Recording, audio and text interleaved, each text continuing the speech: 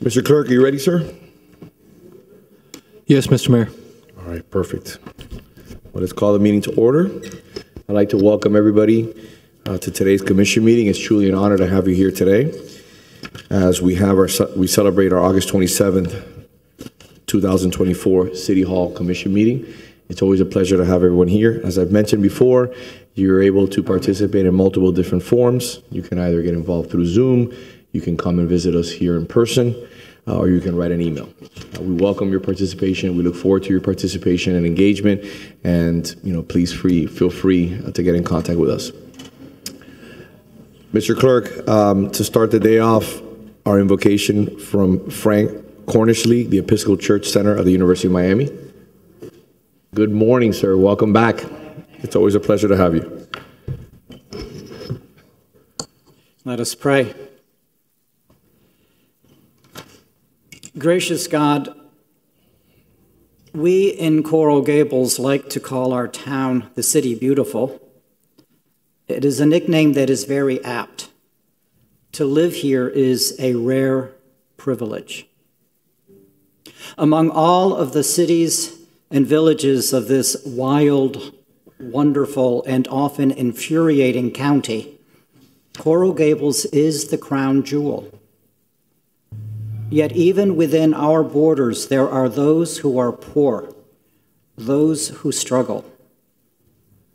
We ask that you help us, all of us, city commissioners and voters alike, help us to seek not our narrow self-interest, but what is best for all of us, always having a particular concern for the vulnerable among us. Amen. Amen. Amen. Thank you for being here with us. Commissioner Menendez, will you lead us in the pledge, please? I pledge allegiance to the flag of the United States of America and to the republic for which it stands, one nation, under God, indivisible, with liberty and justice for all.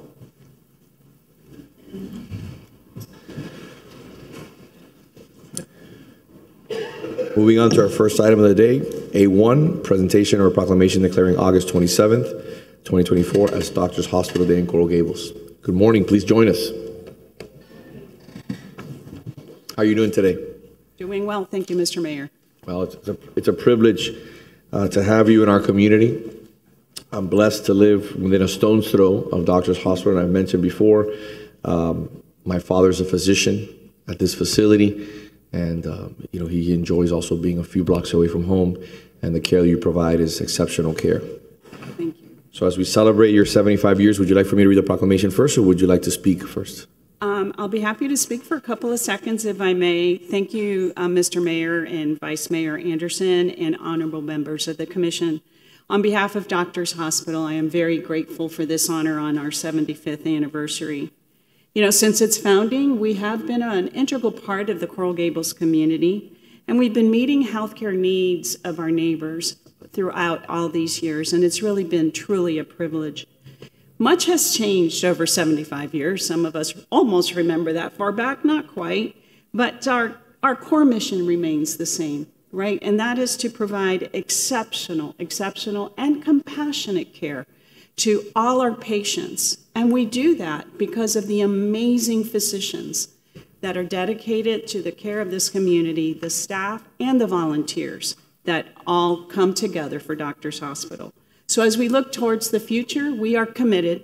Doctors Hospital, Baptist Health Doctors Hospital is committed to continue to providing these exceptional care to Coral Gables and the surrounding area. So thank you very much for honoring Doctors Hospital today. Thank you. So I'll quickly read the proclamation. Whereas Doctors Hospital in Coral Gables, Florida has been a cornerstone of the community since its founding in 1949, providing high-quality medical care and advancing healthcare services. And whereas over the past 75 years, Doctors Hospital has continually demonstrated excellence in medical care, earning recognition as a magnet hospital for nursing excellence and receiving high-performance ratings in various specialties by U.S. News and World Report. And whereas the hospital has established itself as a leader in orthopedics, sports medicine, cardiac care, and minimally invasive surgeries, including its distinguished Miami Heat Sports Medicine Center.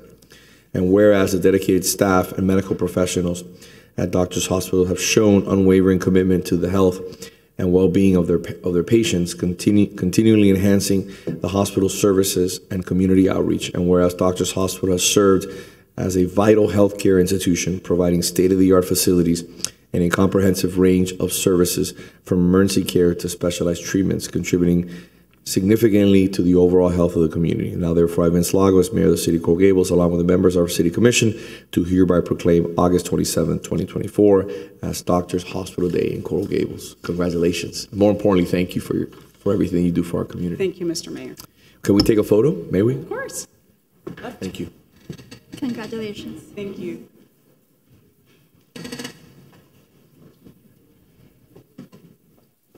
Go up here.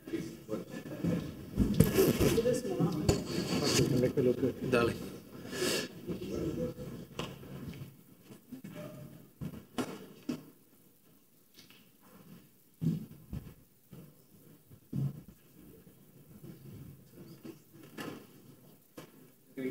One, two.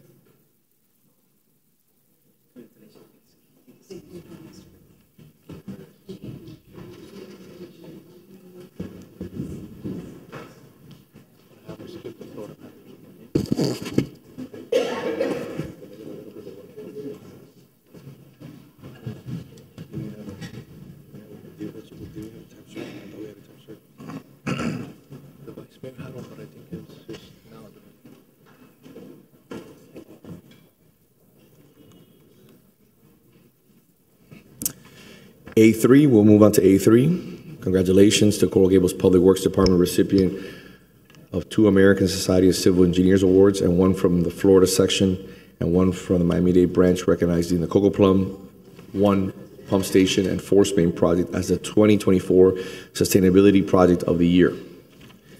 Can we have our engineering team come up here? Is the director, Mr. Diaz, here? All right, we'll just wait a few moments, and they should be stepping up.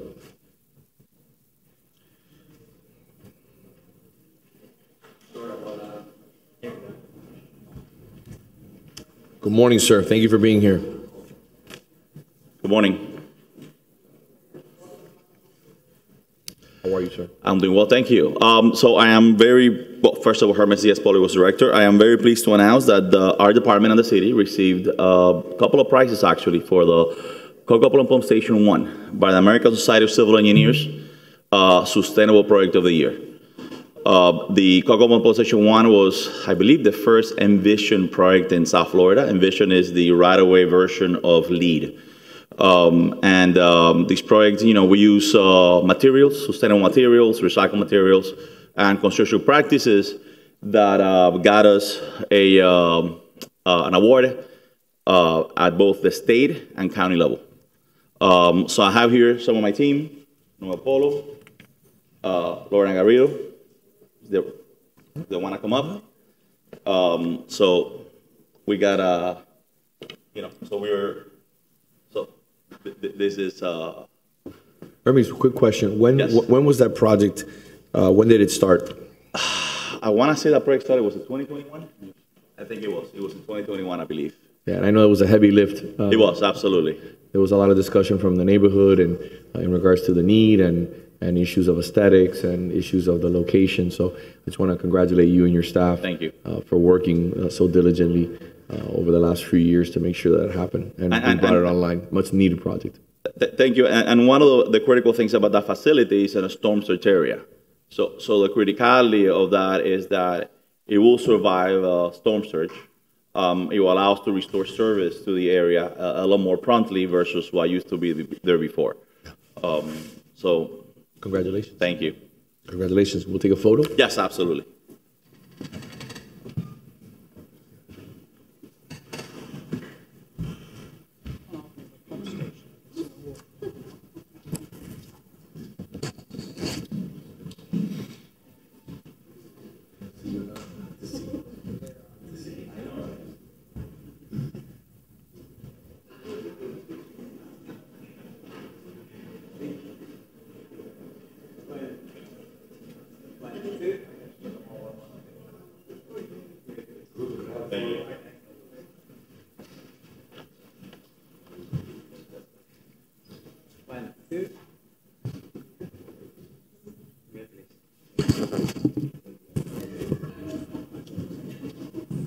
Congratulations. Congratulations.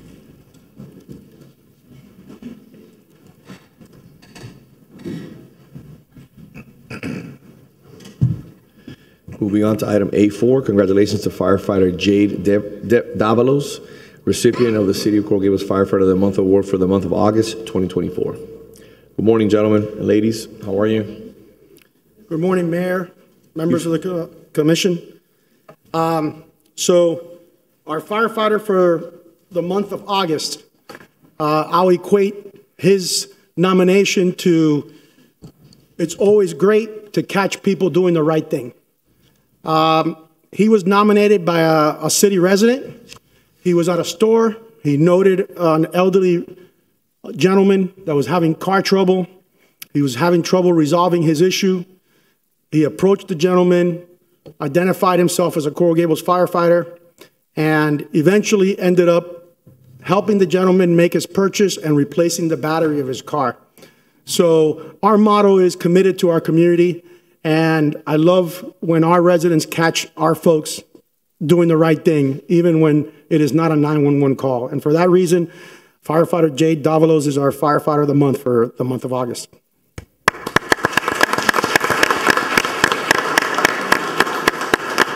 Morning, Commissioner. Morning. City Manager, and Mr. Mayor. Thank you, Chief De La Rosa, for nominating me for this award. I want to thank you guys in the administration for this, as well as my girlfriend Catalina that's here, wherever she is, for always being there for me. Nicely done. and taking care of us all. Thank you, guys. Have a good day. Congratulations. Good job.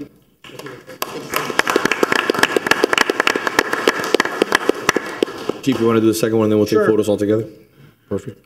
Moving on to A5. So I promise all of you that I don't stage these things. The second firefighter for July is Justin Ledesma.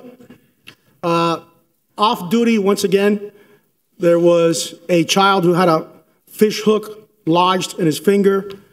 The child became extremely upset about it.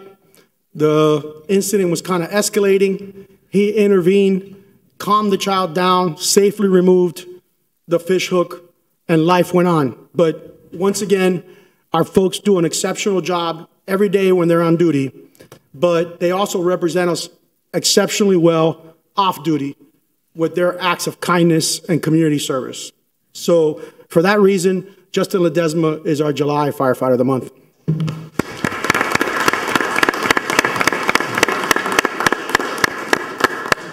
Good morning, sir. Congratulations. Thank you very much.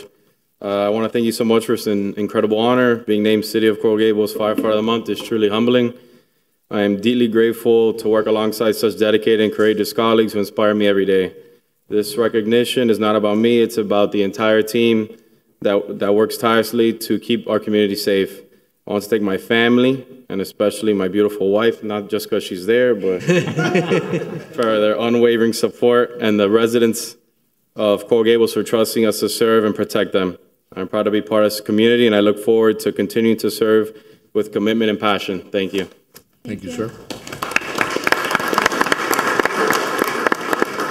Mayor, just a brief moment of privilege. Of course, always. I'd like to recognize Captain Jammer Nunez and his 20-year anniversary.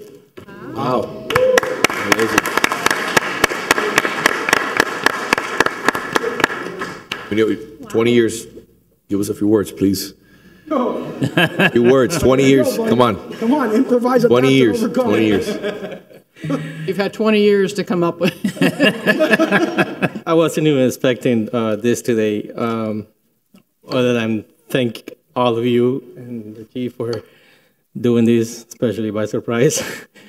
I have nothing else to say. Thank you. Thank you.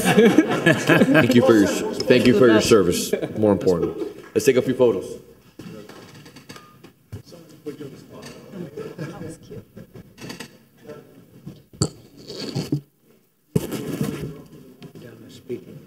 No. You're not allowed to.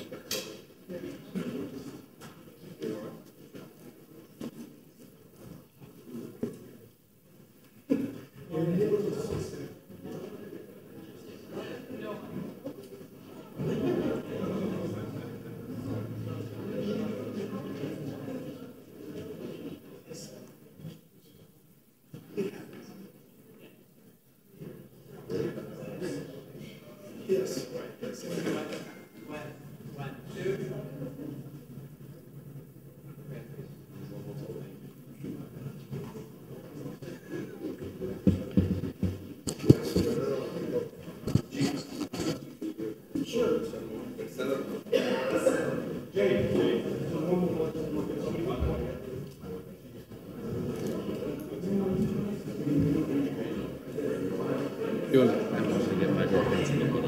That's what she looks like. Like it, but they will.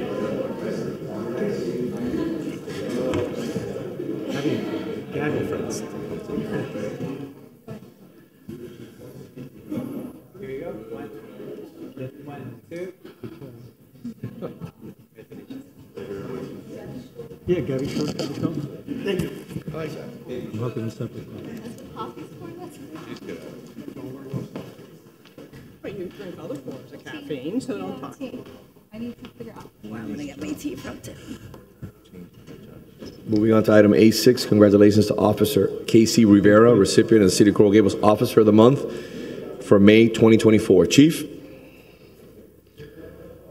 do we have our police officers here? Maybe outside?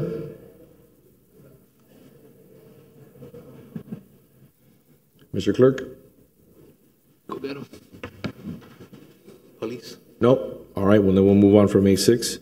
Move on to A7. Congratulations to Ariel Rosario, Public Works Department recipient of Part-Time Employee of the Second Quarter Award for 2024. Good morning, Mayor, Commissioners. Morning, good to see you all. Raquel Alejabarrieta, Director of HR.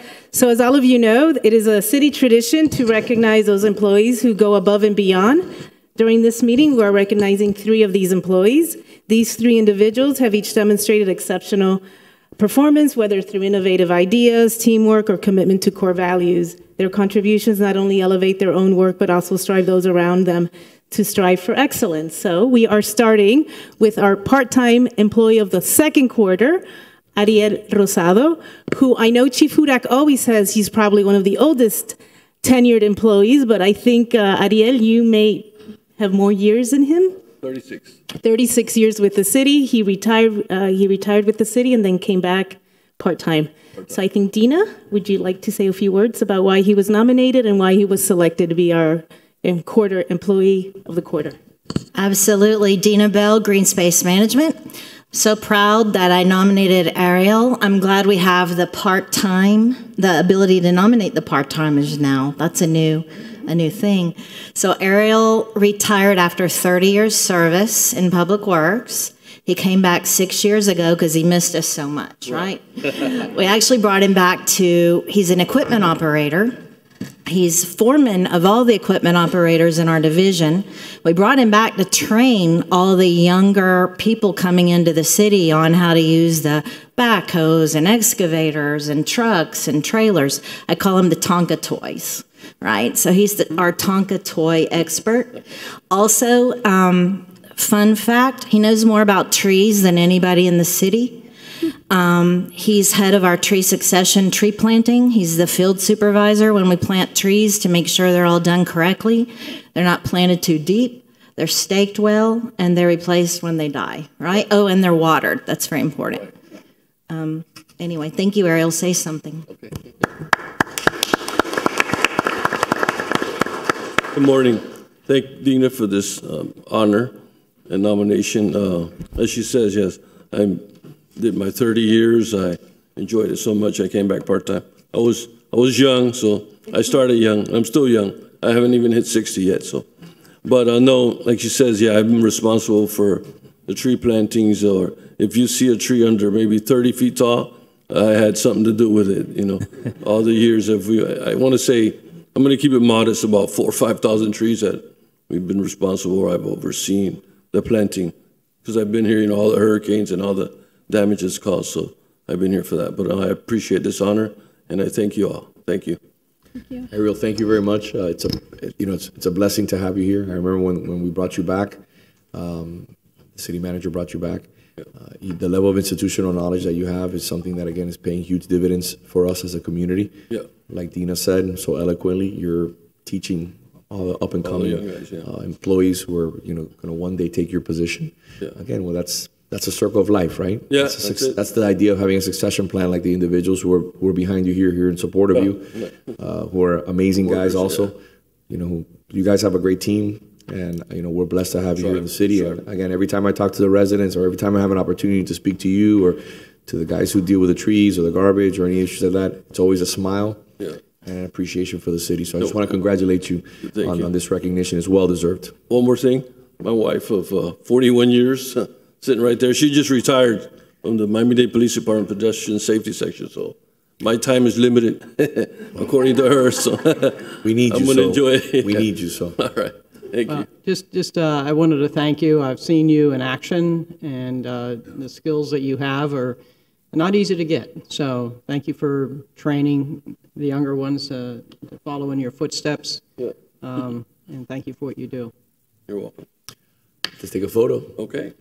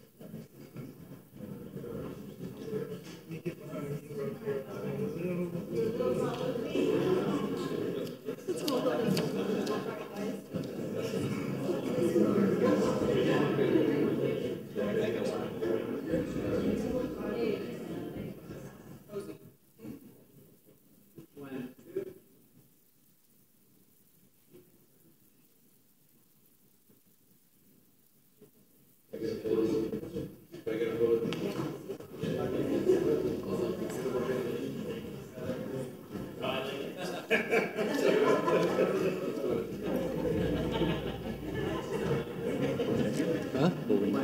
We will. Yoli's outside waiting. Yes, actually, that is her. That is her. Good job.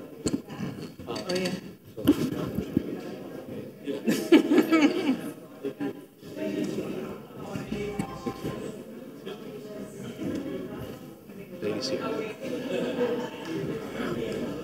For the record, we'll be deferring A6 to the next commission meeting. Moving on to A8. Good morning again. So now we move on to our Employee of the Month. So we're going to start off with Amanda Lavasser. She is our Employee of the Month for the month of May.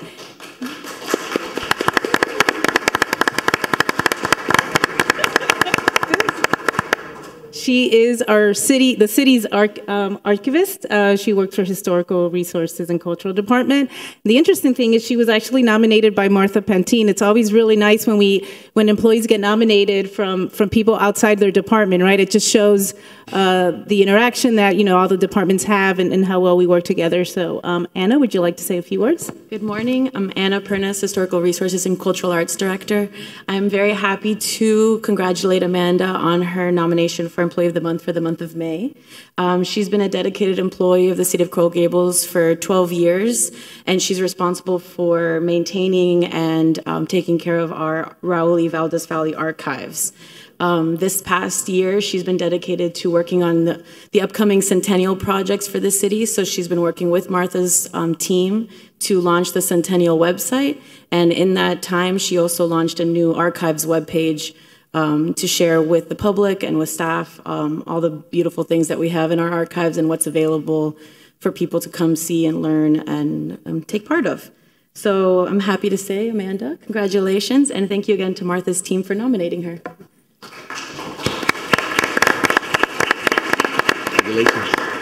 Hello. Thank you so much. This is truly an honor. I'd like to thank Martha for nominating me, Anna, Kara, and Eve, and my husband Danny, my father-in-law Phil, and Alan. Just Alan. And that's it. Thank you so much. Thank you very much. We're blessed to have you here in the city. We appreciate your hard work on behalf of the residents and the business community. So, thank you and to your family for everything that you do for us. Thank you. Thank you. Thank you.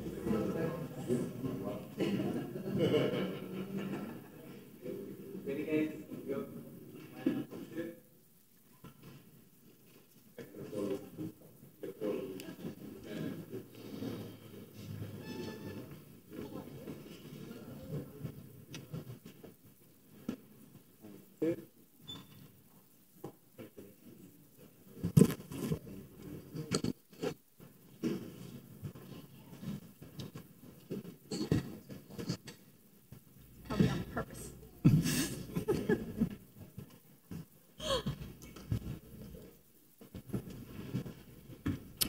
A9. So our Employee of the Month for the month of June comes out of the Finance Department, Karen Rosales. She is our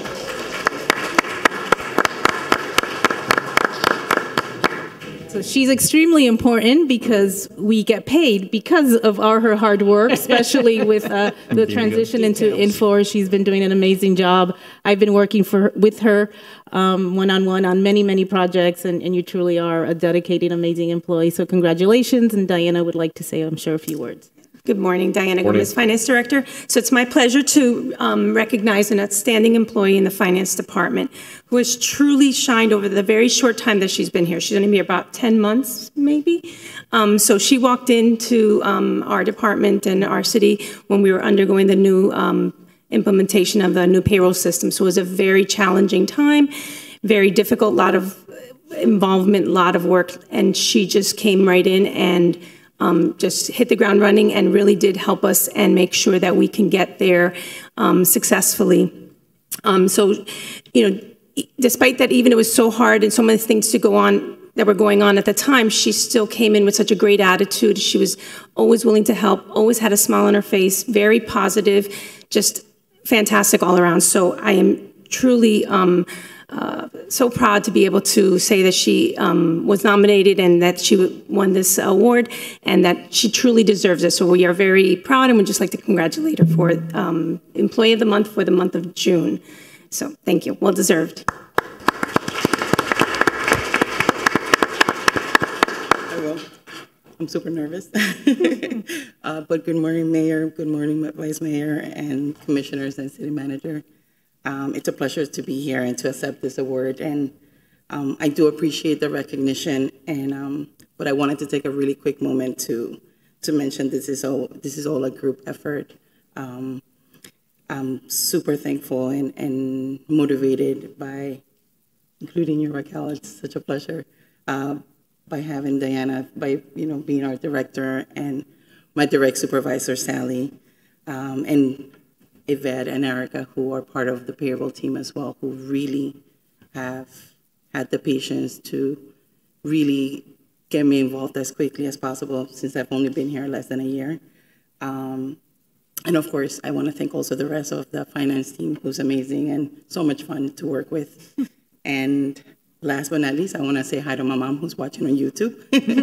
She's in Jersey. And to my amazing hubby, Eddie. He's at work right now also watching. He's super supportive of the hours and all that it takes for me to do and be as present and do the best job I can for the city. So thank you all. Thank you. Thank you. Congratulations. I want to say thank you for everything you do for the city on behalf of the commission and the city, and send my best to your mother in New Jersey. Thank you. Again, those type of individuals are who we are. They raised us, and at the end of the day, we have a lot of blessings as a result of them. So we send them the best. And your husband couldn't be here today, but again, work is a good thing. Thank you. Work I was is a good telling thing. her this is the equivalent of putting my painting as a child on the fridge. The good thing is that it's on YouTube. You can watch it over as much as you like, and you did a wonderful job. There's no need to be nervous. Thank you. Let's take a photo. Congrats. Thank you.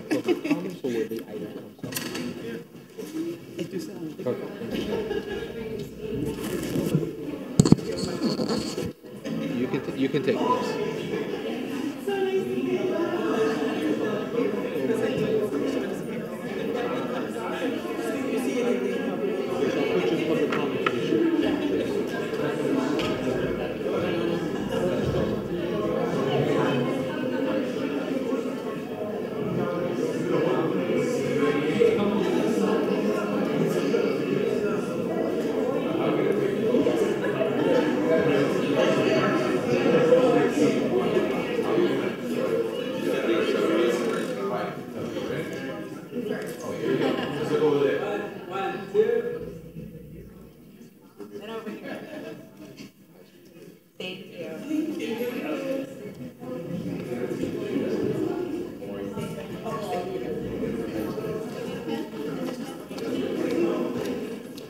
Where can I get a bottle of this?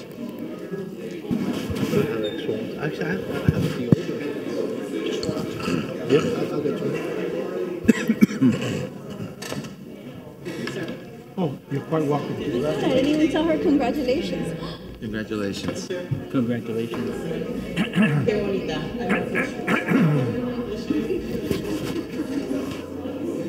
Not that top today.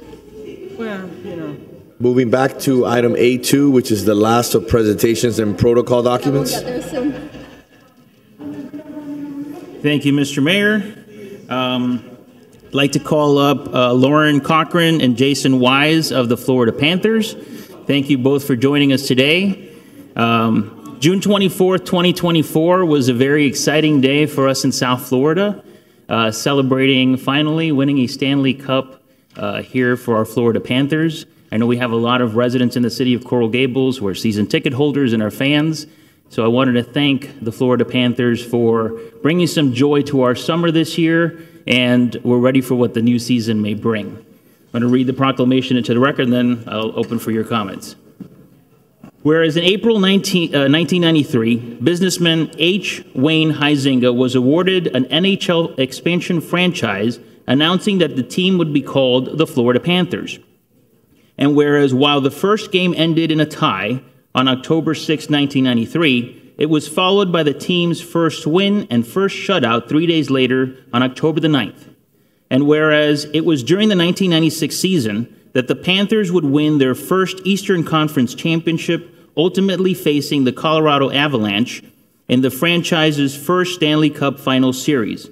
And whereas in the years that followed, the Florida Panthers started playing in their own arena, now the Amerant Bank Arena, subsequently followed by the first franchise Southeast Division title in 2012. And whereas September of 2013 was another turning point for the franchise, as businessman Vincent Viola announced his purchase of the Florida Panthers. And whereas in April of 2022, the Panthers clinched the franchise's first President's Trophy for the best regular season record in the NHL. The Panthers finished the season with 58 wins and 122 points, each franchise records. And whereas in 2023, the Panthers once again qualified for the playoffs, claiming their second Prince of Wales trophy as Eastern Conference champions, but ultimately falling short of the Stanley Cup championship. And whereas the 2024 season became the redemption season for the Panthers, where the motto, "Time to Hunt," was prominently displayed all around the arena, and I would say all around South Florida, as the players set their sights once again on the playoffs. In the end, it all fell into place as the Panthers won the first Stanley Cup championship in franchise history with a thrilling 4-3 series victory over the Edmonton Oilers. Now, therefore, we, the Coral Gables City Commission, do hereby proclaim August 28, 2024, as Florida Panthers Day in the city of Coral Gables. Thank you for being with us. So much, and on behalf of ownership and leadership, Bill Zito, I just want to thank you guys for recognizing it. We've enjoyed our time in the community and seeing the support from Coral Gables, from far north and far south. We are so appreciative, and thank you so much for the recognition. Absolutely. Let's take a picture. Congrats. We don't bring the rats? We're not going to throw rats today. We all have the same, we all throw. Yeah, everybody throw the rats.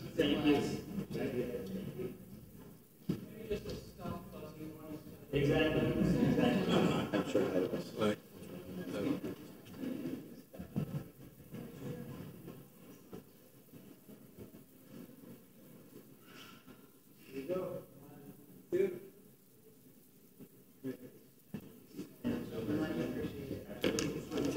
Yeah, but you know how good pictures that takes?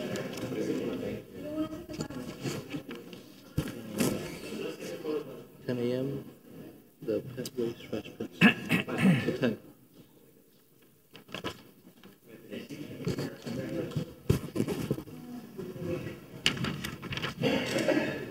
I do. I didn't even. Thank you. Perfect. Mr. Clerk, moving on to the approval of minutes, B1 for regular city commission meetings from June 11, 2024. Second. All in favor? Aye. Thank you. B2, regular city commission meetings of July 9th, 2024. I'll move it. Second. All in favor? Aye. Thank you. Now moving on to public comment. First speaker this morning, Mr. Mayor, is Ms. Maria Cruz.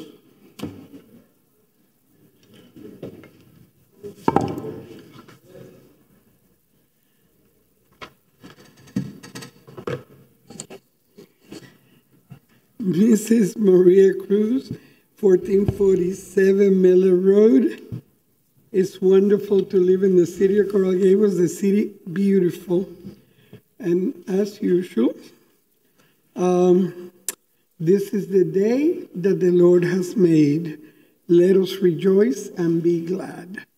Thank you. Have a wonderful day. Next speaker is Sonia Bertle. Good morning. Good morning. My name is Sonia Virtul. I live at 730 Anastasia Avenue. I have been living there since 1991. I have not had the pleasure of meeting you all because since then, this commission, mayor, has changed. And the last time I came was back in the year 2012. And as you can see, my request is to speak to you because I think none of you are aware or were aware of the covenant that exists between the Biltmore Neighborhood Association and the Somerset/Academica charter schools. This association, BNA, has fought endlessly to come to that agreement, to block it to 260-some students, which apparently has gone up from the agreement, some 20-plus students. Now, Somerset Academica has come back to you, the commissioners and the mayor, to increase that to over 700 students. As you know, Anastasia has always been used as an in and out streets. I have seen presidents since 1991, going back to Reagan, okay? I have seen Reagan, I have seen Clinton, I have seen Obama, and I don't know who will be the next president that I will have the pleasure to see traveling on my street. I want to remind you that during Andrew, you used the Biltmore, the city used the Biltmore for the National Guards. That is a very important street, an extremely important street for this city, because it travels in and out of, for some reason it was designated, I don't know why. However, having said that, but besides all that, that is just additional information. We have an agreement with Somerset Academica that none of you, I repeat, were aware of, because it has changed 12 years later. You're all new on this, so you were not aware of it. So I'm here coming to you and telling you, I am telling you that there is an agreement with Somerset Academica. And we urge you to do your share. I understand it's an agreement between BNA and the charter schools. However, you, as city officials, have a responsibility to the people who pay taxes, who live in the city, before anybody else who has a for-profit entity. And you know, I don't have to go into details, this is not a real public school. You know how the system works. And this, another school in the Gables, is not really in the corner of our street. So I'm here to urge you to do your share as elected officials. Thank you very much. Thank you very much. Thank you. Mr. Mayor, I'm going to Zoom next. Yes. Speaker is going to be David Renshaw. Mr. Renshaw, good morning. Good morning. Can you hear me? Yes, sir. Thank you. Good morning to all, Mayor, Vice Mayor, Commissioners, Department Heads, and also residents. I am speaking and propose on behalf of the general employees pertaining to the potential resolution bill that may be subsequently proposed of a reduction of certain general employees' positions that Teamsters Local 769 fundamentally objects to. And I'll address a few as we go. Code enforcement. We need the code enforcement. We need the code enforcement as the city continues to grow.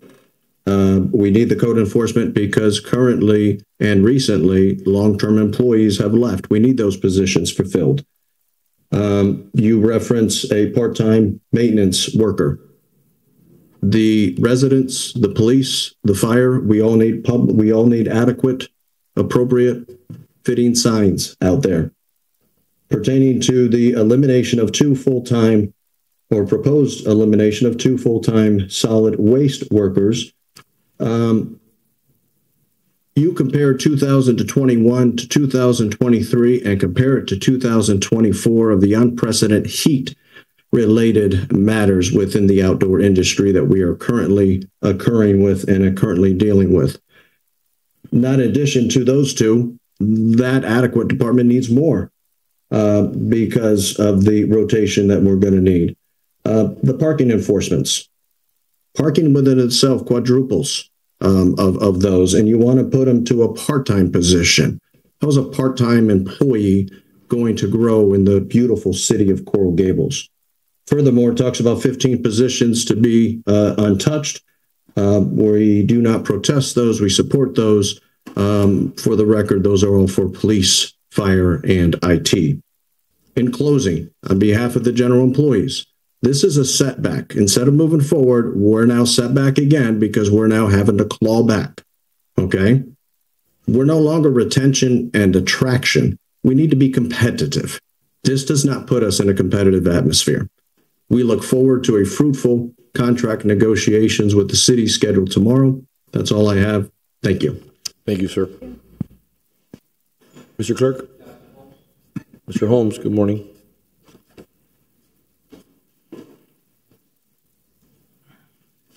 Yes, sir.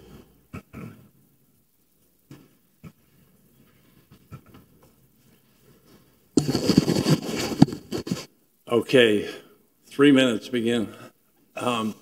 Thank you all so much. I want to thank again our city manager, Amos Rojas, for making City Commission a friendly place.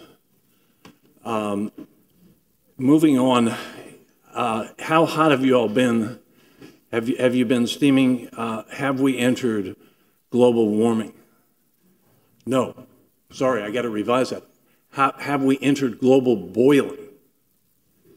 And I have a slideshow. I'm afraid to say, you know, the Secretary General of the United Nations, Antonio Guterres, perhaps coined this phrase when he stated a few months back that we have moved from global warming to global boiling. And now I'm going to do a slideshow showing that I think we have. How hot have you been in the month of August?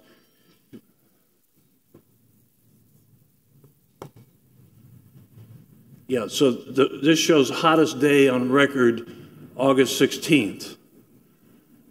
So your fears are realized, or your experience is confirmed. That's the first slide. National Weather Service, they're the authority. That's the government. And then we had the hottest May in history here in Miami. So that's incredible, right? And then, yeah, the hottest day on Earth, the hottest day on Earth, July 21st.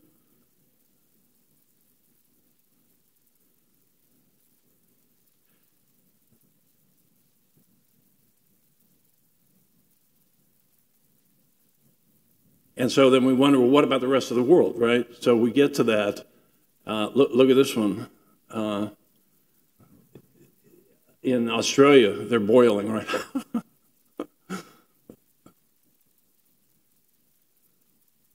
And even in Iran, I don't know if you've been studying the Persian Gulf or something, they're boiling alive. So, you know, I don't know if my 3 minutes have run out yet, hopefully not, but I'm afraid this has very serious implications for us. Think of our tourism, how much of a hit this is going to take. And we need, I think, to protest in every manner that we can find. We have a governor who's in denial of this, therefore he's part of the problem, et cetera, ad infinitum. Oh my. Thank you. Thank you, sir. That's it, Mr. Mayor.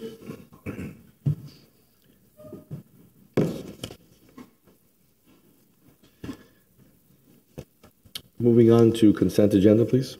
Before the vote adopting the consent agenda is taken, is there anyone who wishes additional discussion or review of any item on the consent agenda? None? I'll move it. I'll second. All in favor? Aye. Aye. Thank you.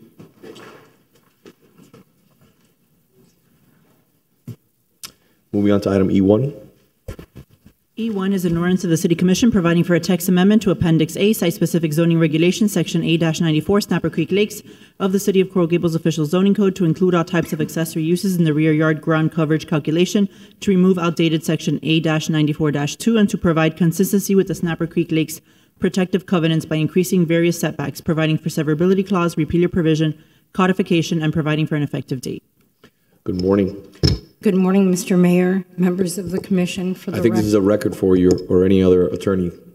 We're hearing you before 10 o'clock. I know. Oh, I know. Amazing. This is good. I had the same thought. Your clients, As Mrs. Maria Cruz said, this is a good day. Your clients are probably happy about that too. Yes, I'm sure.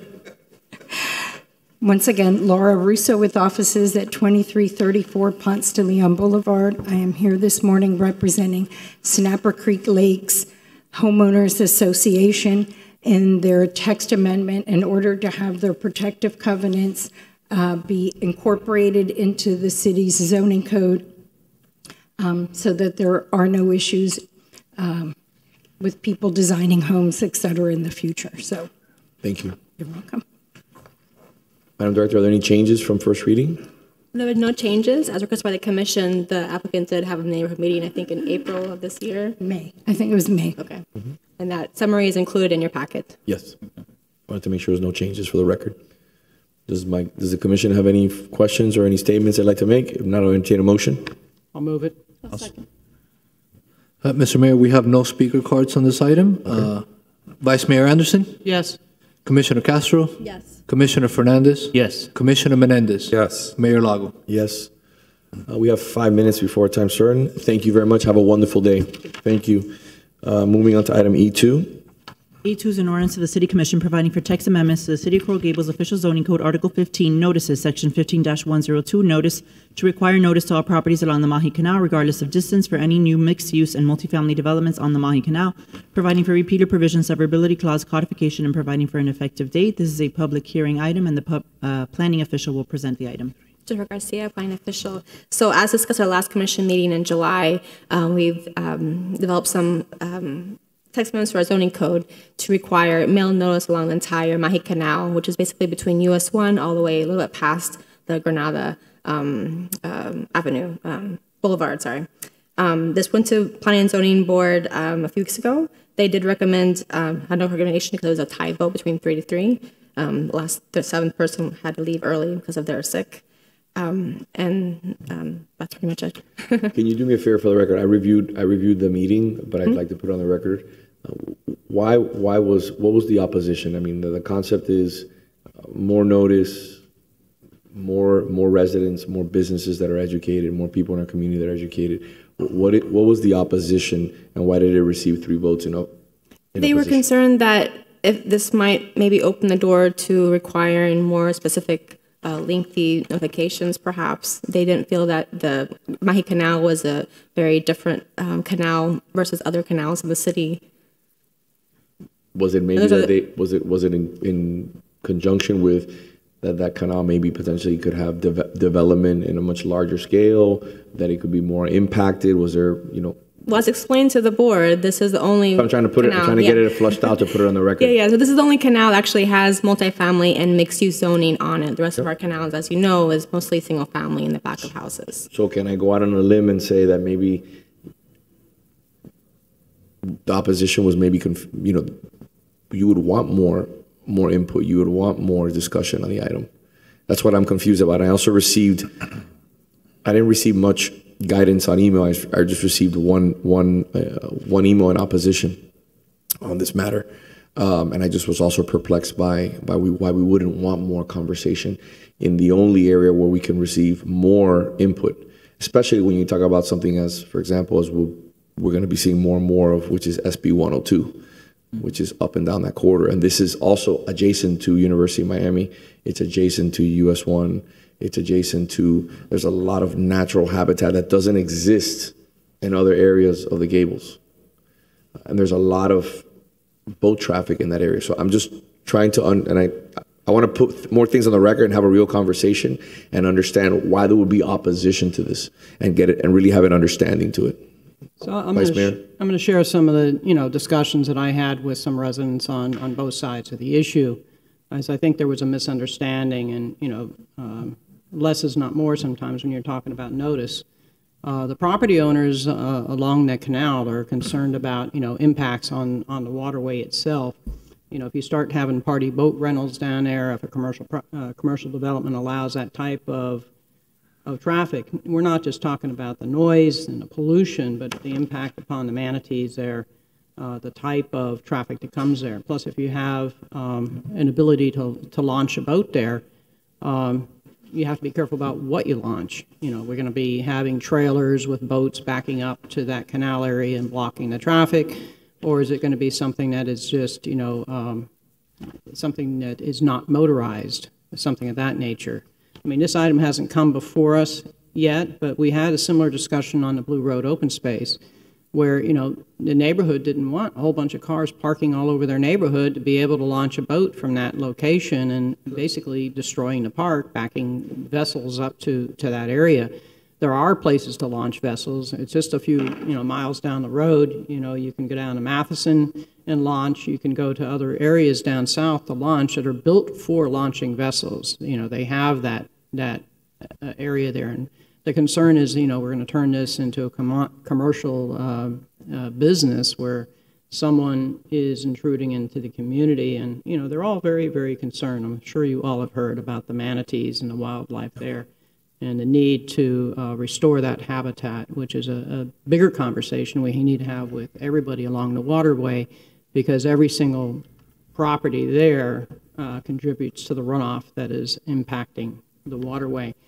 So in closing, the one email that we received, and I did have a conversation with that resident, they understood why having homeowners who basically their backyard meets up with this canal need to have notice to have a constructive dialogue with the commission as well as with the neighborhood on what's best for the community.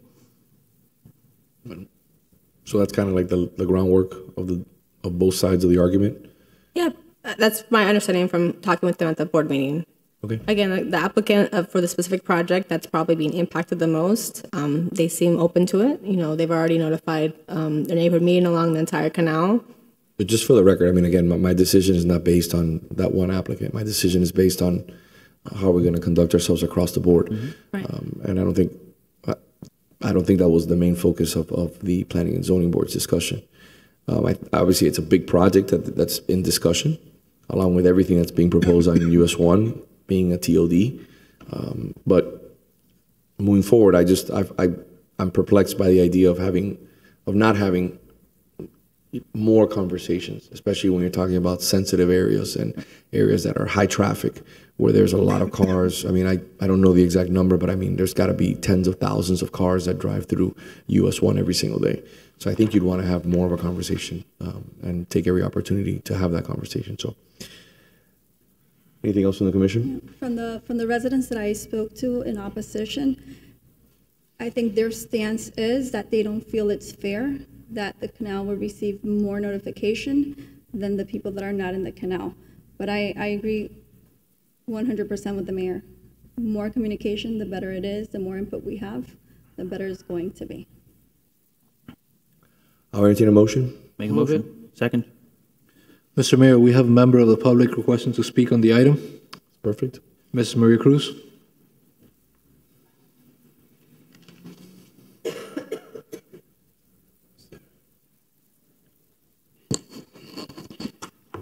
That's Mrs. Maria Cruz, 1447 Miller Road. First of all, I find it very interesting that some people sitting on our boards will object to more community involvement. That should say something about those that voted against it. The more we involve the community, the better this community would always be. For some people that are new to this area, they may not know that the Mahi Canal is a designated, known manatee breeding cove that not every community can say that. This is a very special, very sensitive area, very important to most of us. I have two children that went to West Lab, and they always talked about the manatees going up and down the canal. It is important that you all sitting here, elected officials, make a commitment to protect the manatee, and in order to do that, you need to protect that canal. Thank you. Mr. Clerk? That's it, Mr. Mayor. Okay. Have a motion in a second. Commissioner Castro? Yes. Commissioner Fernandez? Yes. Commissioner Menendez? Yes. Vice Mayor Anderson? Yes. Mayor Lago? Yes. Moving on to item F7, time certain, 10 a.m.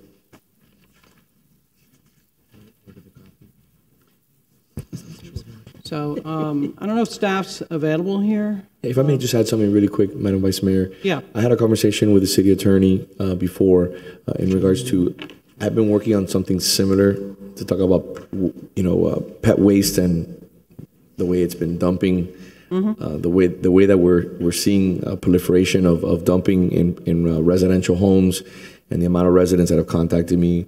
I don't know what your presentation is. Obviously, I haven't looked at it yet, but I'm heavily interested in seeing how we can legislate, and even if our hands are tied, at least we can send a message and give code enforcement a little bit of teeth to find a way to curb someone walking outside their door and seeing 50 bags of pet waste thrown in their trash bin.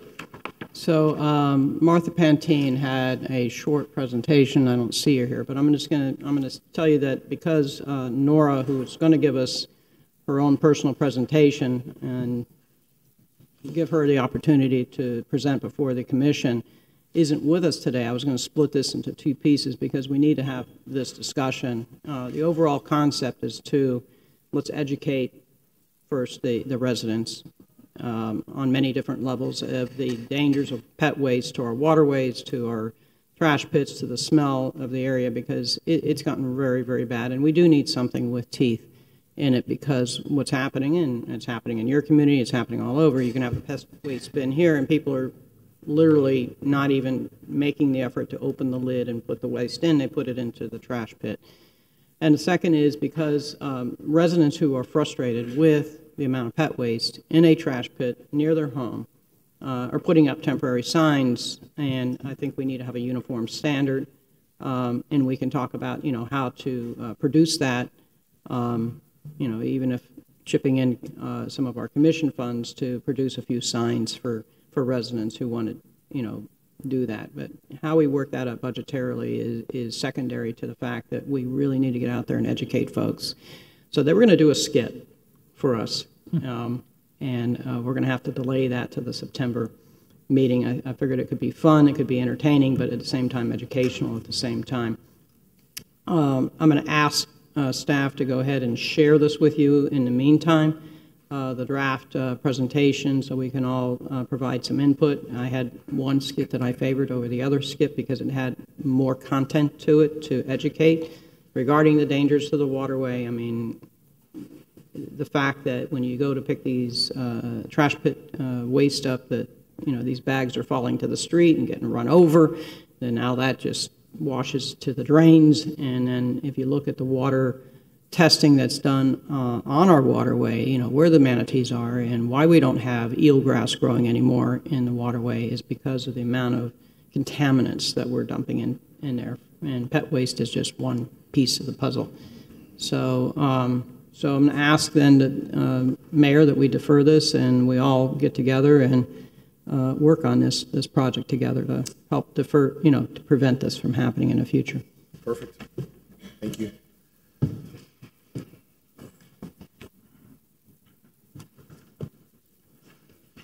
So we'll defer this item to the next commission? Yes. I think we'll start with commission items. F1. F1 is a resolution of the city. F1 is a resolution of the City Commission expressing the city's continued commitment to the implementation of the ADA improvements as outlined in the transition plan, ensuring that work is performed in compliance with all applicable laws and regulations, and that the transition plan is updated regularly to reflect new data and the progress towards ADA compliance. And I think staff is ready to give us a brief summary of where we're at and where we need to go with the ADA improvements to our city. Absolutely. Good morning again, Mayor, Commissioners, Vice Mayor. So the city needs to comply with Title II of the ADA, and we're obviously committed to complying with Title II of the ADA. What Title II of the ADA requires the cities to do is to conduct self-evaluations of our facilities and our services to determine areas that are deficient of the ADA. Once we conduct those surveys or those analyses, then we come up with a transition plan as to how we are going to make them ADA accessible or ADA compliant.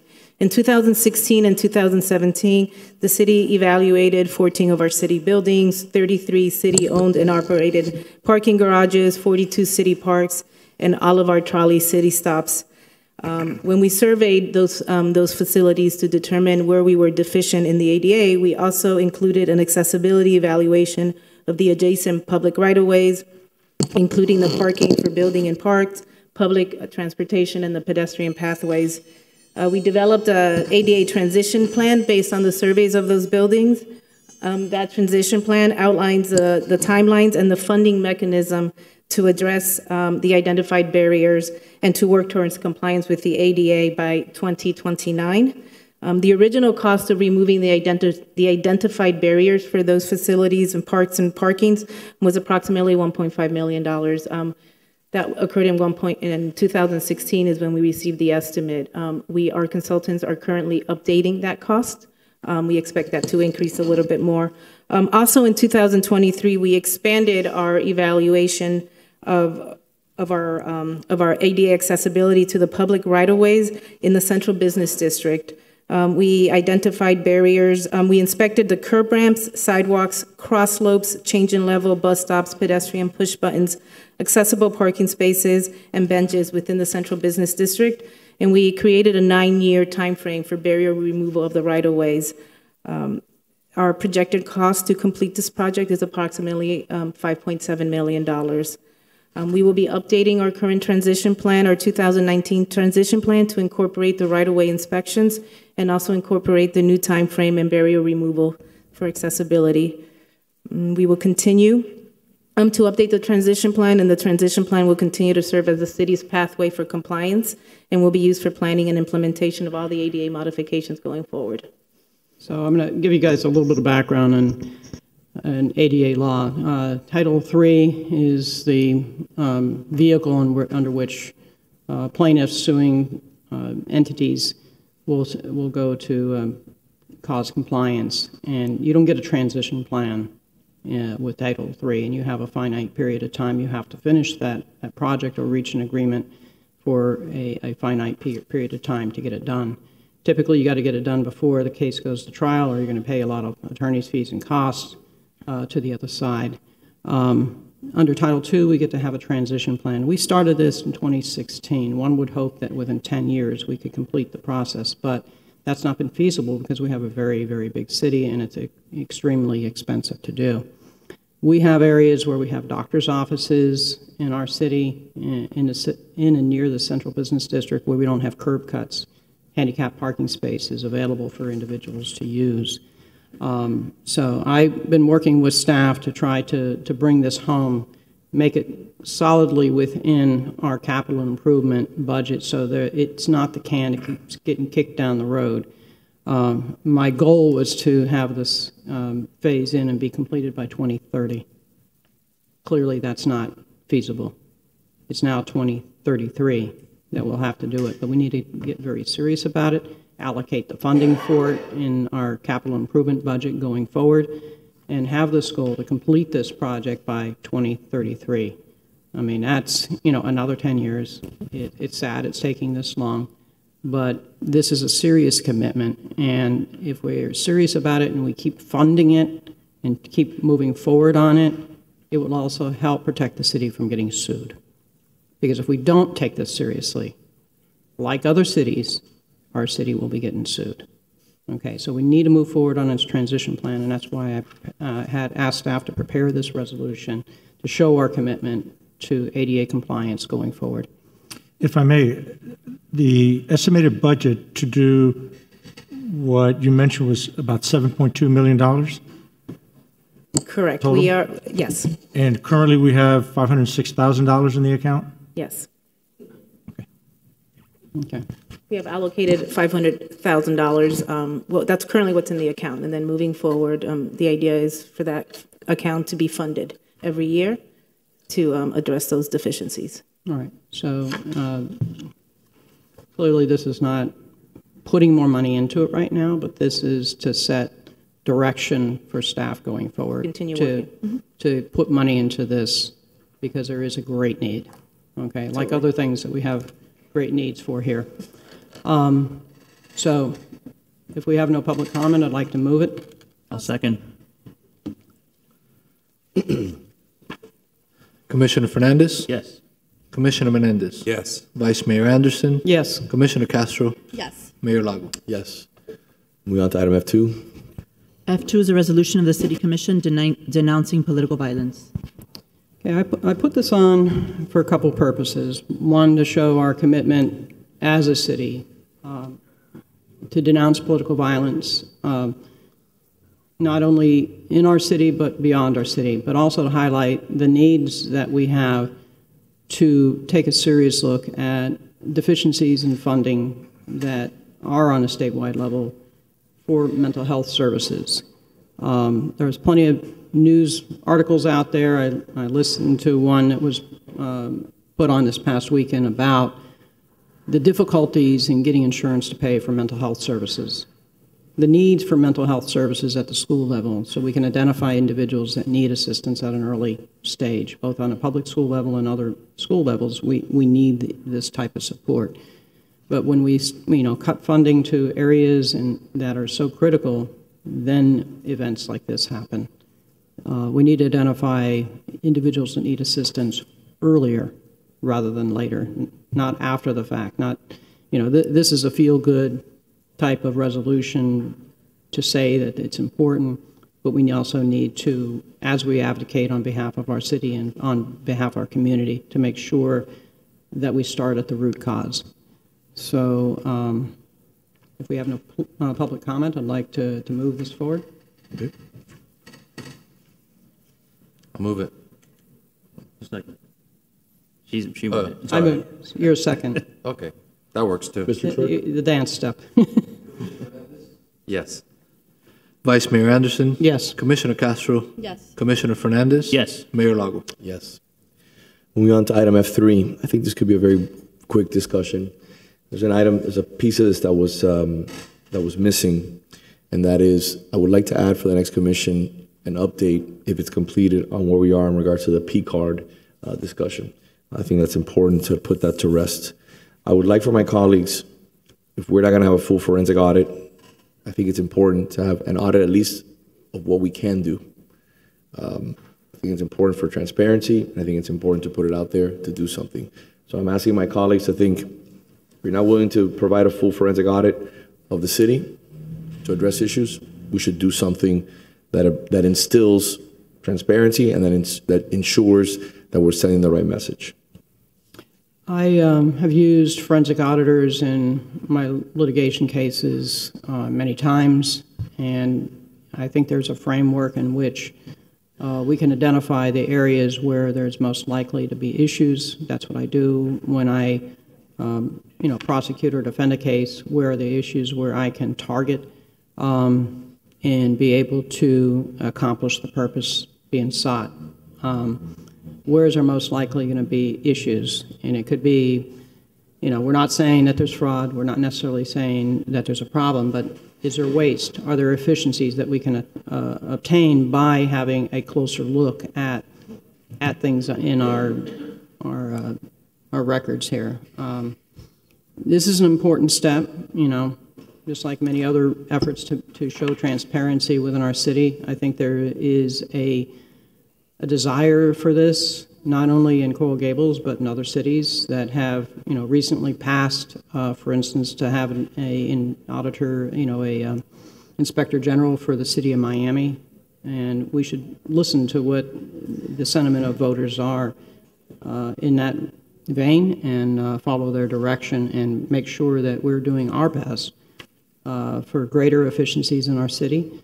Reducing waste and reducing the opportunity for fraud by having targeted audits of areas. If you know that the police are out there, you're less likely to do things. So I think this is an important step moving forward. I personally think that this is a task that the Inspector General should be targeting what departments really need some looking into. And from the last commission meeting, I believe that we were all in consensus that we were sending the Inspector General to the Charter Committee. So right now, I don't think we are in the right economic state due to employees, police, Teamsters, to do a full forensic audit. And I really, really think the smartest way to do this is with the Inspector General that we all agreed that we wanted to go through the Charter Review Committee, and for him to pinpoint which are the critical departments that would need some looking into.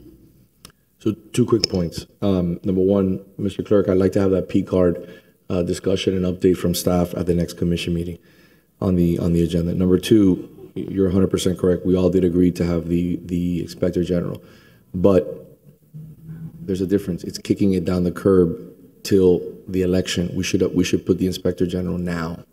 We could do it. We can put it on the election in, coming up now in November. We don't have to wait. We could have done it before. We could have done it easily. Now we have to wait till the next election, post that. So it drags its feet. So we're not going to have, so we wait for the Inspector General. We're not going to have the audit for minimum 8 or 9 months, and we're not going to have an Inspector General for 8 or 9 months. So I just want to put it on the record. I'm ready to move forward with this. I'm willing to meet my colleagues halfway. If we want to do a portion, if you only want to do certain offices, if you only want to do certain departments just to make sure we find efficiencies, I'm more than willing to do it. Just like with the Inspector General, I think we're more than willing to move forward on this issue. I agree with you. I had already talked to the manager about having an update on the P-card audit next commission meeting. That's basically what I have said I've been waiting for, just to see where we see the most issues. There are departments that have way more transactions than others, but there may be less discrepancies on the transactions that we see. So what I would ask of you is I'm willing to meet you halfway. Let's get that P-card audit and finalize the language of what departments we want to be targeted. So I think we'll have that next commission meeting. Be happy to work with you on crafting the language to make sure we target the departments that most need monitoring. Commissioner, for the record, we're not talking about moving forward. We're talking about the past. When you do an audit, it's about the past and what happened in the past.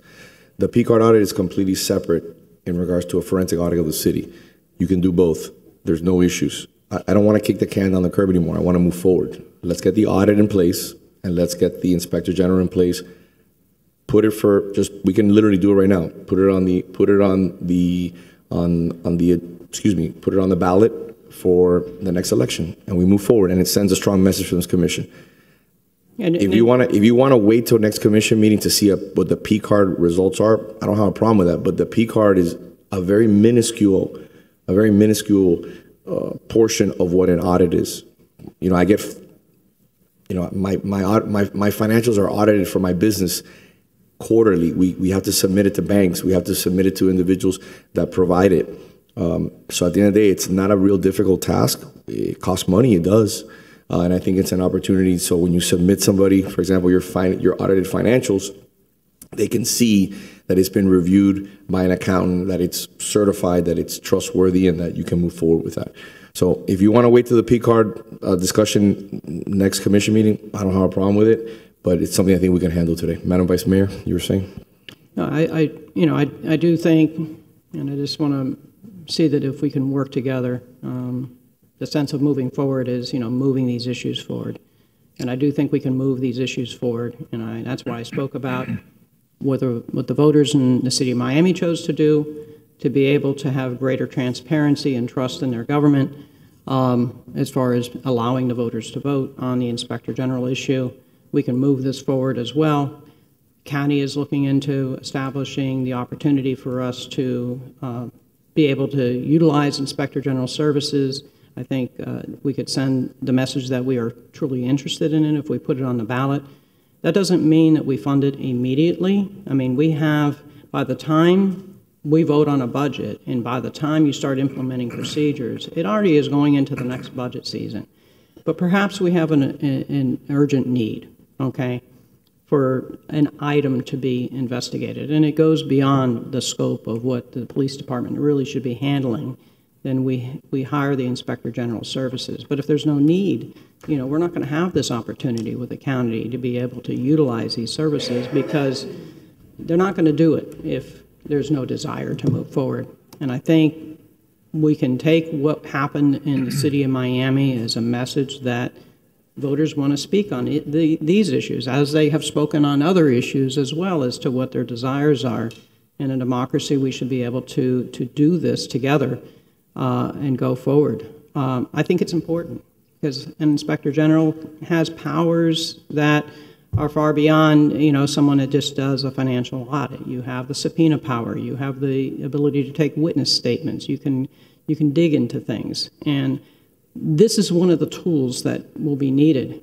It takes time to develop this. We will have suggestions from staff as to where, they don't have time to do forensic audits, and it's best to have someone from the outside do it, because they will see things that sometimes you just may not see. You know, we used someone outside to be able to do the examination of what should, you know, in the North Ponce area for historic preservation, because our staff just doesn't have the time to deal with it. Someone that can focus in and deal on that issue. So I would like to see this move forward. I would like to also hear the recommendations from our staff as to what areas should be targeted, and that would be part of the process. But in order to move forward, I think this commission as a body needs to express the desire for identifying the areas that need to be looked at more carefully, other than just the P cards, and like everything else, make a statement to the community that we are willing to go through this process and have the community know that nothing is being hidden from them, and we're looking for greater efficiencies all the time. I don't think that message has been sent at all. I think we've had numerous discussions up here, and at least my comments have been clear during the entire process.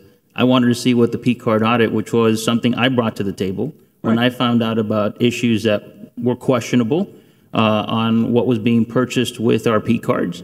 And that was the reason that I started this process. And what I've said since the beginning has been the same thing. I wanted that audit to be completed to see where we are, where we stand, what the areas of most concern are. And you're right, it is very finite. It's a very small audit that's being conducted because it's just the P cards associated with their Amazon accounts. There are Costco accounts, there are Office Depot accounts, there are numerous other accounts that aren't even being looked into. But it's not as if nothing has been done. I've had meetings with my budget advisory board member, with the manager to discuss different potential ways to audit the financials to ensure that it's not a cost burden on our residents as well. Because a $1.5 million audit that will take 3 years to conduct isn't really going to give us the results that we're looking for, and it's going to take 3 years to get done. But again, all I'm asking for, let's get the results of the P card audit. I am willing to work on, finding a resolution that is cost effective and gets us basically the answers that we are looking for and that the community is looking for. Can I ask you a question? If I may address that also, and we have a long agenda today, so I'm more than willing to move it to the next commission meeting. Two things. Number one, as I've said from the beginning, it's not about a $1.5 million audit. It's not about a 3-year audit. We can do things very expeditiously. There's ways to work things and lower the cost. When you cast such a wide net, that's why it costs so much money. If you notice in the beginning of the meeting, I said, let's focus in on areas of great concern. That's number one. Number two, if you go back and you play the record when we discussed the issues of P cards the first time, our finance director stood up here and said very clearly that there was no impropriety, there was nothing out of the norm that was in regards to the P cards. I look forward to the P card audit coming back, so that we can finally lay this to rest and put it behind us. But at the end of the day, if you want to have it at the next commission meeting, I'll have it at the next commission meeting. I look forward to, like what the vice mayor said, think about opportunities for the audit. Think about opportunities for departments. Think about areas that would benefit from this type of audit. Find solutions. See if we can call for a private sector entity come in and potentially do it for less. See if we can engage our employees, our residents, our board members to see how we can potentially do something that get more ideas on how we can be even more efficient. There's a lot of things we can do here. So, and I look forward to the P card discussion when we have it the next time. So I have that on the agenda. Mr. Clerk, correct? Yes, sir. All right, looking forward to it. I have a question about the P cards. Yeah. Who is auditing the P cards? We are. We have a Paula Shop as auditors that. Who is? Sorry. No. So, good morning. Thank you. Yes, good morning, Diana Gomez, Finance Director. So, the Chief Procurement Officer, Celeste Walker, and her staff have been putting together everything, all the transactions for the 2-year period. We had done the preliminary of about 8 months. The rest of it, Celeste was putting it together. She did let me know that she's pretty much done with putting it together. We still have to review it. And so she has been the one that has been reviewing it and working with the departments. So for the most part, what we have been doing is we've been sending it back to the departments to make sure that the explanations provided as to what was the business purpose for whatever purchase was made, things like that. So to get a better justification of if there was a need for a better justification. Some things are very straightforward. Office supplies are typically office supplies. And who is the supervisor of that department? I am. You are, okay. Of Celeste, of the procurement department that falls under the finance department. Okay. So it's not being audited by an unbiased party? So it's not being audited by an outside party, no. It's the departments that are reviewing the transactions that they had provided. So when we started this, Celeste had come up and explained the processes for which they go through in terms of going through and auditing the procurement P-card transactions and what we do in order to review to make sure that they are in accordance with city policies and things like that. Every transaction that had happened thus far and since most likely have been always have always been acceptable per the existing policy and past practices of the city. There was some discussion about maybe there's some judgment calls or things like that where there's departments have the responsibility for justifying why a certain purchase was necessary. And so then that's the additional exercise that we've been going through to see was there a valid business purpose for all the purchases that were made. To this point, as had said before, there had been nothing that was determined that it fell outside of the stated policies, nor was there any improper use of the P card for purposes of the purchases that were done. So that's what we're doing. And so then 2 years of transactions is a lot of transactions, and to go through them and collect them all, as well as going back to the departments and have the departments give additional explanation. If an explanation is needed, that takes time. So we've been putting that together. And so with the budget being the higher priority, have not had the opportunity to review it yet with the city manager in order to be able to then submit that audit that was requested. May I suggest that at the next commission meeting, we'll present the P card, the final portions of the P card. In the meantime, we'll dust off the risk assessment that was done 2 or 3 years ago for audit purposes. Did we do, Paula, hadn't we done a assessment? And then dust it off, see, even though it's old, see which areas that particular assessment identified as priority, and then with the commission's blessing, select the priorities for us to look at to do a more of a forensic audit in that area. Paula, let me ask you a quick question. When was the last time that you looked at the risk assessment? So our risk assessment was done the last time. When did you look at it? The risk assessment was done when we awarded the last contract for our internal auditors in 2017. Okay. And just to the But when was the last time you reviewed it? So we review it every year. And so each year we review the risk assessment. So when was the last time, what was the exact date that you reviewed it? So I review it at the beginning of each budget year. So sometime in October or November of last year, as we develop the audit plan for that fiscal year. I want to put that on the record because we're not dusting anything off. Your department does an amazing job, and you review that all the time, and I've actually gone over it with you, and I've gone over it with staff.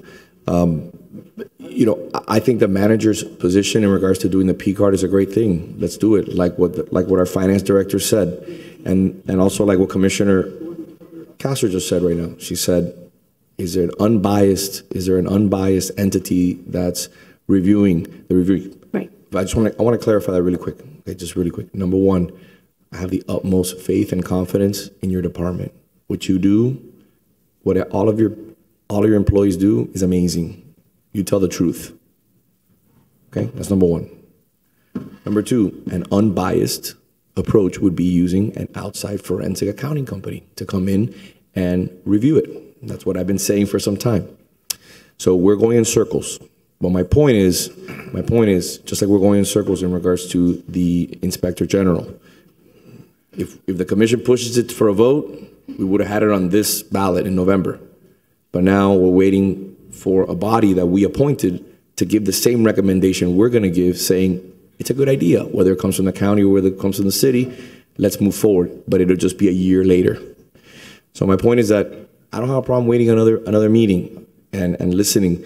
But I feel very, very confident with our finance director and your team, what you said in regards to the preliminary review of the P card, that there was no malfeasance and that everything was done as per the law.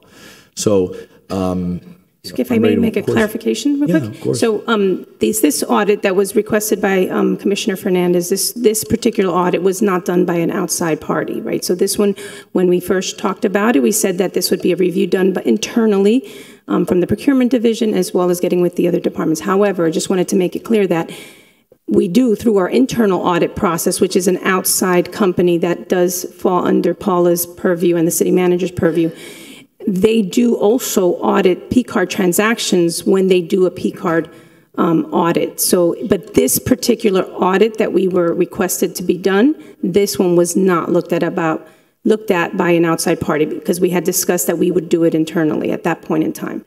So just wanted to make sure that that was clear. But P-cards is something that our internal auditors have looked at in the past. So we'll come back next meeting and we'll review it again.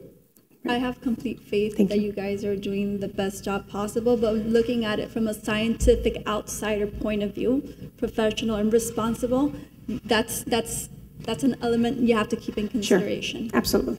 And that's why I've said before, let's do an audit with an outside firm. I wholeheartedly agree with Commissioner Castro, and I'm happy she's coming around to see it, that's the opportunity and the way it should be done. Thank you. So is it all about attack with you? Because you attacked me, and you're attacking Commissioner Castro. And then you blame the rest of us for attacking you. I'm not attacking But anybody. yes, you just talked down to Commissioner Castro. You owe her an apology. I mean, that was completely uncalled for. Regardless, when it comes to the Inspector General, you continue with your talking points that your campaign manager has put out for you. And let me tell you, they're completely wrong. We have a process in the city of Coral Gables when it comes to changes of the charter. It goes to a charter review committee. That's what this body unanimously voted for.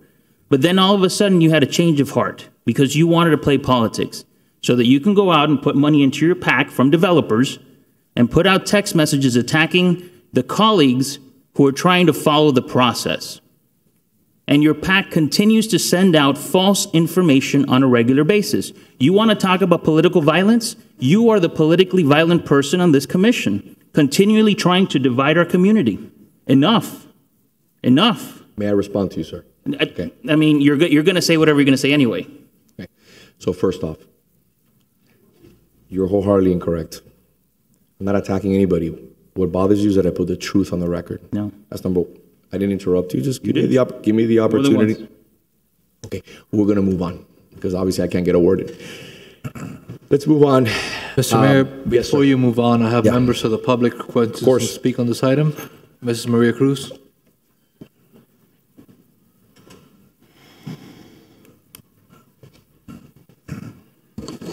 Maria Cruz, 1447 Miller Road, and I forgot Mrs. because I'm so. Let me find myself.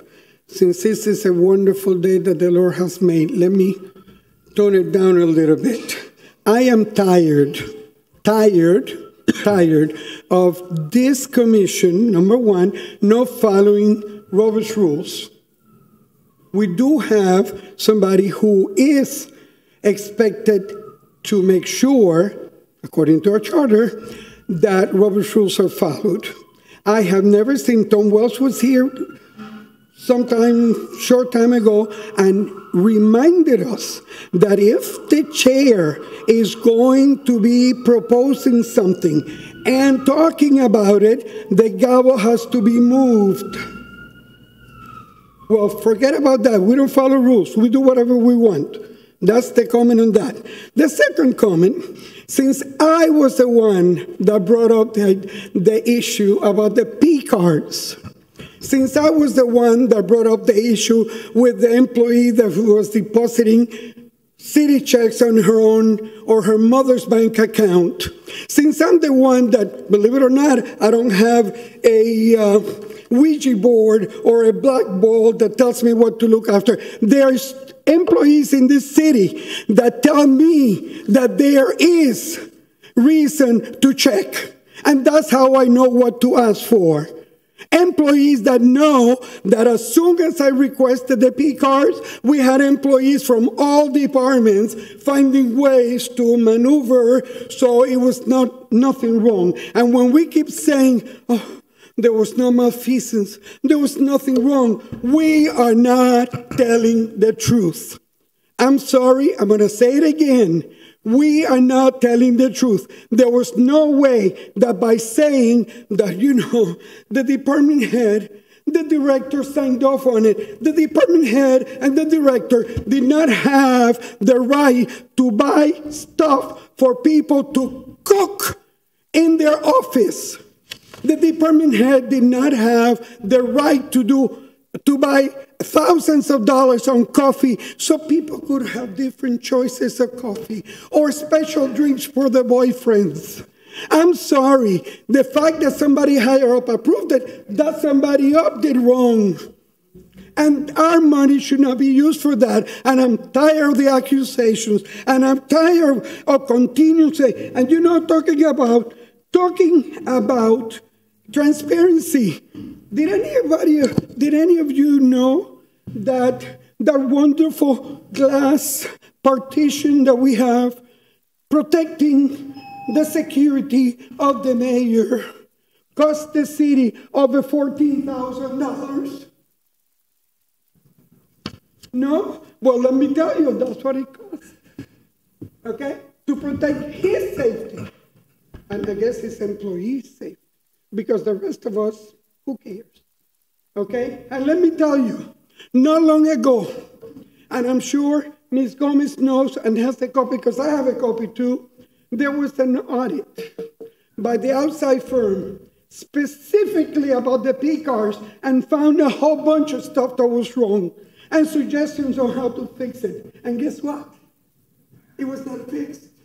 Because we continue because we do not like to have scandal in this city. When I came here in front of this board and talked about the checks being deposited in the personal account, oh my God, first time that we have problems in this city. No, we've had problems before, and we will continue having problems as long as we try to cover it up.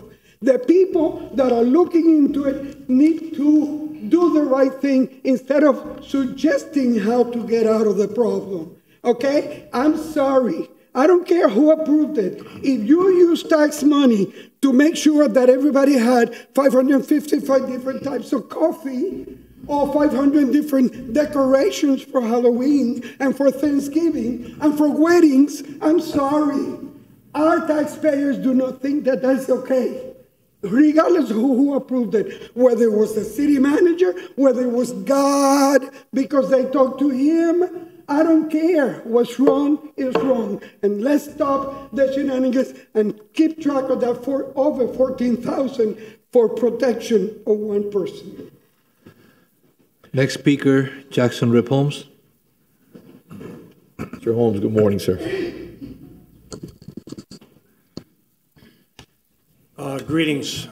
This subject really makes me boiling mad. Number one, what you've been proposing is a cover-up audit. It's not a real audit. The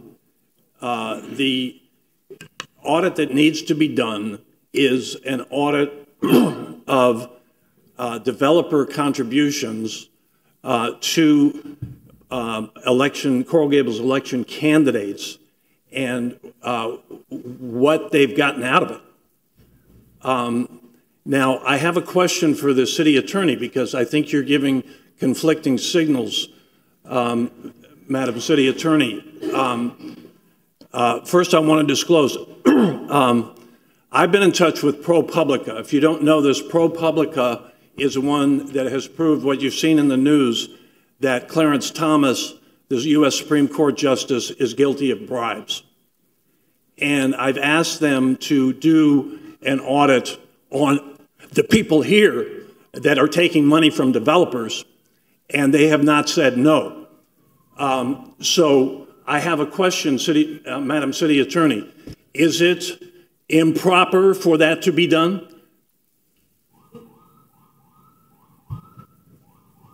I'm sorry, for another organization to audit, we are, if, you know, there are... I'm asking you a question. If ProPublica is willing to do an audit of the influence of developer money in the city of Coral Gables, is that improper?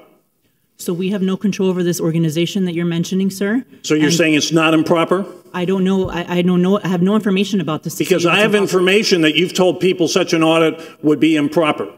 I have not given any opinion as to any such audit. And so if I can prove otherwise, then you're not telling the truth right now. And I think I can prove otherwise. I don't know what you're talking about, sir. Mr. Holmes, if I may, with all due respect, why don't you sit down with the city attorney and have a conversation? I have already done that, and she's giving misdirection to different people, including to me. And I believe I can prove it. But I think the best thing is to not have a and so I'm going. May I infer there's nothing improper about ProPublica, which proved that Clarence Thomas is taking bribes from doing an audit of the city of Coral Gables and developer influence. Is it correct? There's nothing improper about that? Again, I don't. What do you mean by improper? We don't control that organization, so. You know, I don't know what they would be doing to do such an audit. So I'm happy to talk with you after the meeting or during a break and maybe get more information. Well, I'm taking exception to your telling me one thing and telling people in the leadership of the city commission other things, and I think that's improper. Thank you. I have a quick question, Mr. Holmes, just to understand a little bit, and I apologize. So what you're saying is, well, has been discussed here about internal audits into P cards and other things. You're saying that your concern, or perhaps the concern of others, is not only what's happening internally, but the impact or the influence of outside parties having an impact internally in Coral Gables, the outside impacting the inside. Is that what you're alluding to? Yes, and to elaborate, Javier Banos, who knows the subject matter, has said that of all the contributions made to city election candidates, 80% come from developers and only 20% come from all taxpayers combined. So it's as if to say that Citizens United has legalized buying City Hall around the country. And so when we have that kind of disparity, the audit that needs to be done is who gave how much to which candidates and what did they get for it? Perfect. Well, my advice is put it together, present it before the commission if you would like, speak to the city attorney, speak to the manager, and we can move forward. Thank you for being here. Okay, thank you. Mr. Clerk. That's it, Mr. Mayor. All right, perfect. Well, we'll bring it back the next meeting. Moving on now, we have a time certain. For 10:30, G1. Good morning. G1 is a resolution of the City Commission accepting a proposal concept from artist Mauro Doucette and approving the fabrication and installation of the sculpture Secrets That the Wind Carries Away, authorizing the city manager or his or her designee to negotiate an agreement with the artist, authorizing an amendment to the fiscal year 23-24 amended budget to recognize as revenue as a transfer of $110,000 from the Art and Public Places Reserve and appropriating such funds to put toward the infrastructure costs and related expenses regarding the artwork. Thank you. Good morning. Good morning, Mayor, Vice Mayor, Commissioners. Catherine Cathers, Arts and Culture Specialist with the city. If we can pull up the presentation for G1, please. We also have Adler Guerrier, an appointed member of the Arts Advisory Panel, and Giannina Burgos, an appointed member of the Cultural Development Board. They are here to speak on behalf of their respective boards and answer any questions the Commission may have for them. They're over there. Just acknowledge them. Thank you to the members for being here. You do an incredible job. Besides being members, Adler, you're an amazing artist, and we're blessed to have you here in the community. We are also joined today by the artist, Mauro Doucette. How are you? Am I right? And he will take over once we get into the specifics of the proposal. I'd like to briefly review the process we followed and the resulting recommendation.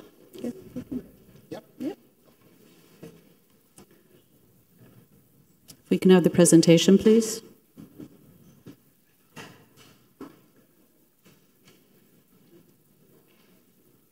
Well, while they're loading it, I can just start talking. So the City Commission has consistently expressed interest in building the city's permanent public art collection with artworks by prominent artists representing a diversity of backgrounds and disciplines. On September 13th, 2023, the City Commission passed Resolution 2023-244, approving artists to submit proposals for commemorative public artworks aligned with the city's centennial to honor Bahamian and Black residents. At this time, we presented details about the proposal project, and I would like to take a brief moment to restate the highlights and project goals. Coral Gables has one of the few national and regional historically designated Black neighborhoods in the state of Florida, the McFarland Homestead Historic District. This traditionally known Bahamian neighborhood extends into Miami and includes the nearby Golden Gate neighborhood in Coral Gables. Our opportunity was for the city committing to commission and dedicate featured artwork acknowledging this heritage and the people who contributed to the literal and emblematic development of the city. The project goals were to be a model of heritage preservation, be sensitive to neighborhood concerns and values, promote excellence in artistic creation, celebrate and serve the local community, advance collaboration, dialogue, and engagement, and contribute to a healthy, sustainable community. 10 pre-approved artists were invited to submit proposals and participate in a site visit. Artists met with community members and were provided with additional materials to help inform their proposals, including historical documents and responses to resident feedback about the project. 8 of the 10 artists submitted proposals which were shared with the community and were available on the city's webpage. 3 of the artists were asked to further refine their proposals for a second submission. Arts Advisory Panel and Cultural Development Board members unanimously recommended Morale Doucette, who continued to meet with community members and presented his proposal concept at the Lola B. Walker Homeowners Association meeting. On August 7th, 2024, the Arts Advisory Panel made a motion recommending approval of the artist to move forward with continued refinement of the final design. And on August 20th, 24, the Cultural Development Board made a motion accepting the recommendation of the Arts Advisory Panel and recommending approval of the artist and proposal concept to the City Commission. I want to tell you just a little bit about Morale.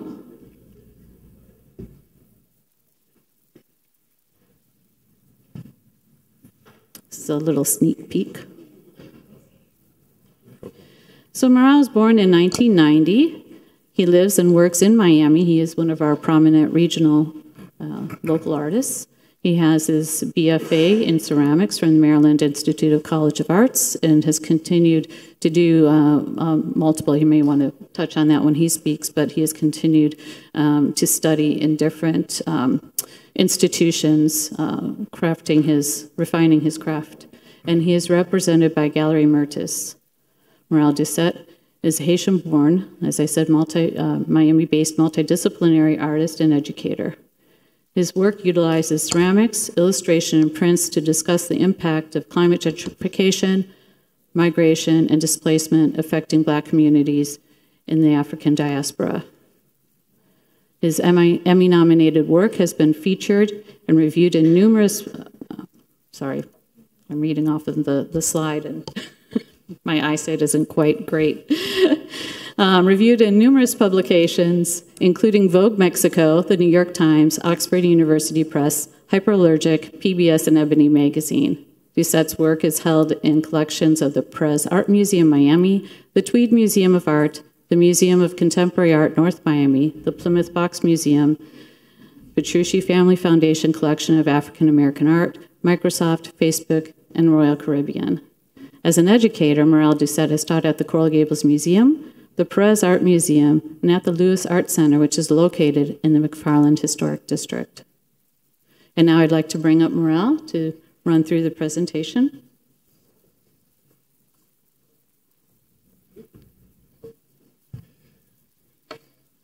Good morning, sir. How are you? I'm doing good. It's a pleasure to have you. It's an absolute pleasure to be in front of you guys this morning. So as Katrin mentioned, I'm a local artist based here in Miami, Florida.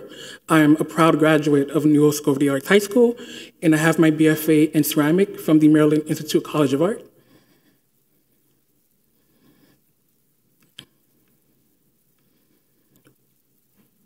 And as an educator, I was part of the inaugural team of educators that opened up the Perez Art Museum in 2013. And then from there, I transitioned to teach at the Institute of Contemporary Art Miami, as well. I've done classes at the Gables Art Museum. As an artist, I use many kinds of medium. One of these mediums is ceramic, which is deeply embedded to our human history. My work is labor intensive. There's a lot of elements that references nature and the biodiversity that surrounds us. And I use a lot of flora and fauna from different neighborhoods to create portraits of residents in South Florida as part of my practice.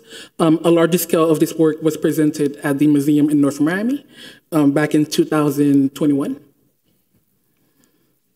So the title of the installation is called Secret That the Wind Carries Away. And this is a visual rendering of it. I'm imagining residents would be able to engage the work from a 360 point of view. So as they're in Mavic Park, you'd be able to walk completely around the entire parts of the work. Go back. From the team of fabricators, I'm estimating the work would be about 12 feet long and around 7 feet high in length, with a production timeline of about 11 months. So from October through the end of December would be the work for the 3D modeling of the project. And once that is approved, we'll go into the fabrication of the actual work. Give me 1 second. So Secret That the Wind Carries Away is a work that transcends both time and space. It pays tribute to the city's cultural heritage while honoring the Black and Bahamian residents that have played a vital role in the community. The sculpture features a majestic boat as the centerpiece, and it serves as a powerful metaphor for the journey undertaken by countless Black immigrants across the ocean in pursuit of a better life. The work stands as a tangible symbol of resilience, determination, and it embodies the immigrant experience in their unwavering pursuit and spirit towards new beginning. Surrounding the boat is a bed of flowers, which will consist of native plants to South Florida. Each of these blooms represents the unique stories and contribution that reflects the diversity and unity that characterize the city of Coral Gables. Secret That the Wind Carries Away, it encourages viewers to reflect on the shared journey of humanity and recognizes the sacrifice and aspiration that unites all of us. The title, it suggests the transient nature of stories and secrets that are hidden and carried away by the wind. It underscores the importance of acknowledging and preserving the immigrant narrative and how it's integral to the city's collective identity. The work, it stands as a testimony to Coral Gables and how the city is inclusive and an appreciation for diversity and heritage.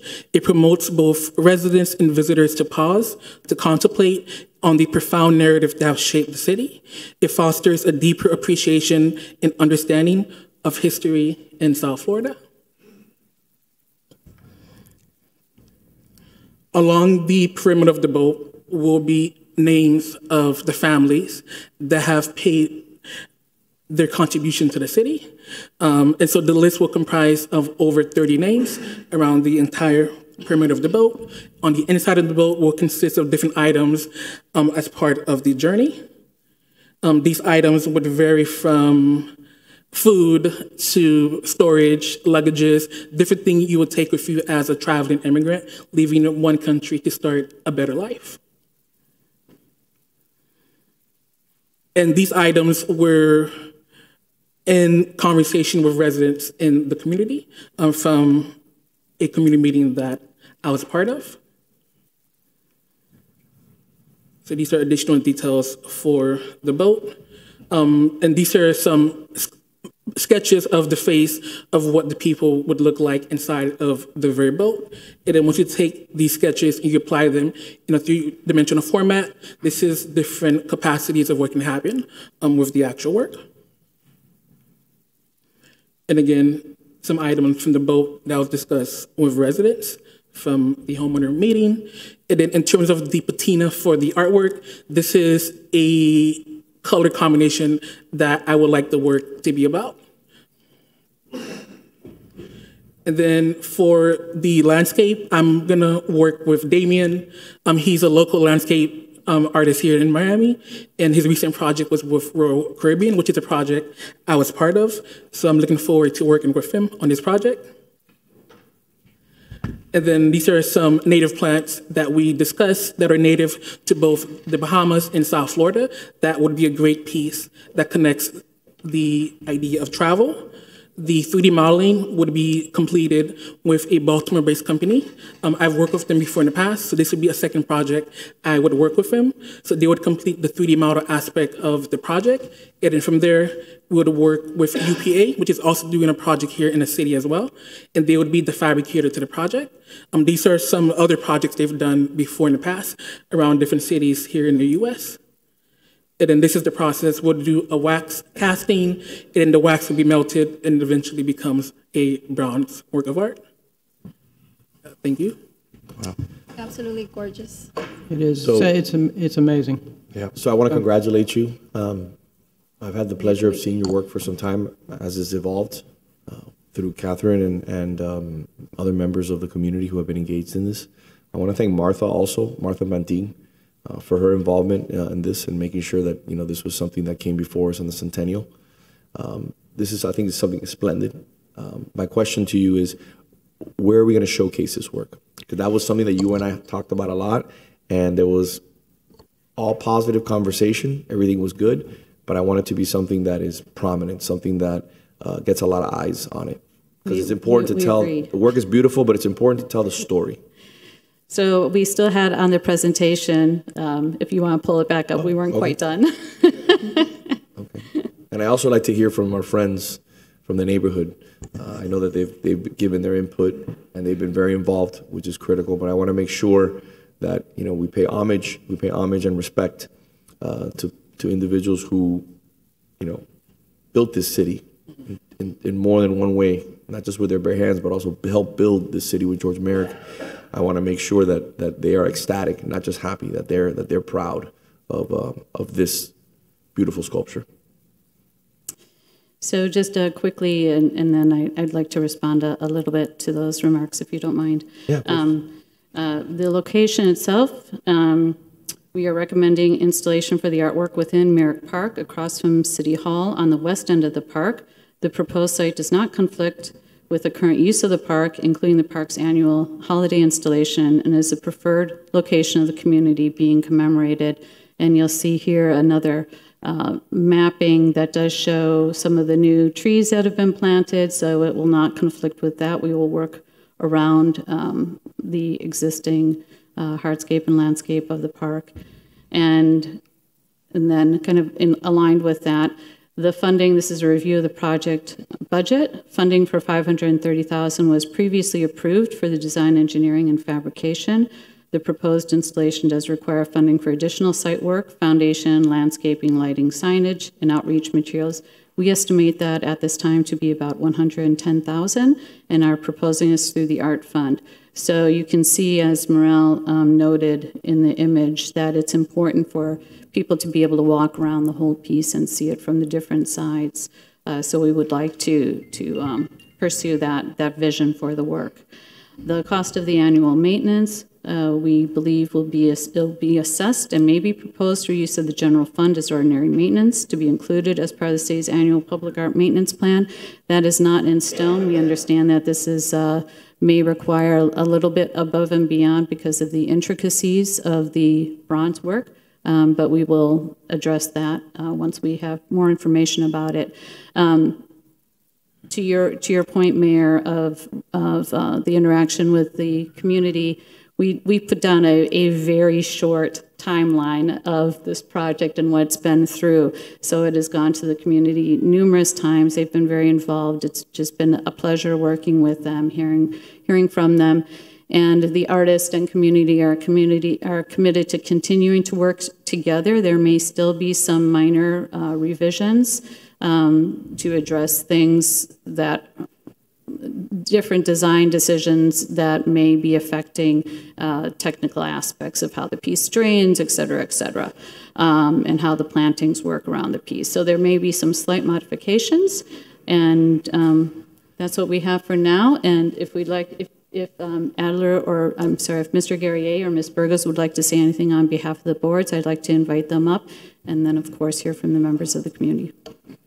Good morning. Good morning. Yeah, See you, Adler. Hi, everyone. The Art Advisor panel, we were enthusiastic with Mr. Doucet's presentation. He was quite responsive to our guidance to really make a sculpture that tells a narrative. I mean, if it, from the title, from the very poetic title of his sculpture, from touching on the story of migration, from touching on that 100 years of Coral Gables and its relationship to West Grove as well. All of that is embedded in his sculpture. I think this is a sculpture that, when it will be seen a year from now, will be embraced not just by anyone who walked by City Hall, but I think it's a sculpture that, in essence, invite one to participate along, to go along this journey. It's not a perilous journey. It's one that seems to be calm even. The destination is known, and a kind of, even if I want to say, a utopian journey that's going to a place that there'll be benefits to it at the end. So I think this is kind of work we are attempting to commission here from Mr. Doucet. So that's tend to be the general discussion at the advisory panel. Thank you. Yeah. Thank you. The Cultural Development Board also is very thrilled and excited for this. Mr. Doucet put a lot of work. There's a lot of meetings with the community. It's a story that needs to be told. It's something that the community needs to be honored, and we're very excited to have this as part of the centennial. Excellent. Thank you very much. Madam Vice Mayor? So I'm very, very happy to see this come in for a landing. I know several years ago started my conversations with Carl Prime and saying, listen, we need to reach out to the community because as far as art in our community, it was an underrepresented area in our community, and wanted to bring it in close to City Hall so it's appreciated by everybody. This is a great example of what art should do in our community. It brings joy. It brings people together. And I think it's about time that we honor, the history of people that without, this city could have never been built, including, the building that we're in right now. So thank you for all your hard work. I'm looking forward to it. Gets people talking. Sure. First off, that's the best PowerPoint presentation I've ever seen. And I know it's great because I was moved just watching the PowerPoint. Mm-hmm. Secondly, that sculpture will be immediately my favorite sculpture in the city of Coral Gables. It's impactful, it's beautiful, it's breathtaking. And one thing, and I love the location because between the Christmas park, between the farmer's market, the amount of people that'll see it, but most importantly, and I think we've all experienced this, the younger generations, as years go by, don't know about the past and don't know about the journey everyone took. But since there are so many kids and young people that go to that area, it'll be a lesson for generations on. So between the amazing work, the location, and the involvement of the community, I think it's the best thing we've done in years. I had the opportunity to be at one of the community meetings, one of the early ones where we had different artists come out and speak, and I was impressed by the way you spoke to the community and your desire to learn of what they wanted in the art piece. Some artists are there just basically to present what they wanted to do. You wanted to hear from the community as to what they wanted, and having the community here present today, I think, shows that they're behind this art piece because it does tell the story. I remember some of the comments that day where we want to make sure that the story is told of what each of these families did for this community. And you've done that by incorporating all the names into this story. And it tells the story of where they came from and how they became what is Coral Gables. I was often called the Prime and Cooper families part of Coral Gables royalty because they are, because they were the first residents of the city of Coral Gables, as were most of the families that are listed there. I also wanted to thank Gabe Bondurant and Joanne Marr, who were also part of this process. And I don't see them here today, but I know that they were instrumental in also shepherding this process along. Catherine, your work and that of the board. This shows you that community involvement can bring us to a place where we have something that Commissioner Menendez said will be something that we will remember for years to come, and will tell the story of this city. And we're getting ready to celebrate our centennial. This is a part of our city that we really haven't told. That story that hasn't been told, but it will today, and thank you for bringing it to life. It's absolutely gorgeous, and I don't think I've ever said that about any art piece presented here to the commission. So that's that's really good news. First time for everything, right? There's a first time. Thank you for bringing this and for the opportunity for this city to have this art piece. It's absolutely gorgeous. And for me, it's an absolute honor. It's been a labor of love. And I hope to bring something that is going to be part of the city's legacy forever. So, absolutely. Thank you. Thank you, Mr. Clerk. Mr. Mayor, we have members of the public requesting to speak. First is Carl Leon Prime. Mr. Prime, good morning. How are you? It's good to see you. Good to see you, sir. Good morning. Well, as they say, good to be seen. I'll dispense with all of the normal stuff. This is one of those projects where someone actually took the time to listen, be involved, and members of staff and everyone else actually listened. Say that we are pleased with it, and I'll defer to the rest of my distinguished elders and let them make their comments. Thank you, Mr. Clerk. Thank you. Daisy Fuller. Ms. Fuller, good morning. It's good to see you.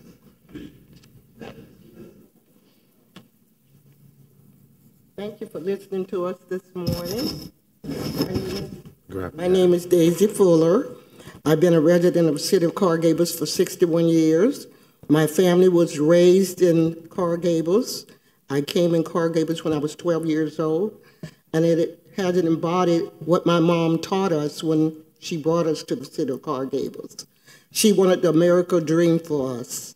She wanted us to have an opportunity, a future, and I have 3 generations of my kids. I have great-grandchildren, and I'm 81, and I've lived in Coral Gables. I went through the school system. They went through the school system. So I thank you for this sculptural piece that we have here because it embodied what we were brought up by. It's all about family, passing it on to the next generation. I won't be here probably when the next generation comes through, but if they look at that sculpture piece, they will know what we went through and what we had to do to get here. Thank you very much for listening to me. Thank you, Ms. Fuller. Thank you. Ms. Mary Cruz.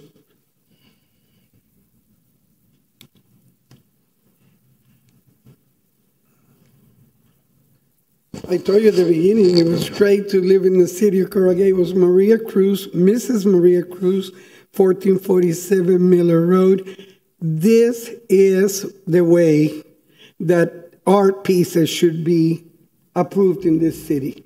The community, the place that is involved. When you see a community like this welcoming what is being proposed, it makes my heart feel great. This is the way we need to do it.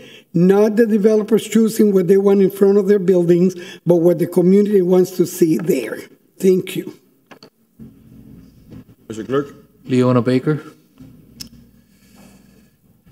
Ms. Baker, good morning. Thank you for being here with us. No worries. Take your time. Take your time. Take your time. Take your time. No rush. We're blessed to have you here today. Good morning to everybody. Morning. Morning.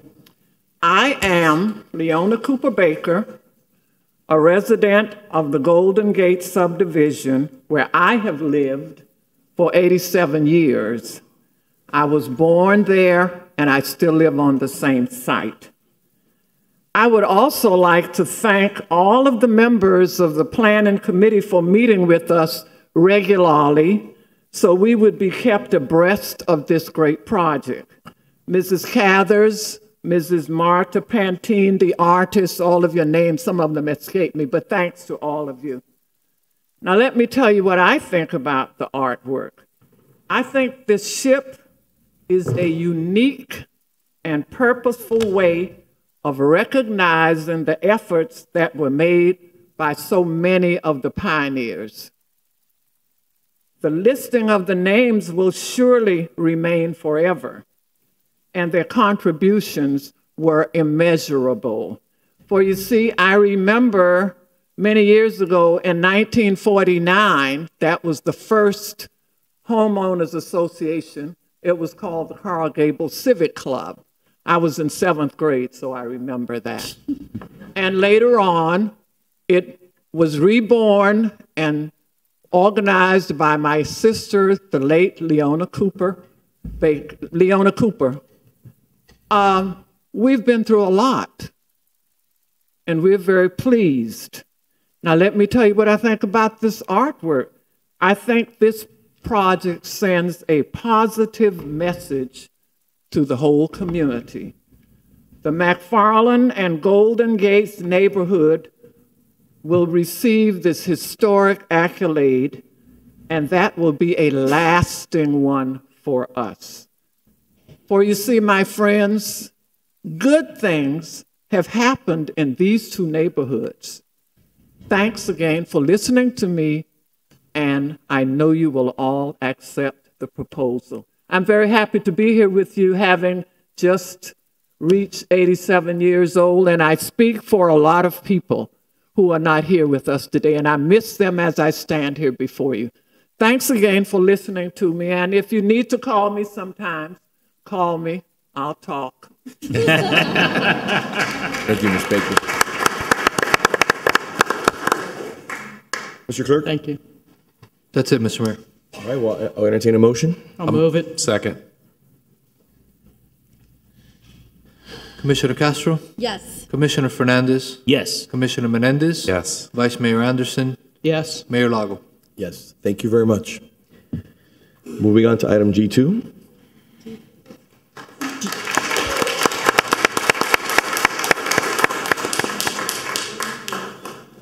G2 is a resolution of the City Commission accepting a donation through the Coral Gables Garden Club for a proposed artwork by artist Javier Cortada, authorizing city manager and city attorney to execute a memorandum of understanding with the Coral Gables Garden Club in order to effectuate the donation. Good morning Welcome again. Thank you. If you can bring up the slide presentation. Oh, there were a couple slides before then, but that's okay. See if they come up. All right. Well, this is a different presentation, Mr. Clerk. I just wanted to review the summary of the process that we took to get here. And basically, the city has a donation policy, and that includes the, you know, that's okay. We'll work with it. There's a donation policy in place establishing a procedure for the review and recommendation by the Cultural Development Board of non-monetary art and cultural donations. So the Coral Gables Garden Club has a history of donating artworks and cultural pieces that are of significance to the city. The Garden Club wishes to commemorate their centennial milestone through the beauty of public art while highlighting the importance of supporting pollinators within our shared ecosystem. The Coral Gables Garden Club approached the city with a proposed donation of commissioned sculpture by the artist Xavier Cortada.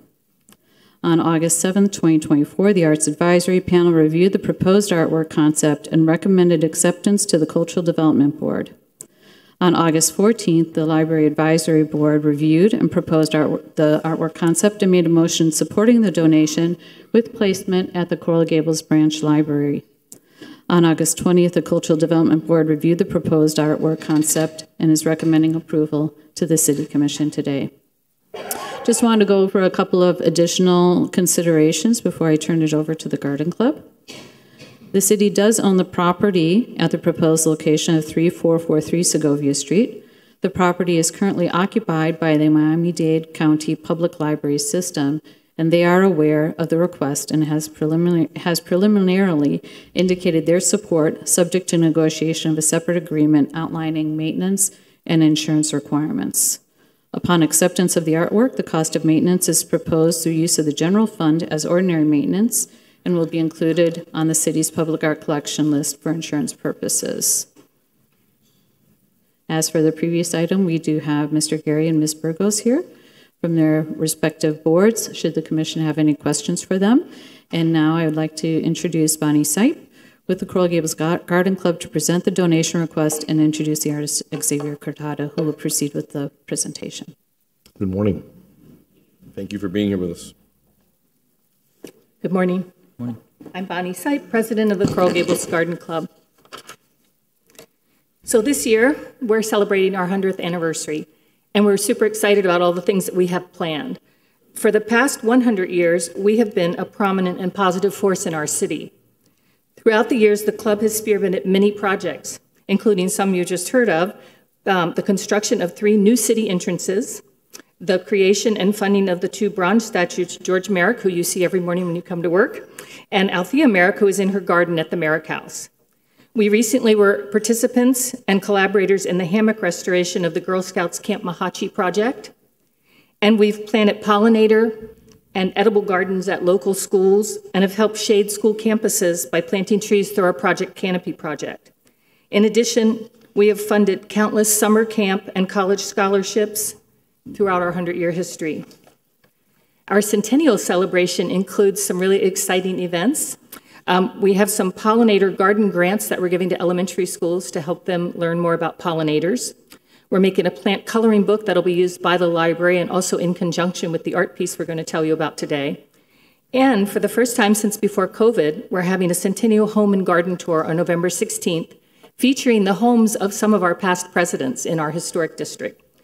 We're also going to be doing a historic exhibition at the Coral Gables Historical Museum from January 23rd to March 16th as part of the whole Coral Gables history exhibition that'll be there. And we're having an anniversary celebration party on March 20th at Fairchild Gardens. But the reason I'm here today is that Xavier Cortada is creating a sculpture for us to donate to the city to be placed in the Butterfly Garden. He's an eco-artist who has 30 years experience collaborating with groups all over the world, including many here in Florida and locally throughout our state. We are delighted to collaborate with him. He has been so helpful in putting forth our vision as a garden club in an extremely artistic way.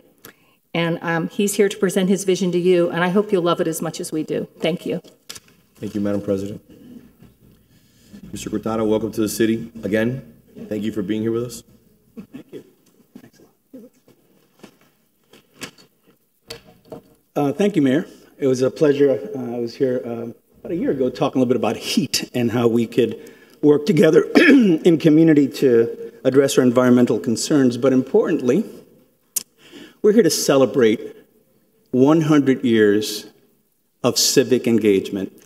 And when thinking about that, when you give someone a birthday gift, you think long and hard, what should they get? Sometimes, but before anything, thank you so much. What a beautiful presentation earlier. My heart is full just listening to the community. And one of our most recognized artists be selected by you to create that public piece. Just as a fly on the wall, I just want to thank you for that. But insofar as this project is concerned, when you think of a birthday, and I'll try to be quick because I know time is short, what would you give someone? I don't know, a bouquet of roses sounds like a good thing. I give that to my mom all the time. But what if those roses weren't cut? What if those flowers were forever living? So that's what I was thinking about when I was thinking of this piece. Like, how do you thank someone for 100 years of bringing beauty and nature and helping define the fabric of a community? You give them flowers. but not just flowers, but flowers that encourage others to grow flowers. And not just flowers that are grown, but flowers that are important for the interconnectedness of things, for us to understand how we as people are all interconnected, but we're also connected with nature and with ecosystems. And that, in many ways, is, I think, the beauty and the mission and the role of the Coral Gables Garden Club. They teach us to care for our environment, for our gardens, for the beauty of our city, but also for each other and for nature. And those individuals have done incredible work for 100 years, and I wanted to join them in celebrating so that we can continue doing that for the next 100 years.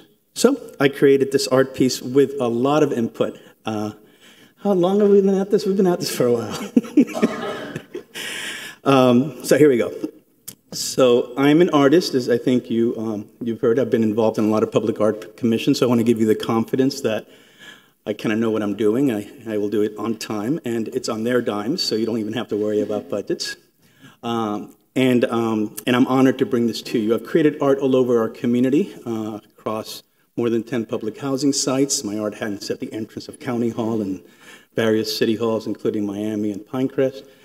I've created art literally in every continent and at the North and South Poles. So it's a big honor for me because although my art is all over the University of Miami, it's not in your city as a public art piece, part of your public art program. So this hopefully will be the first time we do that. So what's the design? Remember, I wanted to create flowers, but not just flowers as beauty, but flowers as process, flowers as education. And the name of this piece is called Planting Pollinators. The idea is if you plant a wildflower garden, you're actually planting butterflies, because those butterflies will come into that community. So I decided to make the petals of the flowers out of the very pollinators that pollinate those flowers and create new plants and new flowers. So one of the flowers in the piece will be made out of butterfly wings, another one made out of beetles, another one made out of hummingbirds, another one made out of bees. The idea is that all of these will come together. They'll look like flowers, but if you look closely, as I hope the kids and families do when they come upon the sculpture, you'll understand that by planting them, you're also helping nature. It'll be a colorful piece. You may know my palette, but it's pretty bold and colorful and tropical, you may say. So the piece is going to stand as an orb, referencing the interconnectedness of things. It's organic. And it's going to be peppered by all these handmade flowers. Every square inch of that orb will be made with my hands and painted and glazed in those colors. To get a sense of what the texture will look like, there's a piece I just did for Jacksonville Beach. And if you look closely at the oval, it's a detail of what the wings of those butterflies will look like, a very textured piece. This is sort of my gestural way of creating. So the proposal is to create this piece. It's going to be a 4-foot diameter piece, poured concrete, and clad completely with ceramics, handmade ceramics. And at the bottom of it, it's going to have a small QR code. And that QR code is going to be an invitation for people to look at the garden around that sculpture, the butterfly garden at the library, and try to emulate that. You see a coreopsis you like, you see a fire bush you like, try to plant one of those at home so that the same butterflies you're seeing here could be in your yard. So that QR code will do that. I have a foundation. I spoke with my executive director last time I was here. So our foundation will partner with the Garden Club and their coloring book and all the work that they're doing to promote the idea of more gardens at home so that we can help mobilize and activate people so that they too understand that they have a role in protecting our environment. So this is the gift that the birthday party is giving you for their birthday, and I am so honored to be a part of it. If you have any questions or comments, I'm sure the board members or I will be happy to take them. But thank you very much. Thank you, sir. Beautiful, beautiful work. Thanks. I think there's gonna be a great interplay between obviously our lushness and the beauty of the city and your incredible sculpture. And I think it was about time that we have one of your works here in the city. I know. Anywhere you go, if it's a municipality or you know, project somewhere throughout Miami-Dade County that I've been able to. I've seen your work, and it's amazing. I also like the fact that it has a raised texture to it. I think it's going to be something that the kids will get to enjoy, and there can be a lot of interplay with it. It's not something that you can't walk up to and really touch it. So I'm really happy with that. You can touch this piece. It's all good. That's why I've seen it before. I've seen the works that you have before, and the kids really get into it. As when you talk about art, there's always that statement of don't touch it, don't get too close, don't do this. Having the ability to be able to have the children come up and close and take a look at it is something that it opens people's eyes and their interest and their appeal to art, and maybe you have some future artists as a result of your work. I hope so. And hopefully their fingernails will be full of dirt too. I want them to plant, not just to plant. And another thing that's important too is the idea of ceramics. Ceramics is a lost art. Yeah. I have some works right now that I lent to FIU. There's a beautiful show at FIU. It's based on women Cuban ceramicists. And oh my God, what an incredible show at the Frost Art Museum. Yeah. So I have a few works in that show. Thank you. That was a moving show. I'm so impressed with from different artists. But that's a work that the Goizueta family have been working on for some time, and they went out and got different collectors in town to donate. And it's only based on women ceramicists. And you never get to see. So seeing you work in ceramics, it's a lost art. Yeah. Not many people are doing ceramics. It's complex, it's tedious, it's hard work, it's costly. You need a lot of space. So I commend you for the undertaking. It's exceptional. Thank you for noticing that, and thank you for that donation. I encourage everyone to go to We'd love to say it's a donation. It's on loan. I'm bringing the stuff back. Sorry, no, you did say loan. I'm sorry. I'm bringing it back to. But what a wonderful exhibit. And by the way, I love this city. I have long roots all my life with this city. Even lived in it for a while, worked in it for a while. So it's a big honor for me to have the piece here. Yeah. So, Mayor, if I may. This is another example of artwork that does something so great for the community, because we're bringing people together, we're bringing people joy. As a member of the Garden Club, and I'm on one of the boards, I'm on the environmental board, I know you went through a lot of, I'd say, fierce commentary on some of the first proposals, and with the input from the Cultural Arts Board, I got to tell you that it's really been a beautiful experience to see the transformation of, the first iteration of what you were doing and what we have now. It's both educational and it brings people joy. Nothing could make me happier to see the pieces of artwork like this coming into our community that serves a wonderful purpose. And it's not going to be lifted up and taken away very easily, being a 4-foot wide piece of concrete. It's a pretty durable piece. Thank you. And Vice Mayor, thank you. You have been an inspiration for this piece. You and I have planted mangroves and wildflower gardens together with my students at the University of Miami. And lots of dirt under the nails. So thank you very much for your leadership, not just civically, but with your fingernails full of dirt as well. So thank you so much for all your work and your environmental leadership. As a husband of a garden club member, I got to throw that in for my wife. Way to go.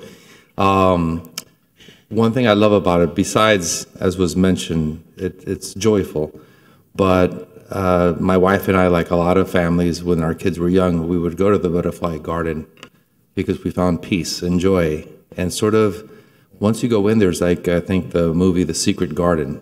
You escape the hustle and bustle of the world. It's like a little sanctuary. Mm-hmm.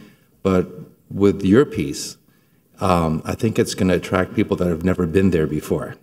I think once they're there, they'll come back again and again, because nowadays it's so difficult to find a place of peace and tranquility.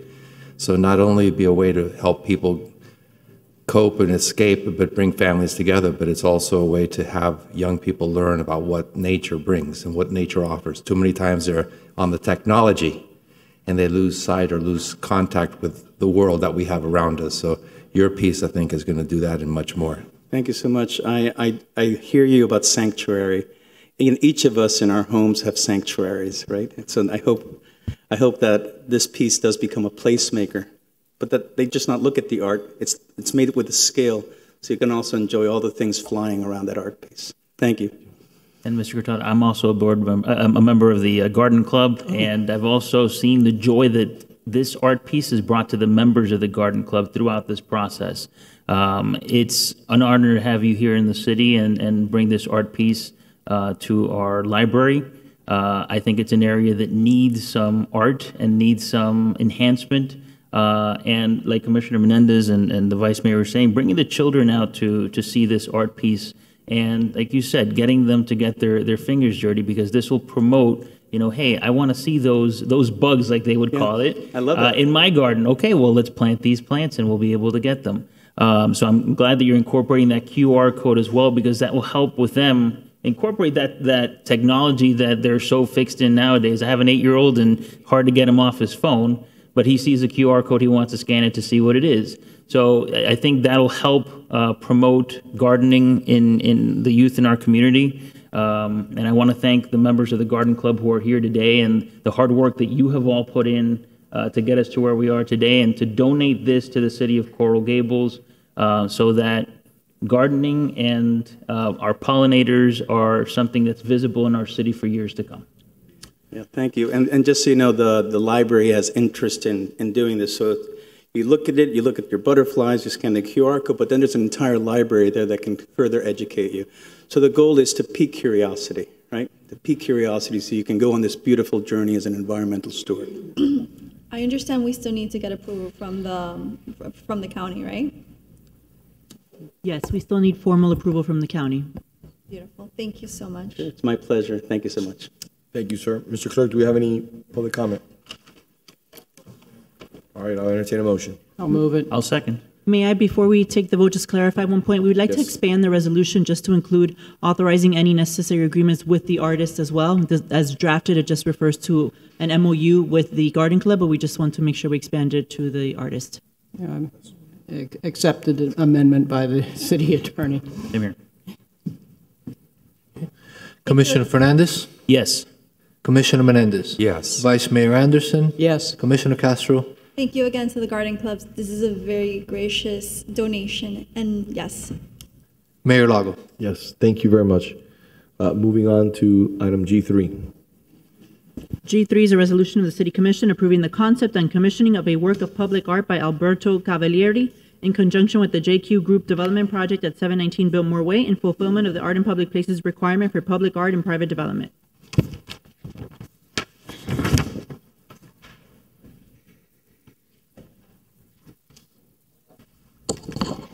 Hello.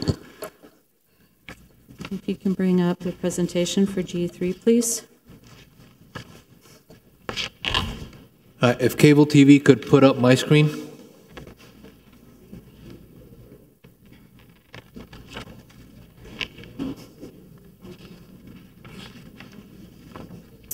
We'll get there. There we go. That's fine. So, as the city attorney mentioned, this is a request for a waiver. According to section 9-103 of the city code, 719 Biltmore Way is a project of JQ Group and has chosen the option of petitioning for a waiver of the Art in Public Places fee requirement by commissioning and installing artwork.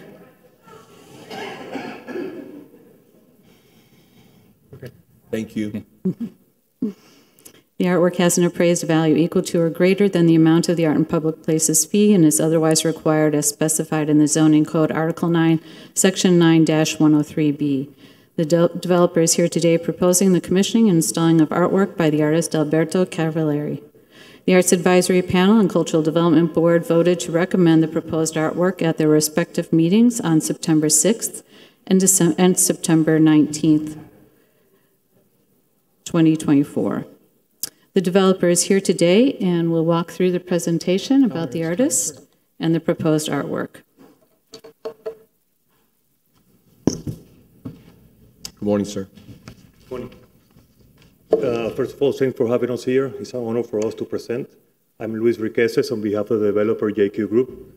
We're here to get your approval on the waiver to provide this art in our future development and located in 719 Biltmore Way. Just to give you some background, we used to have in that site a 12 units rental building, and we purchased the property about 2 years ago. And even though we have by right density to do 20 units, we propose to do only 9 units. These are 1 unit per floor projects, only a 12-story high building, condos for sales. And along the process, we decided to go ahead and apply for a waiver, and we hire the artist Alberto Cavalieri to propose this art piece that you see in the screens. We went through the art advisory panel first with a total different sculpture. They had a lot of feedback to us, and we went back to the drawing board and we modified it to have what you see now on the screen, that will receive an approval of 7 votes when we presented to them in the second go around.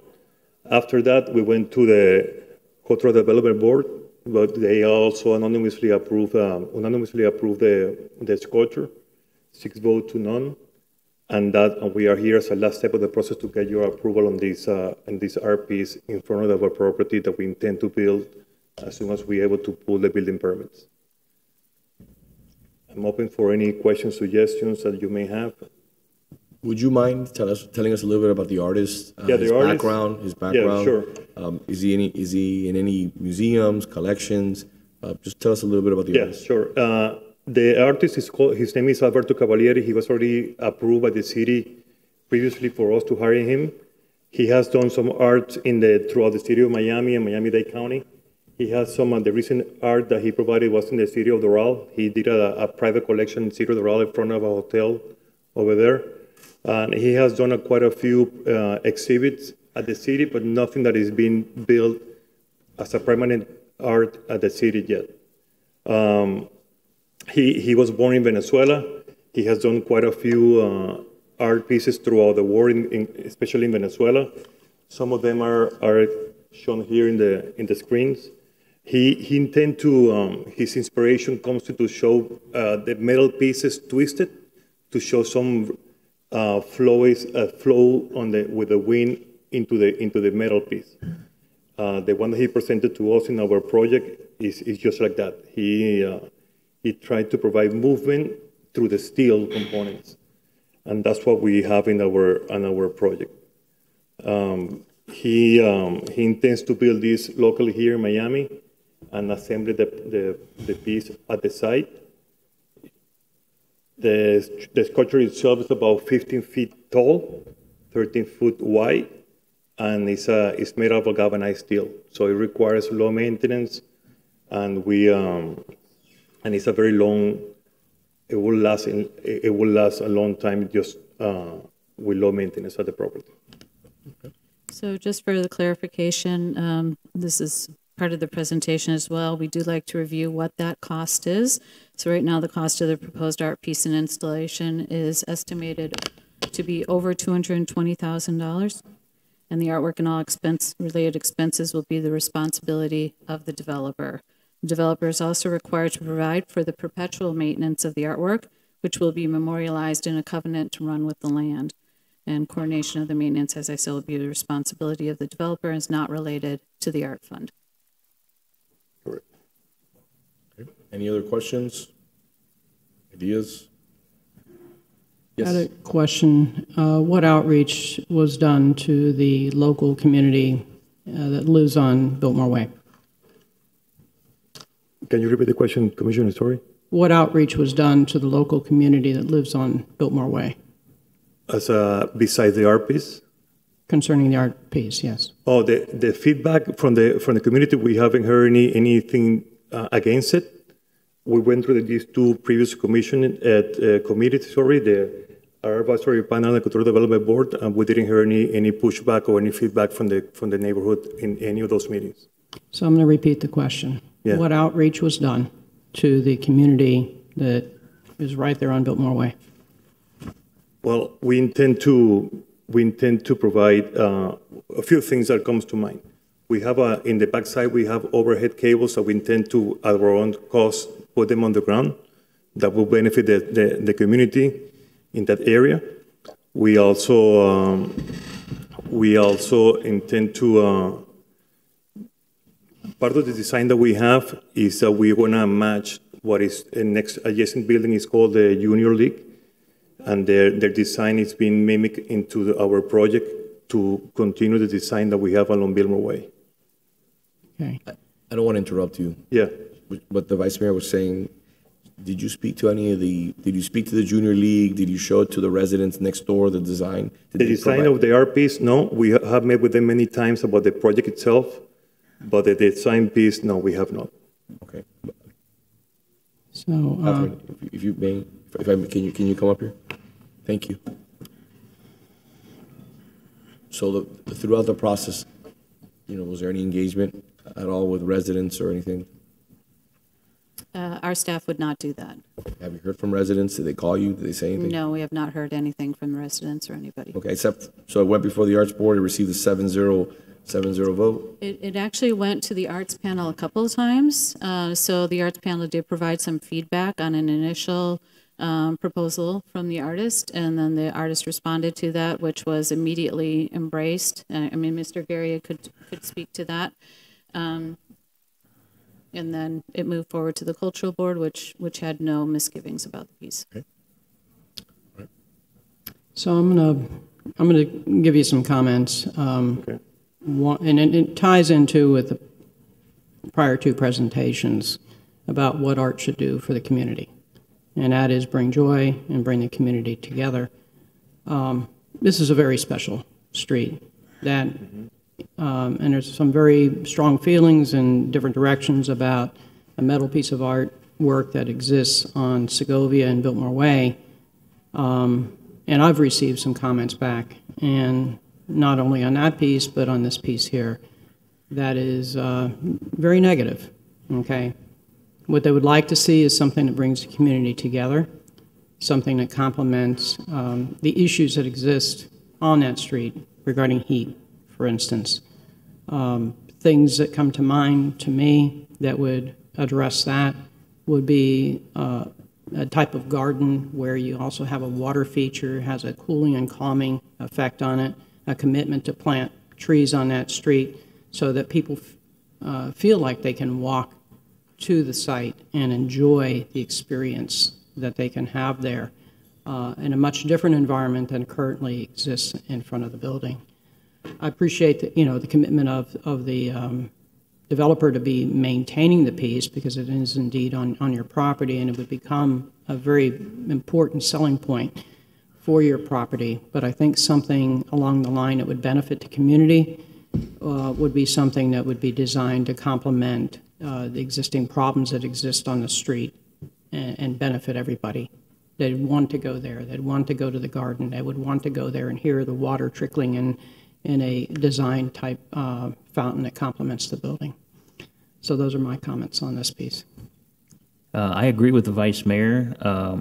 Just seeing the diagram, I'm concerned with the lack of green space that you have on the property to begin with. This is an area that has been struggling with green space and tree canopy, and it seems like most of it is going to be paved. I saw that you're actually putting green space on our sidewalk, which I don't even think that's an option. But I have heard from the residents as well, and their concern on this art piece. And if we go back, I guess, 6 or 7 years, the flower feature was placed there on Segovia without resident input, and it was probably one of the most controversial art pieces in South Florida. Still today, I have people asking me to remove it. So I'm not comfortable moving this forward. I would like for there to at least be community meetings to get the input from the neighbors on what art piece is going to go there. Nothing against the artist or the artwork. I think it's an incredible art piece. I just don't know that this is the location for it. But I would like to see resident input on this piece, and I agree with the Vice Mayor. Something that can complement, add to the softening of this area, add to the green space in this area, is really more in tune with what we need than an art piece that really doesn't tie into the community. No pun intended, since it is a not. But I'm not sure that I'm ready today to say this is an art piece that works here without input from the residents in that area. Every other art piece that you've seen come up here today has been coming to us with numerous meetings. I mean, the one with the Lola B. Walker Foundation, the artists and staff were out there the day that I was there, walking in the rain, going door to door to talk to the residents about what was actually going to be coming. And that was just one of the meetings that they had. They had numerous meetings. With the Garden Club, that has gone through many different iterations and input from members of the community as to what's coming. So the fact that this is coming before us today, and basically, no, there hasn't been any input just because of our community meeting, our city meetings, I don't think that that gives us an idea of where the residents in that area stand. And I don't know if going forward, Madam City Attorney, we can request or require that artwork similar to this one has to go to a community meeting before it comes to commission or before it goes to the boards. We can research that, and we can Okay. see if you know, If we can talk put with that- staff and see if that's something that could be incorporated. Okay, maybe we can put that on the second September agenda since we've put a few things on the first. Sure. Well, how about we meet with you in Okay. advance and we flesh everything out and discuss All it, right. because there is a distinction, because this is Agreed. on private property versus the ones that are on city property. But it still requires a commission approval, and the input of the community, I think, is important to all of us up here. Yeah, so I'm going to suggest too that, you know, while we're having these meetings at the Cultural Art Board and stuff, that within a radius of where the artwork is going to be, that the community be notified of it. So Right. the input can be done at an earlier stage, because I can tell you firmly that something of this nature, it's metal, it's a hot location. You know, there's many research studies that show that the effects of water flowing actually cools the environment. We can put that together with a very tasteful piece that complements the building as well as the community, and people want to gather there to be able to enjoy it, to be able to stop and sip, you know, a cold drink under the shade of some trees, you know, and that's one aspect I want to see. You know, the other pieces that you had here, they had the site location. They showed, you know, we have a Royal Ponciana tree where the first piece is going to be, and it's a gathering area. The second piece as well, you see that you know, you have the art piece together with the garden itself. So there's an interaction between the environment and the art piece too. So I'd like to see what we can do in a way of notice provisions for these surrounding community, because we don't want to be choosing art from here, placing it in a community, and then people say, oh my God, I can't believe you chose that. And another point to what you were saying, this is a very reflective material. So Yes. when the sun starts shining, that could be reflecting into somebody's apartment at some time during the day. Exactly. Because of the angle that the art piece has. Do we have any requirement right now for notice on art before it comes before one of our panels? There's not a requirement. However, if there is proposed artwork in a residential community, that's something that we would certainly do. If it's in a commercial, not necessarily, but for residential communities, yes, we would. Again, as the city attorney had mentioned, since it is a private development initiative being brought forward by them to have artwork on their private property, we don't get involved in that type of outreach. So I'm happy to continue that conversation. I want to add, and this isn't about that piece, it's just lately there's a trend to decisions that the commission make is going to be community-driven with regards to art, as opposed to maybe some years ago that was commission-driven. And I think it's important to, well, you mentioned something about commercial and residential.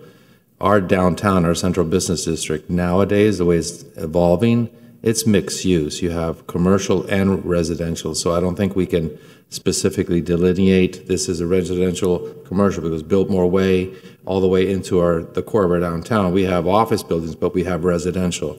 So I'd like to see this notice apply, not say yes to residential, not commercial, because people are living, that's what we want, people to come to our downtown. So I want to make sure that we cover everybody as we move forward, as my colleagues have suggested. I really, really do like this art piece. I just think it's the wrong location. And that's... No, that's fine. Listen, point taken. I just have a couple of comments, if I may address. The design that we have at the very beginning have no art whatsoever. It had only two plazas, okay, east and west, and they both have water fountain on it. And I think that goes along with what you're suggesting as welcoming area with seating benches and so forth. We could go back to that version of the drawings and present that to you, and perhaps they are be deleting altogether, or just minimize it to a smaller size scale to combine both options, perhaps. You can always just write a check to the art fund, which makes it a lot easier in the process, and that's something you can move forward. And the other thing that I wanted to address is we have, by code, we have 10-foot setback on Wilmore. We provided 20. Right. That 20-foot provides more area of green space to allow those kind of ideas to take place. So it's one of the things that we already took it from the very beginning, to have more separation from the street to the face of the building. Yeah, okay? I know it's obvious that you weren't putting grass on the sidewalk. So, yeah.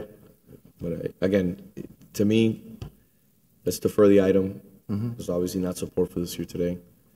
Okay. And you can come back Just and have one, you can come back. You know, this will not hinder you of moving forward with your project.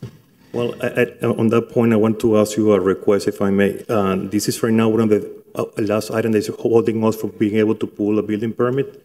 Can this be a request to be a TCO provision instead of a building permit? Or? I don't have an issue with that. We've done that before. Yeah. Okay. We've done that before. And again, if you think it's too much of a cumbersome process, at the end of the day, just speak with staff, and Catherine can lead you in the direction of writing with a lot of people who come to this community to build. They've written a check.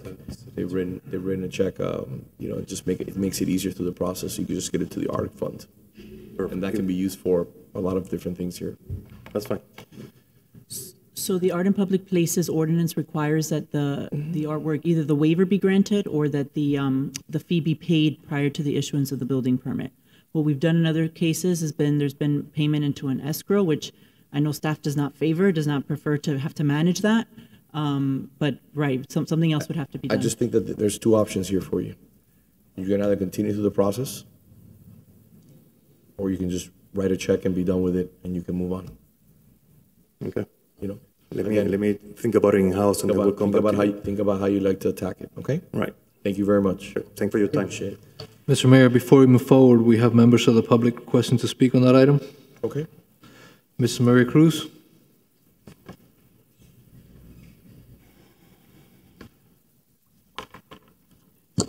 It is obviously a good day in Coral Gables. Maria Cruz, Mrs. Maria Cruz, 1447 Miller Road. It is a good day when I agree with the conversation. Somebody stole my thunder. I was going to remind people of the flowers.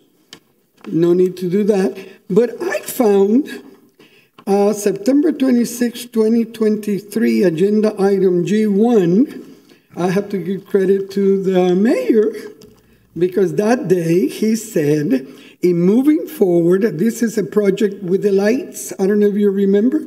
He said, in moving forward, I think was in the best interest of a developer, the residents, commission, the city, is that you sit down with the city manager and our staff and have a conversation moving forward on how you can get input from the community and address this.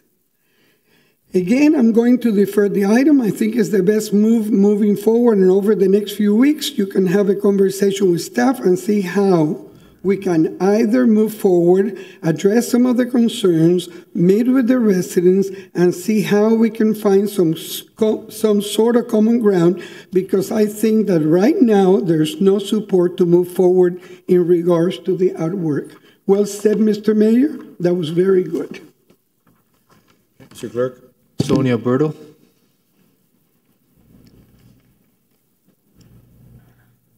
Good morning. 1 minute. Good afternoon, I think. No? We got 1 minute. We got 1 minute. Yeah. 2 minutes. Ding dong, yes. Sonia Virtul, 730 Anastasia Avenue. I came for one thing, and I see that it's leading from one thing to another. I'm very glad to be here, and I'm glad to hear that you're talking about art in public places. Living on Anastasia, my way out into the city is Segovia. And I have been looking at those flowers. Please, somebody remind me, what year was it put up? I don't know. It was prior to any of you, I think, sitting here in front of us. Correct. Right? I don't know, Mrs. Anderson, maybe you would recall. I don't know what year. It was definitely before I decided to run. Yes, exactly. Any of you. However, having said that, Mr. Fernandez, you said that people have approached you about those flowers. I really, initially, I believed it was a sculpture in motion. I thought there was going to be water or something. That's what I said. Well, it's not too bad of an idea, water and flowers, you know, instead of having live flowers. Now that I've been looking at it for so many years, for me, you can bulldoze it today before tomorrow. You can bulldoze it and put a beautiful Christmas tree there, for all I'm concerned. It is horrible. It does not look anything like Coral Gables. I think the Garden Club would have done a much better job than that and not spent, I think it was over $1 million back then. So it does not represent the city, and please, please put something in motion to remove it and put something much better looking than that. Even if it's palm trees or plants, we'll do a better job than that. Thank you. So to that point, I have discussed with the city attorney and with staff the potential of removing the Segovia flower feature. Unfortunately, the contract that was worked out with the artist removes the city's ability to do much and puts all the power in the artist's hand. It was a really bad contract. Oh my, We've yes. had a history of bad contracts in the city. Add that one to the list.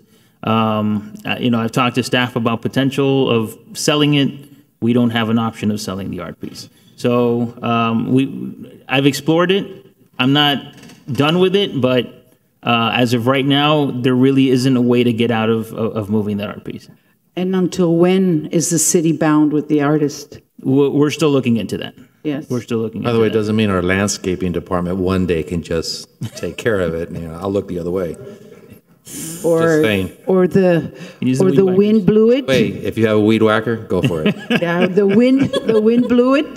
The wind blew it. The wind blew it. Something, you know, like we've Gone with had the wind. Gone with the wind. people who bought properties, and you know, some trees have blown away without any permission. And the other circle, of course, is Coral Way and Segovia. Yes. The Thank you next very much. one. Yeah. Thank you. Thank you, everyone. Mr. Clerk? That's it, Mr. Mayor. All right, perfect. So we can, we've deferred the item. We'll see what happens moving forward. The annexation people are here and they're really, really anxious. I understand. That we'll handle one last item that's time certain, and then which should be very quick, and then we'll move on to the annexation item.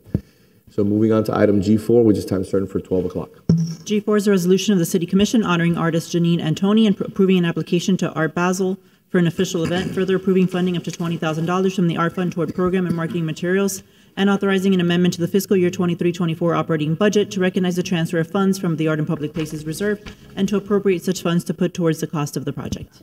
How are you? Good to see you. Good afternoon. Catherine Cathers, Arts and Culture Specialist. The Cultural Development Board is making a recommendation to the City Commission to honor Janine Antoni for the city's annual application to Art Basel through an official event. On January 24th, 2023, the City Commissioner approved the commission and installation of the sculpture Whispering Through a Stone by Janine Antoni, who is a celebrated artist of world renown and meets the qualifications for recognition consideration by Art Basel. The installation site is currently being prepared for the sculpture, which is expected to be complete in time for Miami Art Week and Art Basel Miami Beach.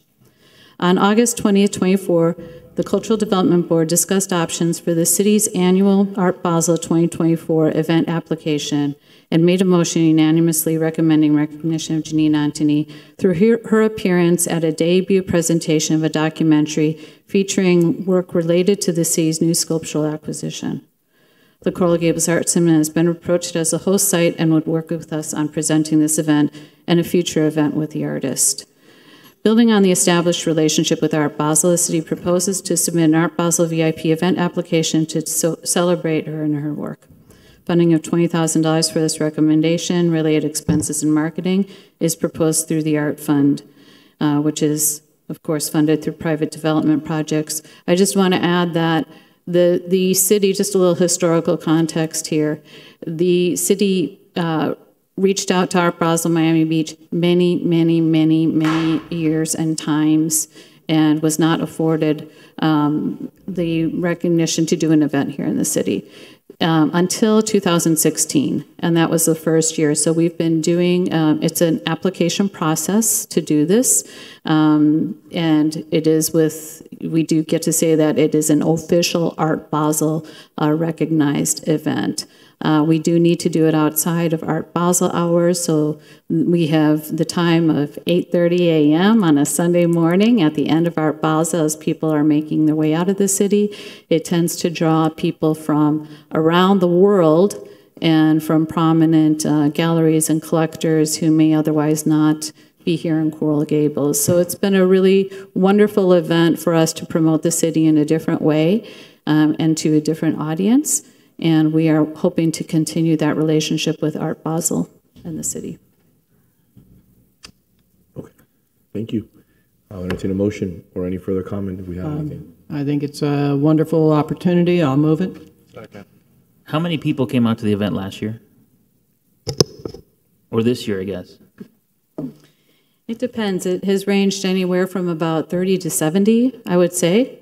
So, and it also, this is a time of year that part of this funding is used, actually probably a majority of the funding is used for annual promotion of the city through our public art program in publications. So that includes ads in the Art Newspaper, which is a publication that's distributed at Art Basel Miami Beach every day of the event. So again, it's really reaching out to a different audience. And how would we go about trying to request a different time slot? We have spoken with them numerous times about that. And I'm sure the mayor could probably speak to this as well. There are very few, there's a lot of competition, of course, with other times. And once people are on Miami Beach, it's very difficult to get them off. So we have found that we've kind of embraced the time, and now we have kind of regulars that are regulars to Miami and Art Basel that, you know, they know that we do this event on Sunday morning and they participate. And it also aligns with the other Art Basel events that are happening outside of Miami Beach and in this area, kind of west, southwest of the beach. So it's the same, it's right before FIU does their annual brunch, the Coral Gables Museum, and the Low Art Museum. So one of the things that we offer is a trolley service between our event and UM's, the Low Art Museum. Okay. Okay. Anything else? I'll entertain a motion. It's done. We have a motion, Mr. Mayor. I do also have a member of the public requesting to speak on the item. Perfect. Ms. Maria Cruz.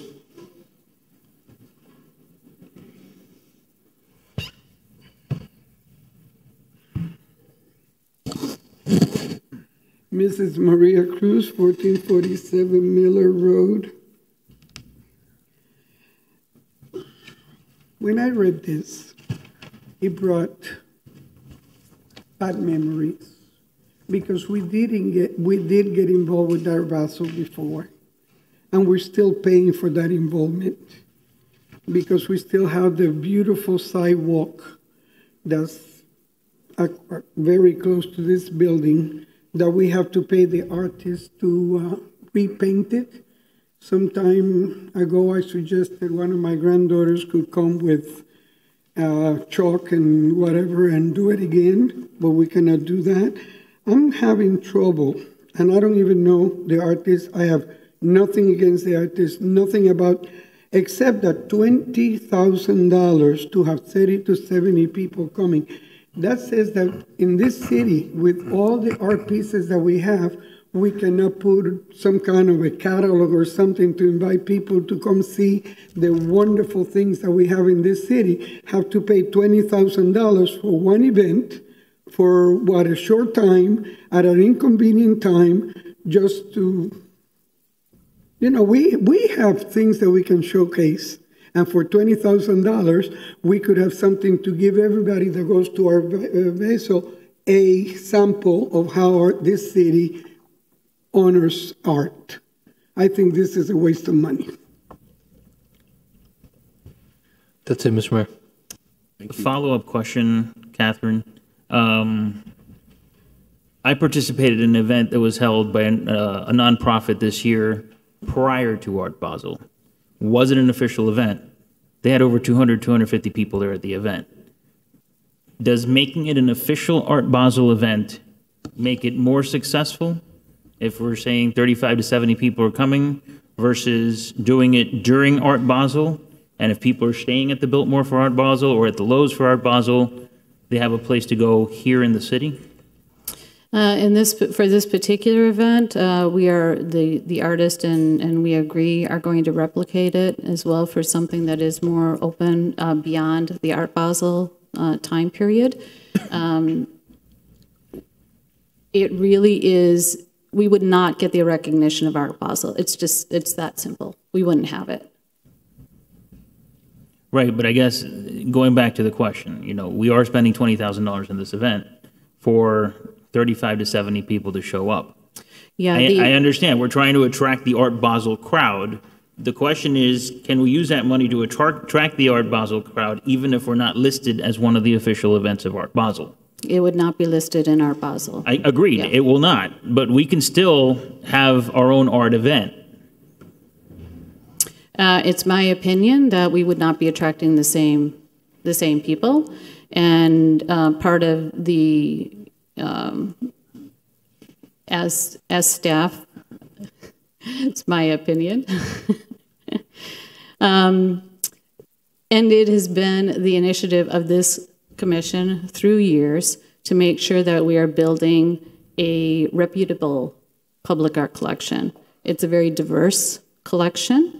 And it has a lot of access to a lot of people who have different tastes in different types of art, as you've seen today.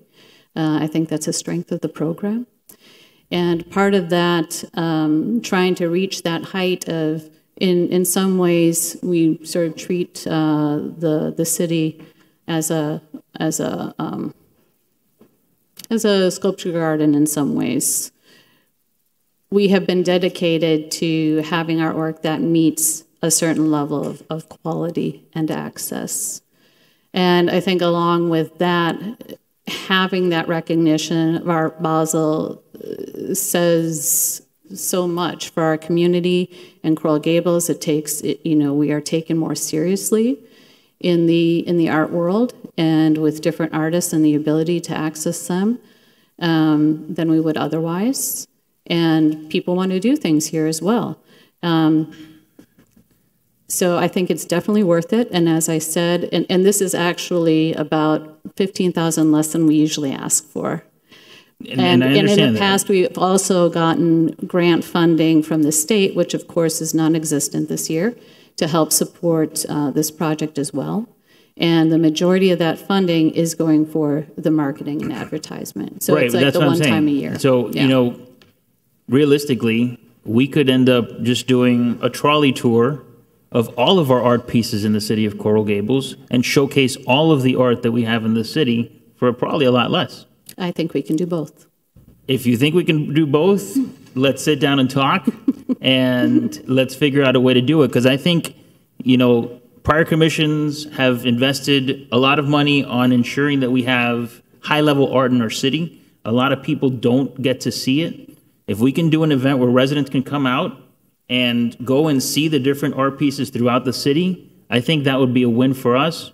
It also showcases all of the art that we have in the city of Coral Gables. And we can probably try to get some media attention to that as well. We've done a couple things. I've, of course, have led a couple of bike tours of the public art collection. We've done some walking and trolley tours. We did a couple trolley tours in the past year for the public art collection. So I think we can do it all. And we're fortunate enough to have the resources to access to do it. So, Mayor, I'll just make a brief comment. I think this is one of the many pieces that we need to work on with our business community in order to promote the cultural arts, all arts, the physical arts, performance arts. We have a lot in this city to showcase. And it'll dovetail in with our strategic plan to be able to say, come to Coral Gables. You can come and enjoy it all here. You have the physical art pieces, you have the performing art pieces. This can go up in the airport in conjunction with the airlines. They don't need to go to New York and freeze in New York during the winter, you can come down here and enjoy Coral Gables and showcase everything that we have to offer.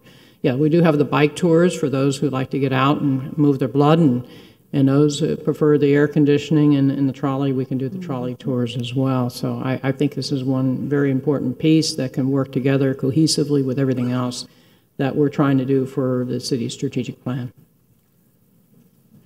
Is there any further comment from the commission? Mr. Mayor, we have additional comment from a member of the public. Okay. Mr. Jackson Holmes.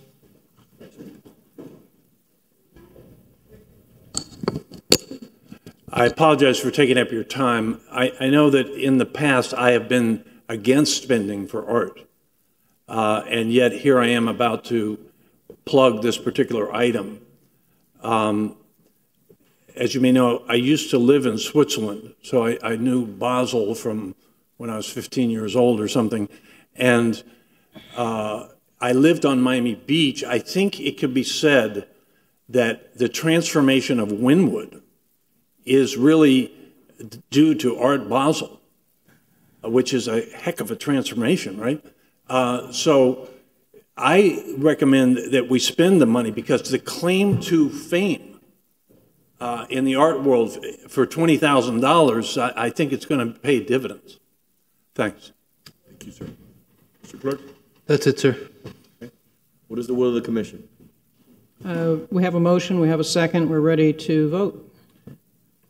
Commissioner Menendez? Yes. Vice Mayor Anderson? Yes. Commissioner Castro? Yes. Commissioner Fernandez? Yes. Mayor Lago? Yes. Moving on to item, thank you very much, Catherine. Moving on to item F4.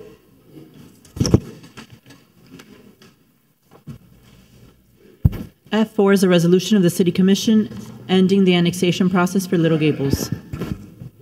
Thank you, Mr. Mayor. So last Tuesday, we had a straw ballot question regarding the annexation of Little Gables. I think the results of that were pretty decisive. The residents of our city are not interested in continuing to pursue the annexation of Little Gables. So I asked the city attorney to work on a resolution today, ending the process of annexation of Little Gables today, so that we don't continue to spend taxpayer dollars on the annexation of Little Gables.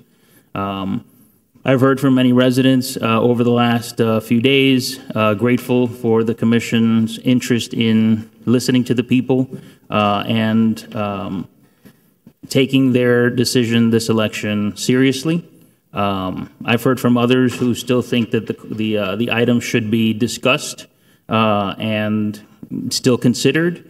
However, in my opinion, I think the will of the voters of Coral Gables, who would be footing the bill for annexation of Little Gables, was pretty clear, and that's why I move to accept this resolution.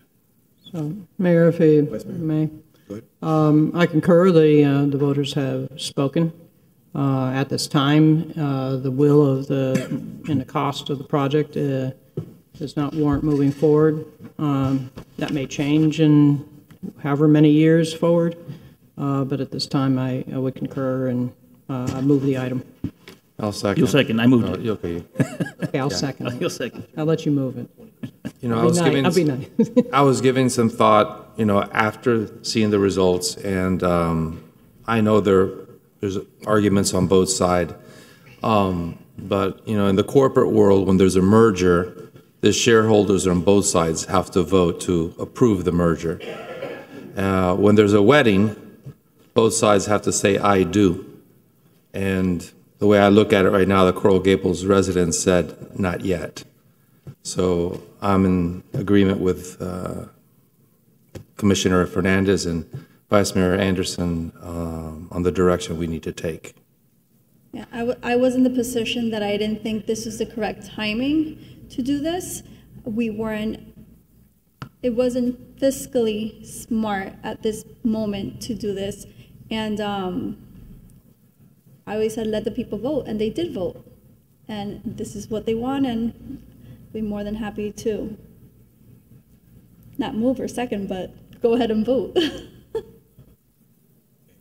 So I disagree. I think annexation is a great opportunity for the city.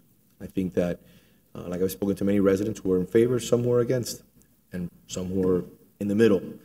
I think the key is who's in the middle.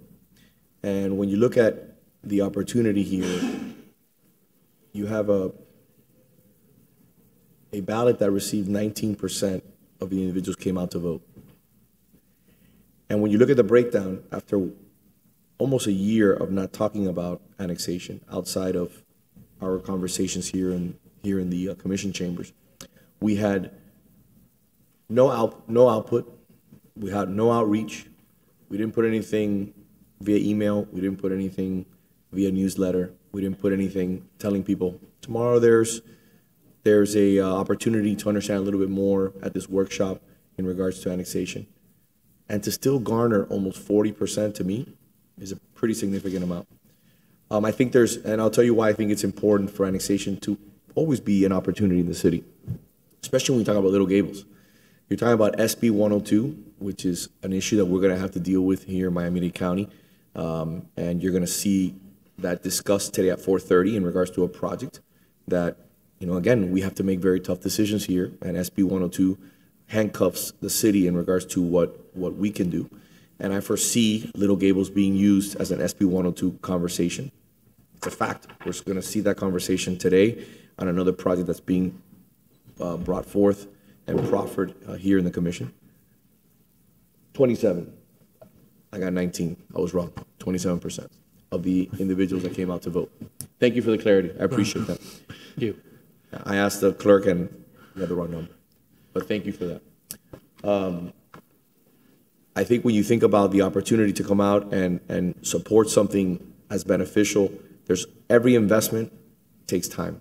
Nothing is done overnight, and you have to invest to be able to reap the rewards. And I think that when you talk about squaring off our borders, I think that annexation, wholeheartedly, I'm one of those individuals that believes it's the right thing to do. And I understand that some people disagree, and it's okay. We can disagree on the matter.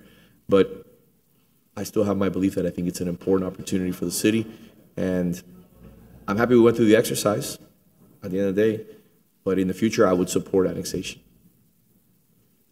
Thank you, Mayor. I have great concerns about SB 102, and hopefully in the future, the residents of Coral Gables would understand the potential impact that can happen with SB 102 in the trailer park and the surrounding community and the values of the homes in Coral Gables that are in those neighborhoods, the traffic impact as well. So it's a big concern. We can study it more, and we'll see what can happen in the future. So it benefits both the residents of the Coral Gables as well as the residents of Little Gables.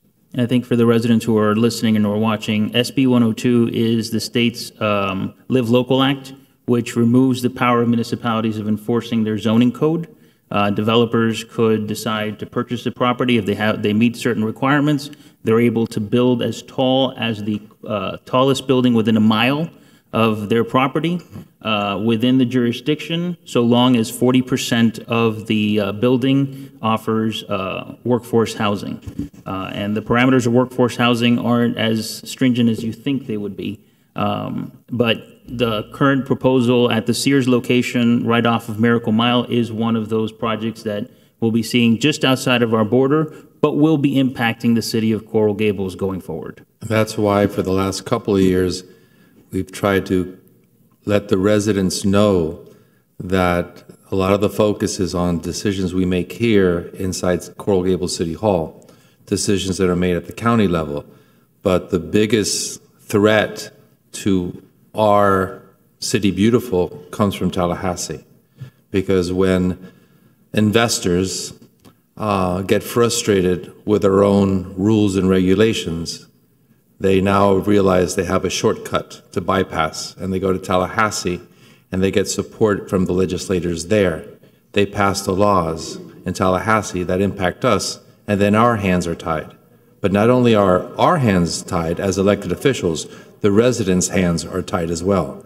That at that point, no matter how much we are upset, yell, write emails, Tallahassee has basically imposed its will on us and our residents. If I may add something else to that, I think it's also important that people understand it's not only the impact in regards to the magnitude of the development, but the key is when I mentioned, and this is why to me it's incredibly important when you talk about annexation, that you apply the fact that if Little Gables was part of our jurisdiction, and again, this is neither here nor there, just putting it on the record so people understand why I'm passionate about the idea of the controlling of Little Gables. And that is, if we're able to have Little Gables as part of Gables, we could be in a discussion like we're going to have this afternoon.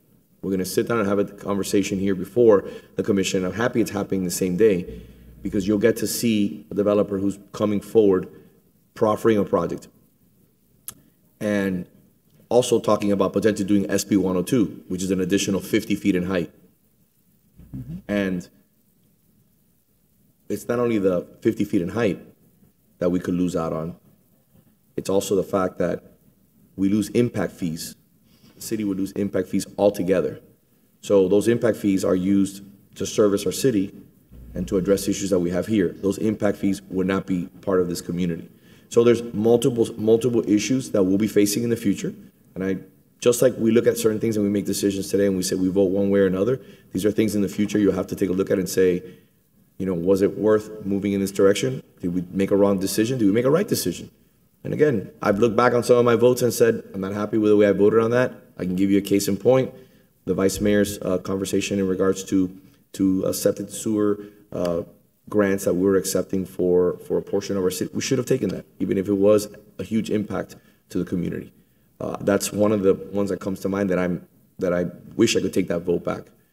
So when you talk about SB 102 and you talk about Little Gables, it's not only just about the fact that you'll see this afternoon. It's we need this project approved.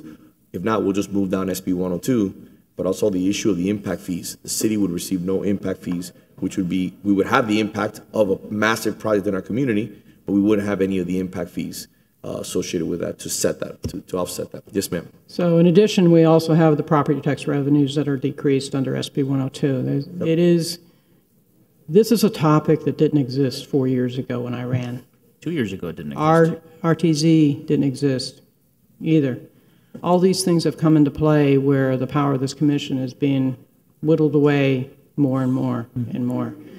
So sometimes we have to strike a balance on what we do, and it's not always dealing exactly with the issue that we're concerned with right here, but you know, if we want to maintain the values of our Coral Gables properties, you know, surrounding Little Gables, surrounding the central business district, we have to try to do what's best for our community.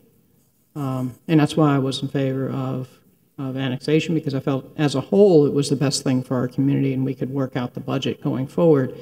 You know, it's not a down payment year one. You know, we can work in just like we do everything else.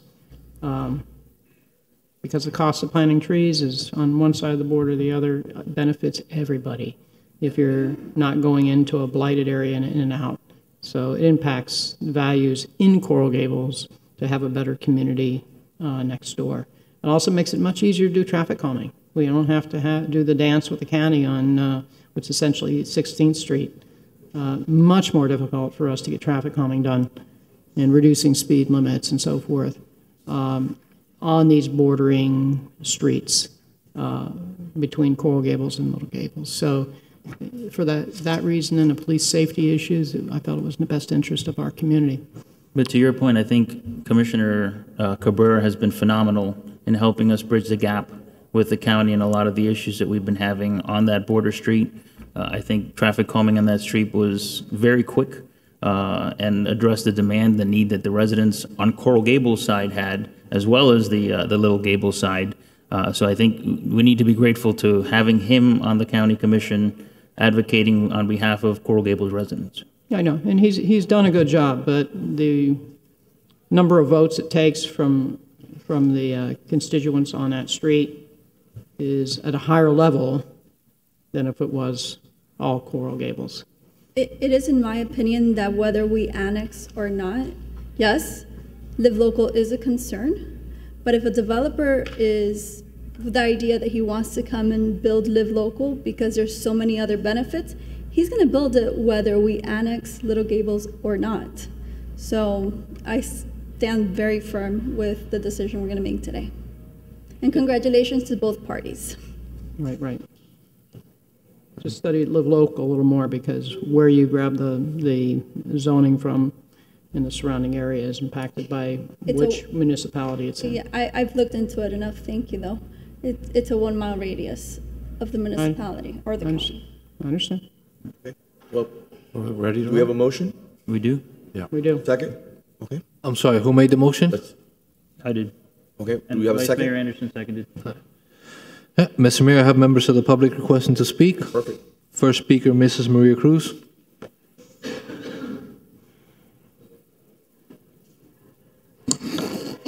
Mrs. Maria Cruz, 1447 Miller Road. I hate to correct you, Mayor.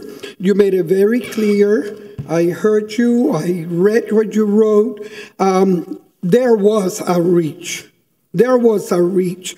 How many texts did we get before, during, even the election day? We were getting texts to go out and vote yes. Okay? The Miami Herald published an op-ed. The community newspapers published an op-ed asking people to vote for it. Outreach, there was. This was David versus Goliath. The people that wanted it put out a big effort. There was big money being spent. There are people that have invested in that area that wanted their money back. And guess what? The little people that live in their small homes, the little people that bought there because they did not want to be part of Coral Gables, because they like to live the way they live, won. And I'm sorry, we need to learn to listen. Our residents said no. End of the story. That's it. Listen to the people. And to finish, because you know I'm becoming a researcher now. Once again, September 26, 2023, we were talking about annexation, item F4. And Mrs. Maria Cruz, at this point was Maria Cruz by itself. I said, good afternoon. I think there has to come a time when we accept that we cannot get everything we want. And based on what's going on with our city today, based on the fact that we do not have money to do the things that our residents want, why is this insistence in annexing anybody? Frankly, they made it very clear they're not interested. They're not interested. Why do we continue spending money, consultants, meetings, posters, printing, when we do not have the money for our residents, the ones that pay our taxes? I think this is very ill advice. Talking about being very financially, conservative, we're not. We're throwing money down the drain at a point where we do not have the money to throw out. I think enough is enough. Cut your losses while you're ahead and stop spending money, because we do not have the money to spend, according to all of you. We do not have money for what we, the residents, want. And we're spending money for what may or may not happen. I think anybody who lives in Coral Gables or doesn't live in Coral Gables, reads the papers, listens to the radio, is aware of what's going on here. Why would anybody want to come and join now when we do not, whether we're coming or going, where we don't know what we're doing, where we still do not have money to pave our streets, where we do not have money to do things that our residents are clamoring for? Enough. I know this is probably a legacy project for someone, but you know what? There are no legacy projects in Coral Gables if the residents do not want it. Stop spending our money. And this was almost a year ago. And we're here after we spent money, after we did everything that we shouldn't have done, and the answer is the residents don't want it. Lynn Bluestein. Good afternoon.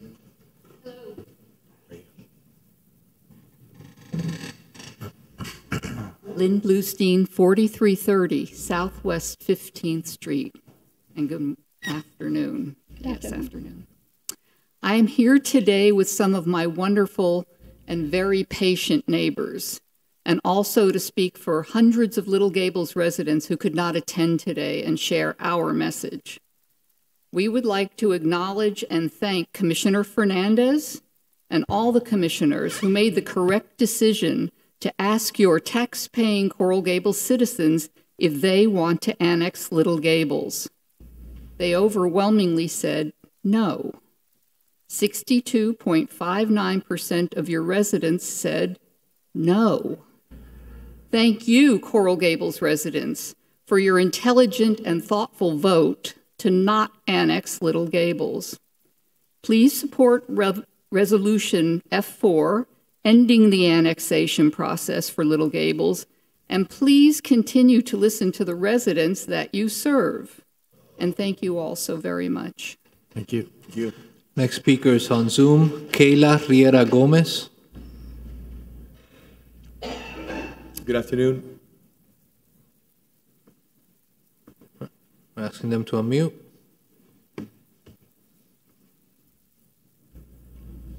Try a different one. All right. Can you hear me now? Yes. Yes. Thank you. Okay, wonderful. So my question for the commission is, when this ballot item was put out, it was put out as a non-binding straw ballot. However, what is being done today is treating the vote, which was done without the residents being well educated by the commission in terms of what the results would be for annexation or against. The city's website had very little information. I spoke with many North Gables residents who didn't know what the impact of annexation would be for them personally, and they couldn't find the information. It's already been discussed that many of you are unsure what the final impact of SB 102 will be. The Sears project is new. It seems to me that it would make more sense, rather than making a final decision today, to see what is going to happen with the Sears project, to really give some consideration and to allow the residents of Coral Gables to get a full explanation of what adding Little Gables to Coral Gables could mean in a very clear and well-documented manner from the city itself. And that has yet to be done. The information that has been on the city's website was really more focused on the impact to Little Gables, not the impact to Coral Gables. Thank you. Thank you very much. Luciana Gonzalez. Ms. Gonzalez, welcome. Good afternoon. Can everyone hear me? Yes, ma'am. Yes. Good afternoon. Luciana Gonzalez, 4605 Southwest 12th Street, Little Gables resident. I would like to echo Kayla's comments just now. I think she covered pretty much a lot of what I was going to say. I just want to correct some things that were said through the public. We are the little people too. We are the residents of Little Gables, and we're not developers, and we're not investors, and we don't have vested interests in this neighborhood other than becoming a better community. And being part of Coral Gables was the answer to that. A few years ago, Commissioner Rebecca Sosa voted, had another straw ballot just like this one was had, and 68% of the voters agreed that it should be part of Coral Gables. And I know that you represent Coral Gables residents, but please keep in mind, Little Gables residents continue not to have a voice in this process. We are second-class citizens because we're either seen as trailer park or we have to pay extra fees with Coral Gables. You know, my kids go to Coral Gables Prep Academy. My kids go to Coral Gables Senior High School. I live and work in Coral Gables is my bubble, and I forgive me for being so passionate, but we work so hard to try to educate people in a very little budget, unlike what was mentioned earlier today. But we've got our money together to try to do something that we think is part of a better community. I think sometimes it takes political leadership to see what the future can be for a municipality. This municipality is not here for 5 more years. This municipality will be here forever, and to continue the legacy of George Merrick, who tried to buy Little Gables many, many, many decades ago. And thanks to one single person who refused to sell to George Merrick, Little Gables was never part of Coral Gables. It was always meant to be part of Coral Gables. And I think that political leadership takes a lot. And just in the words of a neighbor, he said, imagine if the Louisiana purchase didn't go through, or, you know, everything that this country has done. In a small cosm here, we are in the same position. You political leaders are in a position to envision the future of Coral Gables, to protect its residents, to control development under SB 102, which is a very real thing. And North Gables residents should have a louder voice in this matter. So straw vote, but not really a straw vote now. It was dead on arrival when all associated costs were included in this. Who in their right mind will ever vote yes on a ballot question that says all associated costs? So thank you very much. And I apologize for my extra enthusiasm, but I feel very, very passionate about this, and please consider this in the future. Thank you. Thank you. Mr. Clerk? That's it, Mr. Mayor. All right. So we have a motion and a second on the floor. Vice Mayor Anderson? Yes. Commissioner Castro? Yes. Commissioner Fernandez? Yes. Commissioner Menendez? Yes. Mayor Lago? No. Moving on to item F5. Thank you for everyone for being here and voicing your opinions. F5 is a resolution of the City Commission promoting fiscal resilience and directing the city manager to include in the proposed budget for fiscal year 24-25 certain revisions from the budget estimate, including allocating certain funding toward the assessment, drawings, and plans for structural repairs at City Hall. So, Mayor and Commissioners, I brought this resolution with the following in mind. After July 1st, we had some additional revenues that were recognized in our city budget, and those funds, by and large, were put into adding new positions in our city over and above the new positions that were already in the budget and discussed and thoroughly analyzed in our prior budget as well as the current budget. I also shared with you a copy of a structural engineering report that came out on July 31st. I didn't get to see it until after the first week of, or sometime in the first week of August. And the thought process here is, number one, we should not be adding permanent costs in our budget on positions that are additional positions that we can, as we have, maintained our services as they are. I carefully went through and discussed with each one of our various departments where there were needs. I looked at the truck logs as well for our garbage employees, being mindful of the fact of the exposure to heat and the periods of times that we've used temporary employees to relieve some of that stress on employees. For instance, you have truck logs where you start in the morning at 7 and they're done by 11, 12, 1 o'clock. And the temporary employees relieve some of those folks out there, the sanitation workers that are running.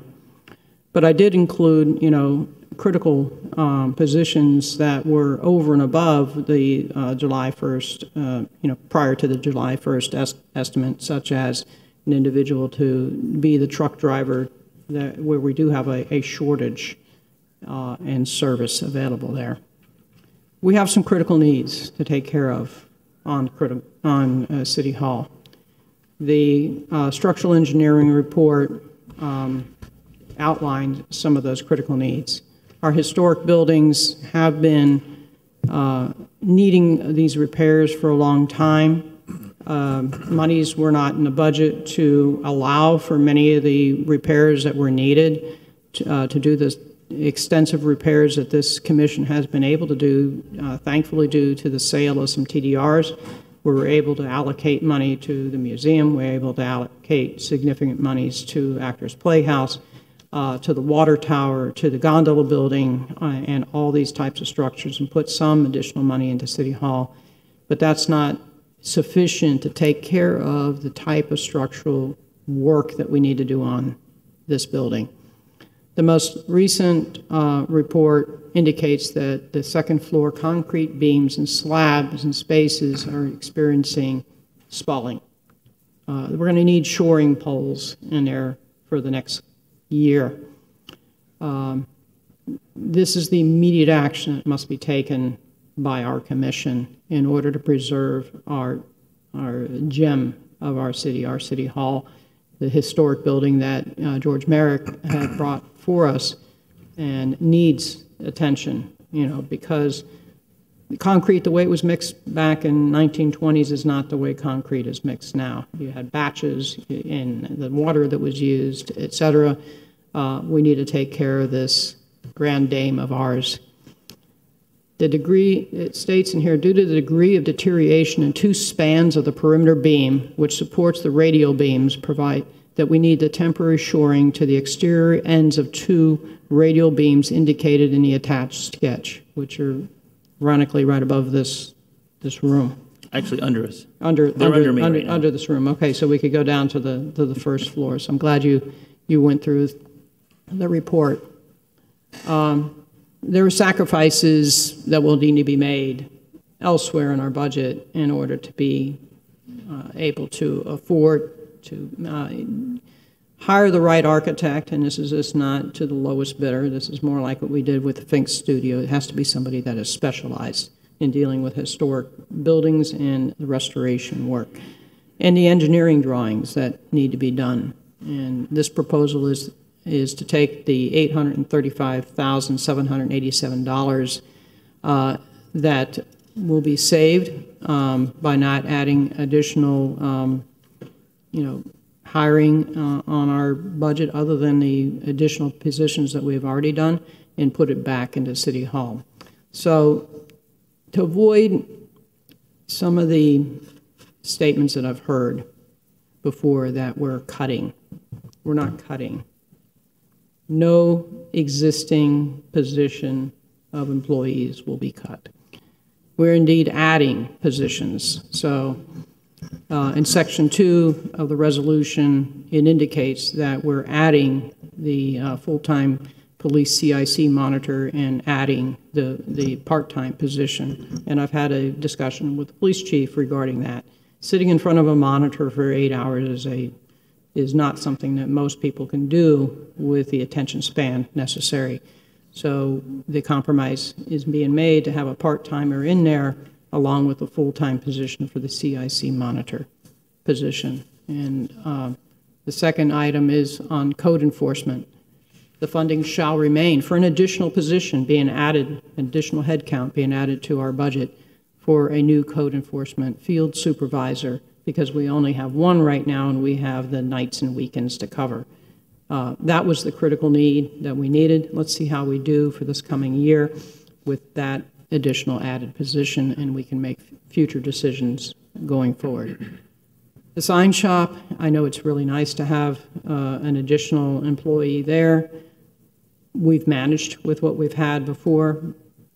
The building here is more important.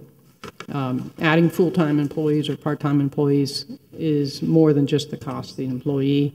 We're not going to be able to use those employees to shore up this building. We have to do that with the proper engineering and architectural work. We're leaving the position, adding a position in for solid waste worker operator 2. That's the person that drives the garbage trucks. That's a managerial type position as well.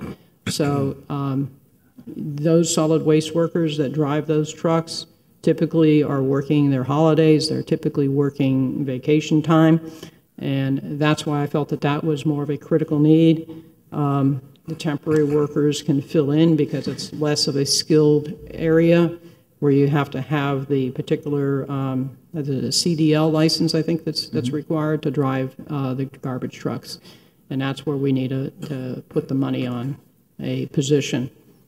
And on parking enforcement, you know, we've been working with the part-time positions. I talked to staff about what advertising has been done to fill those part-time positions, because I know that when I was going to college, a job like this would have been fantastic because I could still maintain my studies. It's a part-time position and I could roll it on through.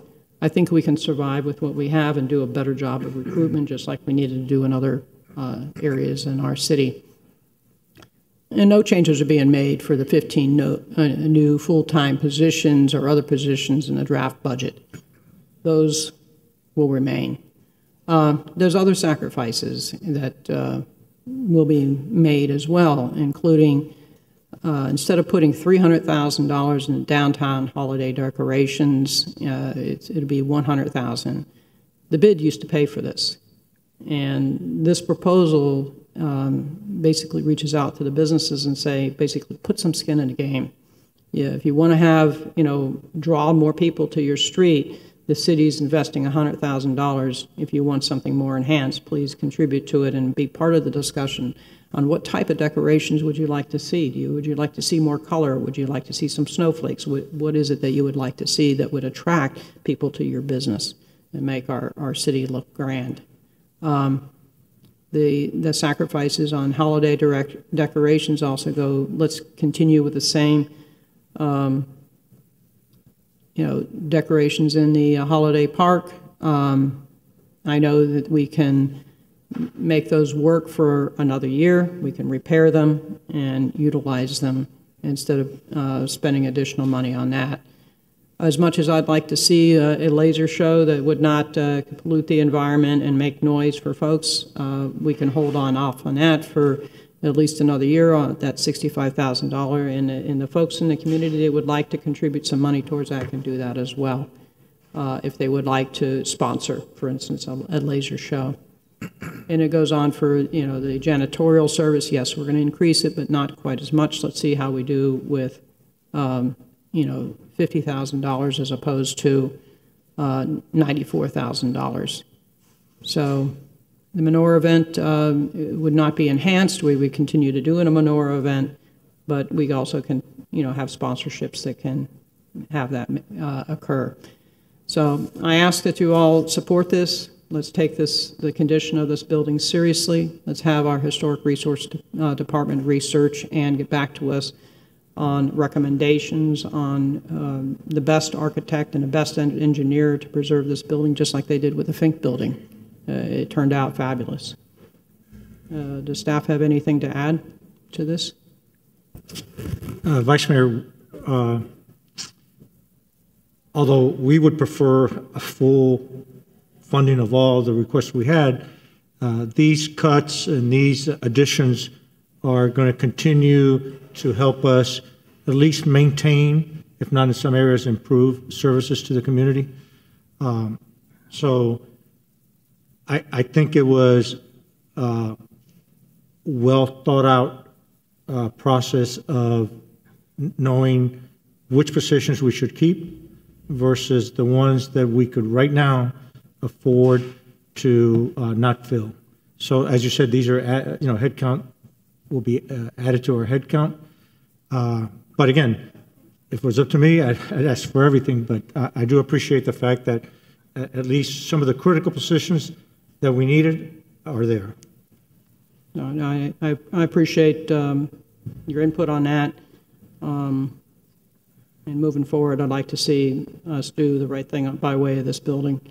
And, you know, if I had a checkbook that was unlimited, I absolutely would concur with you about adding to positions, but it's not an unlimited checkbook. I have to agree with you that there is a critical need for City Hall. 100% agree. However, well, first, thank you for drafting up this resolution. I know that probably took a lot of your time, and I really appreciate it. But from my town hall and all the research that I did do, I understand how these positions are critical to the departments. Even after I saw this resolution, I did meet with some department heads, and there were very big concerns. So as far as City Hall, I would love to find a resolution to where we could take this money out from, or probably talk to finance. Diana or Paula, there has to be another solution. This seems to me it's like an emergency-based condition. And I'm sorry, but I won't be able to support this after all the conversations I've had with staff. So may I ask you a question? Absolutely. If the additional $800,000 to $900,000 did not show up in the budget on July 1st, what have you done to add those positions? I believe that Paula had answered that question in my town hall. And the way that we work the budget is not, these are the positions that we need, but we work backwards. Correct me if I'm wrong. So I would say the presentation dealt with a 2% cut and a 3% cut. This is far below that. This is not even a 1% cut. And this is not a cut at all. This is applying additional monies into capital projects, a one-time expenditure, not an expenditure that's going to be repetitive year after year after year after year. So the most critical needs were taken care of first. In order to be able to take the next step on this building, the first step must be that you have the engineering and architectural plans. When that comes back to us, we will have a price tag. And then we can take a vote on where that money comes from, whether we have to draw a bond, whether we can do the next step. We can't even begin that discussion, and there's no point in taking a bond when you don't even have shovel-ready drawings ready to go. We'd have to go through a bid process. You know, this is a journey that we have to take together. The employees that work in this building, the employees that want to work here in the future, and have the safety and security of knowing that this city will have the budgetary capacity to retain them as employees in the future. So that if we go through, and I think that the millage rate reduction was an eye-opener, that if you go through a 1% reduction, how many employees will be impacted? If you go through a 2% reduction, how many employees would be impacted? If you go through a 3% reduction, so you know markets fluctuate. So we have to be mindful that we stress test this budget all the time, and instead of putting money into recurring expenditures, have the ability to give our employees peace of mind, knowing that our budget will be able to handle it in the future, and they're not going to be seeing pink slips instead of paychecks. So taking care of this building is a critical need. You know, we've drug it out as far as we possibly can. It's time to take care of it and not wait for a more critical problem where we're going to end up spending a lot more money because we wanted to spend more money on putting so many increasing the head count higher than it's ever have been in this city in the historic past, beyond what the capacity of the budget can withstand. So I'm in favor of doing one-time expenditures on critical needs. This is a critical need, and now is the time for us to take action. I'm personally not able to compromise on some critical positions here, especially when it comes to code enforcement and when it comes to solid waste. Yesterday, an ambulance came to pick up one of the solid waste workers. That to me is unacceptable. And there's stories that pile on of things because we're understaffed or because people are not showing up for work or whatever the case is. I can manage maybe, $150, I saw like $200,000 worth, but most of the positions, they're really needed, and I'm really unable to compromise on those. Okay, so I did do a deep dive on solid waste. And we do have temporary workers that come in during the summer to provide relief. Perhaps a little bit of management needs to be done better on how to work the workers, okay? And merely because a worker had to be taken away in an ambulance because they had an accident or something is not going to be remedied by adding more bodies. It's a management issue. The management issue here was we needed somebody additional as a CDL, with a CDL license. Unfortunately, none of the current sanitation workers have the aspiration of getting that CDL license. So therefore, we need to bring in somebody new from outside that wants to take that job on. Some people are not cut out for management. Let's add that position and move forward. The temporary workers solve the problem of the heat exhaustion. They come in fresh. They don't have repetitive days after days being out in the heat. If you look at the routines for the sanitation workers, they're 2 days on, 1 day off, 2 days on, 1 day off, so that there's a time for the body to recover from the heat. It's the day after day that counts, and that's why the temporary workers are important, especially during the hot months, to provide that relief. So yeah, so for the summer, there's 3 temporary workers, and year-round, there's 6 in total that we had approved. Speaking to who manages that Department of Solid Waste, temporary workers really wouldn't be able to work with those. I tried to put this subject in to see if maybe I really wanted to compromise with you. I wanted to be able to work something out here, but I really see it hard to do. I feel very strong about this. This is going to jeopardize the quality of life of Coral Gables. People live here in Coral Gables because of the services, because how we maintain our streets, how we maintain the little blocks, what are they called? How we maintain them white. I know that's one of the things that we were going to reduce, the monument paintings, street monument paintings. And then also the maintenance inside the bathrooms, the janitorial. There was complaints about that. It's a lot of little things that at the end of the day make a big difference. So I really want to work with you, but I feel very strong that this is not the right move. Okay, so you continue to say reductions when they're not reductions. Positions are being added with this proposal. We are not reducing services. We're increasing janitorial. We're increasing sanitation workers. Let's do this for this next year and not make the mistake of what's happened in the past in ignoring what needs to be done with City Hall. I want to do something for City Hall. That's something I really want to work on. This is something that's imperative, and we need to do something about it, no matter how we do it. It has to be done. But I don't think it should jeopardize the quality of services and the new positions that we're going to be adding because they're needed. All right, if I may. I think we're mixing 2 issues that should not be related. I agree with you. There are positions that are not necessary. Am I ready to say which ones they are today? No. I think that's what the budget hearing is for. But that's why I placed the item F6 on the agenda, which was specific to City Hall. I am flabbergasted at the fact that this city and its administration in 2011 knew that there were issues with City Hall, and it was kicked down the road. In 2022, Manager Peter Iglesias was given a report saying that there was critical work that needed to be done here. It was kicked down the road. July of last year, it was presented to the manager again. And guess what?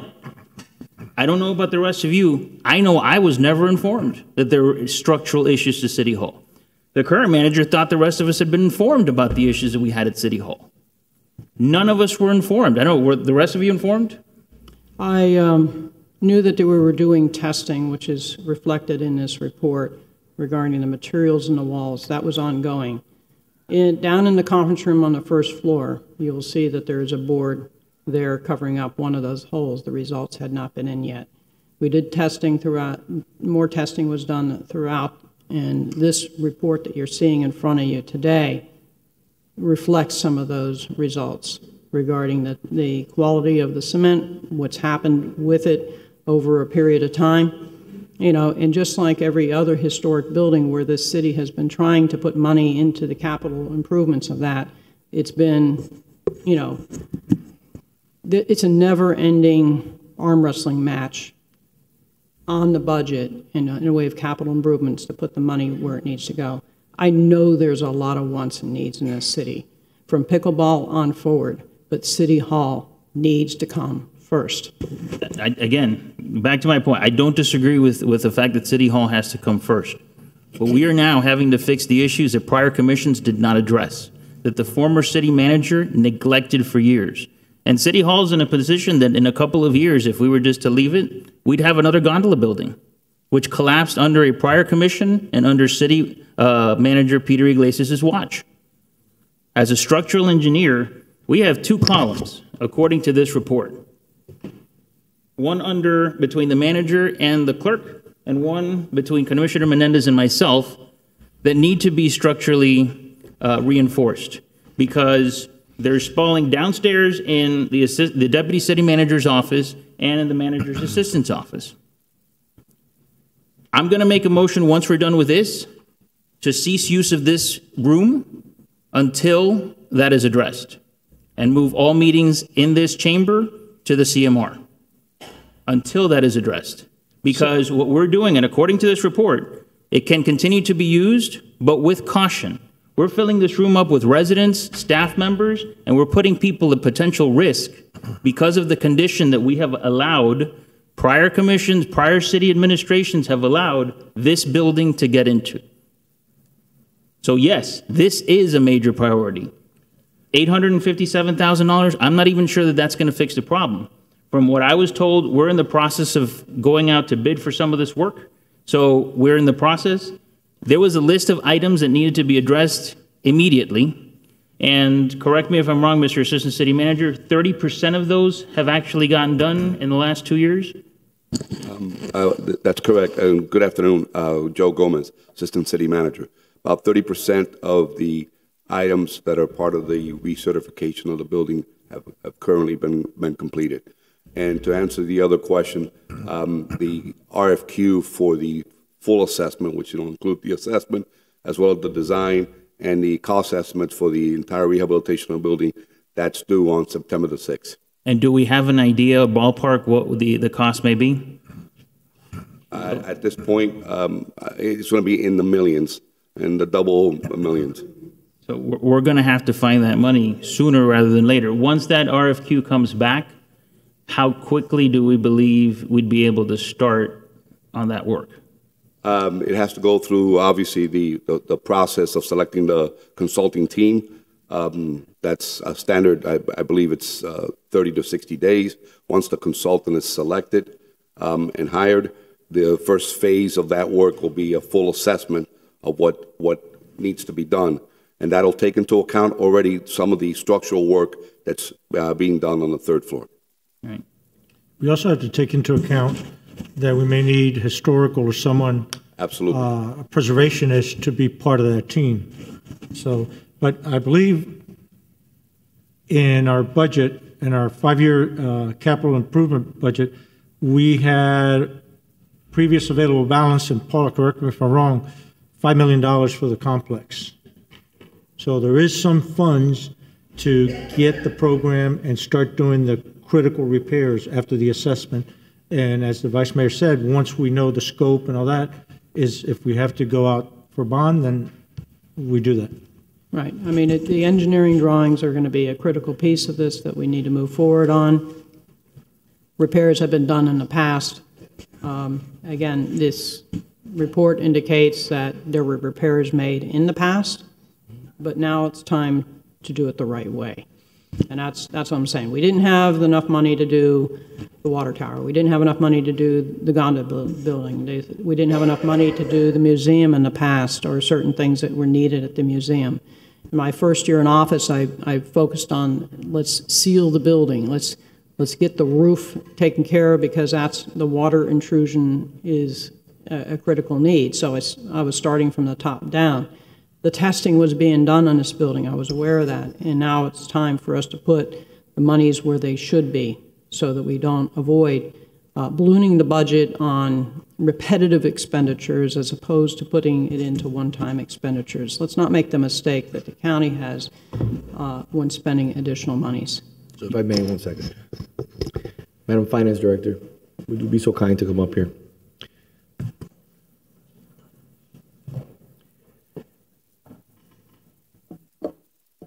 I know it's tough off the top of your head, but could you give me a little guidance in regards to the money that we had allocated for City Hall was how much, would you say, roughly? So we had, years ago, we had an amount, and I don't have that amount in front of me, allocated to City Hall complex. And so those funds were were used for 427 building, which is part of the 427. I'm going to go there. Yeah. I'm going to go there. But what I'm asking is how much was that? I can come back to you with that information. I do not have that. Okay. I was here. Okay. We had multiple issues in this building. Trying to address the issues with the windows for some time now. Okay. The issue was the exterior envelope of this building. The roof was leaking, as you can tell when you look up the stairwell, and you can see, for example, in the hallway of my office, all the plaster that's broken and continues to be broken, which has not been touched. How much did the roof cost? Do you remember? I'm sorry, I do not have those numbers. It's fine. Yeah. It's not a problem. I think it was 600,000. My point is, just give me 1 second. I just want to put this on the record. Okay. So we spent on the roof. Okay. The reason why the money was relocated, all of us, including the previous city manager, wanted to do City Hall, continue to want to do City Hall. The issue was that to do City Hall, you eventually had to move people out of this building. You had to open your BOA, Board of Architecture. You had to open your planning and zoning. You had to open your permitting counter, and the money was invested in the building next door. Correct? Yes. I just want to make sure we're correct on this, because it's so easy to tirarle tierra. It's so easy to throw dirt on somebody who's no longer here. But the money was not taken. It was invested in our permitting building next door. And we never had enough funds to fix this building. That's what I'm getting to that right now. Yeah. If I may, I apologize. I want to be very clear. There was never enough money, period, to fix this. So, moving on. We have a great building. People enjoy it. Our BOA meets there. Permitting, our staff has reasonable offices to now conduct business with and address the issues of the community. Okay? I think it turned out incredibly well. Now we move our focus to this building. What do we have right now in the budget for this building? I'm going to ask Paula to come up. She has those numbers. Thank you, Paula. So for next fiscal year, we've included $1 million to go into City Hall. Okay. Just over $1 million. The primary amount, which is $1 million, $40,000 goes into the tower, which also needs funding. And so the $1 million is going towards the windows to supplement the $2.5 million that was put towards the windows last fiscal year. So you have the envelope. The envelope will be taken care of, which is critical. Correct? The windows. Yeah, we did the roof, we did the windows. Now we don't have any more water intrusion, God willing. Correct? That's the hope, right? Okay, perfect. Now, another question for you. How much did we fund for Phillips Park, and are we done funding Phillips Park? So in this fiscal year, we're funding approximately $4.5 million. I don't have that number in front of me, but about $4.5 million for Phillips Park this year. Right. The reason why I bring up Phillips Park is because we all agreed to fund Phillips Park and get it done. This is the last payment, correct, to fund it, or we still have another payment to it? Well, the one now coming in for October 1st is for the next year's budget, yes. For the fiscal 25 budget. It doesn't matter if it was Phillips Park or if it was another park. This is, my understanding, is the largest ticket in the budget, correct, in regards to capital, this year and last year. So for 2 years running, Phillips Park has been the largest one, correct? So last year, it was not, I think it was, we reduced the amount going to Phillips Park last year in order to be able to fund the windows. So we ended up splitting the cost. The water tower. We moved it to the water tower. How much? I'd like to know how much it was in 2 years. The money that was taken from Phillips Park last year was split between the water tower and the windows. It was divvied up into a couple of places. So, but the correct number for this year, just so that I'm correct, is just under 4.787. So let's just make it $5 million. So I think, and I remember that Phillips Park was going to be a total of $9 million, correct? Or so. So that'll bring the total funding to Phillips Park to $9.4 million. Okay, 9.5 million. We don't need any more money for Phillips Park, correct? We're done. If the budget is adopted as it is this year, that the Phillips Park will be fully funded. Sorry. So what I would recommend is making this a priority. You have, at a minimum, 1 year to design, to do testing, to do any additional work that needs to be done here, to shore up the building, to design this, do all engineering work, architecture, to bring in a restorer.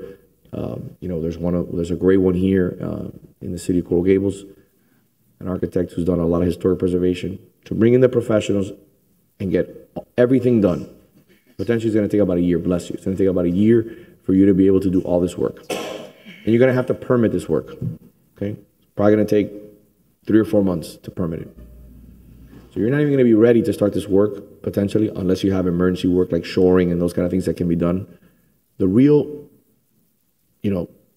guts of the building are not going to be ready for a year and a half, potentially, to even start work. So what I recommend to my colleagues on the commission is treat City Hall like we treated Phillips Park, as the priority for the next 2 years, and just bifurcate the cost. If it's $12 million, go 6 and 6. And that will be, we're already used to it in the sense of we've been pushing $5 million and change, and this year almost $5 million.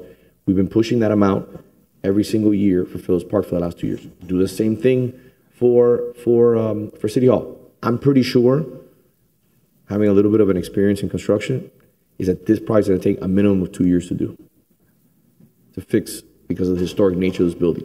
So I know we don't like to start projects until we have all the money budgeted, but I think that we can seriously attack it in a way that we start the work. Maybe we do a 2-phase project. Maybe we do the 3rd floor, and then we do the next floor, and then we do the next floor. And so we can start doing the project and getting it done. I don't see any other way. They've talked about debt. They've talked about bonds. I don't want to do debt. I don't want to do bonds. I will vote no on that. I'll vote in favor of the project, but I'm going to vote no for debt. It just doesn't make sense, and I don't want to leave any more debt on this project. We didn't do it for Phillips Park. We didn't do it. I think we can be fiscally conservative, and we can take this money, allocate it to design, allocate it to whatever the work needs to be done to make sure the building's shored up. This building is safe. Trust me. I looked at the report. This is not an issue. Again, it's not an issue. What happened here was very simple, was that the priorities were moved, and now we don't have an issue where we have any employees on the 3rd floor. Now we have a blank slate where we can commence the work and start doing it and take bites at it over the next 3 years. I think that's the best way to attack it. Again, if that's the will of the commission, it's a reasonable approach, and we can get this done. My turn to speak. The structural integrity of City Hall, if concern was raised 2011, that's more than a decade ago, it should have been our priority. How many times has the commission, the folks that are here, the folks that were here before, the administration, the manager's office before, how many times did we go to Tallahassee and say, this is our priority, the structural integrity of City Hall? I don't recall we ever did that. How many times did we go to Washington, D.C. to ask for some funding for the structural integrity of City Hall? I don't recall we ever did that. What we have done, for example, is talk about a mobility hub that's going to cost arguably $60-something million. I think we went to Washington for that.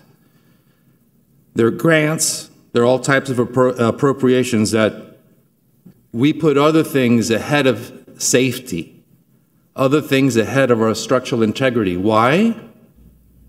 Because we were never informed as elected officials that the structural integrity of City Hall was a concern.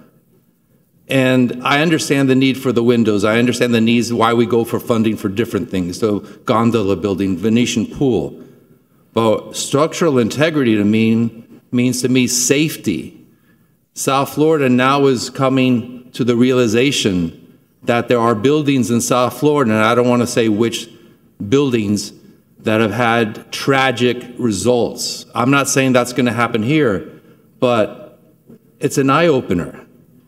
We were not informed, we were not told that City Hall, our beloved City Hall, the cornerstone of our city, has had structural integrity issues. And we've had folks here in the past that were engineers, as engineers who are experts in structural integrity, they should have been the first ones to tell us this has to go to the top of the list. Another issue that, with regards to this item is, and I understand we have to do something, and I'm open to, bond, whatever it takes to get this results, because there are folks who work here every day, and I want to make sure everyone's safe, including the residents that come in here for whatever needs they have, or they come to speak to the before the City Commission. Sanitation Department was discussed a little while ago, and I'm not going to point the finger at the Sanitation Department management and workers and say that management could have done a better job, or there are folks in Sanitation Department that don't have the, the ambition to move up. Those folks, as we all know, work very hard and in very difficult conditions. So this is an issue, this is a problem that goes way beyond our staff, way beyond our departments. This is something that goes to the top, and unfortunately the top has not addressed it. It has not made it the priority number one for more than a decade. We need to take action, and I think everything should be considered, and it's a life safety issue, and it's a serious issue. May I ask you a question? Douglas Wood is a respected engineer in this town. Absolutely. I'm trying to understand, where does it say that we have to evacuate the building? No. Just asking you. I'm just asking you. I have not seen that written in. I don't want any hyperbole. I'm just saying that's a strong statement. That's a strong statement. I'm just asking if that, because I've worked with Douglas Wood before. They're one of the most respected engineers in town. I agree. Nationally recognized. I've done a lot of spalling repair. I've done a lot of structural repair on buildings. I don't see that here. I don't see in the review. Is there issues in the building? Of course, every building, and you can say this probably with your expertise. I never said. Every single building in South Florida is going through spalling issues now. Every single building is, there's issues with recertifications. There's issues with, what we should try to do is just figure out a way to move forward and address the issues and start the process. We have the building almost empty. It's a great opportunity. But I reviewed this document, and I don't see it saying that there's issues here where we have to now move to another building to hold meetings, and that people are potentially in danger in this building. There are issues. There's spalling issues. There's exposed rebar. But again, I think we have to be just careful when you say that Douglas Wood is saying that this building potentially needs to be evacuated, or we need to host meetings in another. We're sending the wrong message. So it's my opinion, with all due respect. But that's not what I said. What I said was, and there's a quote, "It is our opinion that the building can continue to be temporarily occupied while repairs are being accomplished, provided city staff and/or the city's contractor exercise due caution, and provided the following issues are addressed as follows within 1 month of the date of this letter." The letter was dated 2023. May I answer you? July of 2023. So when you say, we're making something out of nothing, that was exactly what was said to the folks in Surfside. I lost 14 friends in that building. That's not what I said. So it is, you know what? I mean, again, it is frustrating when people go out and say there's no issue. And people come in here expecting safety. And this building has been neglected for 13 years while you've been sitting here for 12. But your priority was not this building. It was building up a reserve, funding the unfunded liability, because that was your priority. While this building fell apart, while the gondola building fell apart, while the water tower fell apart, because that wasn't your priority.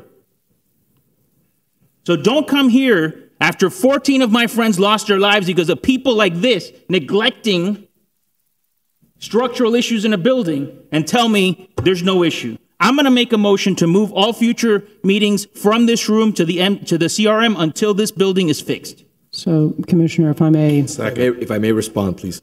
Okay, first off,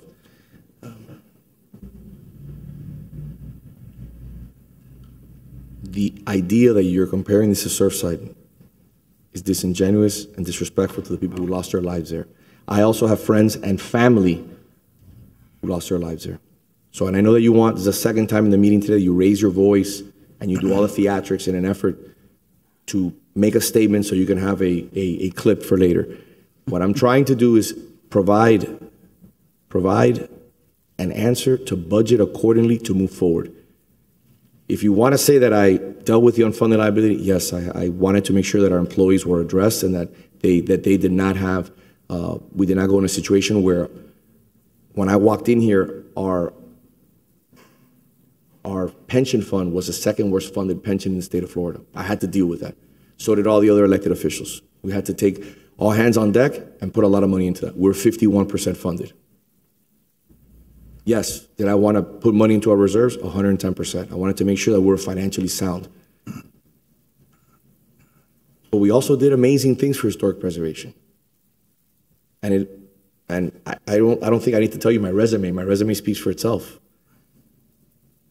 But let's keep it about the issue at hand here today. And the issue is simple. I gave you an opportunity and a path moving forward, and that is we no longer have issues with employees here. They're now in the new building. Now we have an opportunity here to address these issues. Douglas Wood is the consummate professional. I've dealt with his individual on multiple occasions. We can budget like we're budgeting with Phillips Park over the next 2 years. You cannot produce the documents necessary to attack this issue in 3 months, in 6 months, in 7 months. You still have to permit this issue. So moving forward, I'd like to see the plans and the permitting addressed this year as expeditiously as possible, and then we budget in the same way we budgeted for Phillips Park to get the project started. We break it down into 2 phases. 6 million and 6 million, 7 million and 7 million, whatever the final budget is. I hope that construction costs will start falling over the next year. Hopefully, even if it impacts my industry at the end of the day, because I think it's important to be able to do more with the money that we have. So I reiterate what I'm offering. I'm not talking about Surfside. I'm not talking about the past manager. I'm not talking about any of that. This building, as per Douglas Wood, who is one of the most respected engineers in town, says it's safe. But we got to take action. You can't just let it happen for the next 10 years, 15 years. You need to take action. And if you'd like, ask the manager to have Douglas Wood provide a letter stating, do we need to vacate the building? And if he says you need to vacate the building, I will be the first one to say, we need to vacate the building. I would, Mr. Manager, please provide the commission a letter from Douglas Wood stating whether we need to vacate the building immediately. And what is the protocols that they recommend so that we address the issues so that the public safety is never in jeopardy. I would like for that, please. Understood. We'll take a vote on that. Okay. The mayor does not direct what happens in the city. But we did have a report from Douglas Wood, January 11th, 2011. Commissioner, I'm not done yet. You just said I can't do something. Oh. Madam City Attorney, could I ask the manager to please provide me with a document and provide me with guidance in regards to an issue that I cannot go out and speak. I cannot go out and speak to a sub-consultant regarding an issue. Can I yes or no? You can make that request of the manager. Okay, yes. Perfect. Thank you very much. So, Mr. Manager, it's a request. My request stands, and I ask you that. Now it's a request. So, no. It was a directive before. It's a directive. I ask you to please address this issue and get us a letter in regards to the matter. It's simple. It's not a personal. Don't make it personal. It's an issue of to address and move forward in a way that we get this done as quickly as possible to see if we really need to get this going. I think what will happen, and I understand what you're asking, Mayor. I think what's going to happen, the first thing we need to do is really have Douglas Wood and experts come in and do an assessment and of this particular part of the building, the second floor and the first floor, and then I'm sure he can come up with a recommendation, but we will reach out to him and we'll be, you have the answer already? Thank you. Yes, sir. We received the updated letter from Doug Wood, and it's very brief, if you allow me, Mr. Mayor. Of course, please. In November of 2022, we prepared a structural recertification report for the above referenced building located at 405 Biltmore Way. A copy of that report is attached. At that time, we determined that numerous items need to be accomplished before this building could be structurally recertified, conformity with the minimum inspection procedural guidelines as issued by Miami-Dade County Board of Rules and Appeals. Based on our observations in August and September of 2022, and based on limited subsequent observations, it is our opinion that the building can continue to be temporarily occupied while repairs are being accomplished, provided city staff and or city's contractor exercise due caution and provided the following issues are addressed as follows within 1 month of the date of this letter. Mr. ACM, if I may, Yes, thank sir. you. I've read that letter. Okay? Yes, sir. That's perfectly fine. But my question to you, my statement is not even a question, is let's move forward.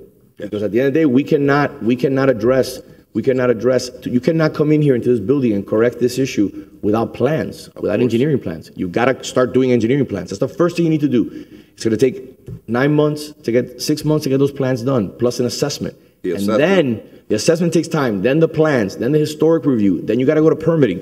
You know this better than anybody. Yes, you've dealt with this. It takes time. Miami Beach is overrun with historic buildings. It takes time to do this.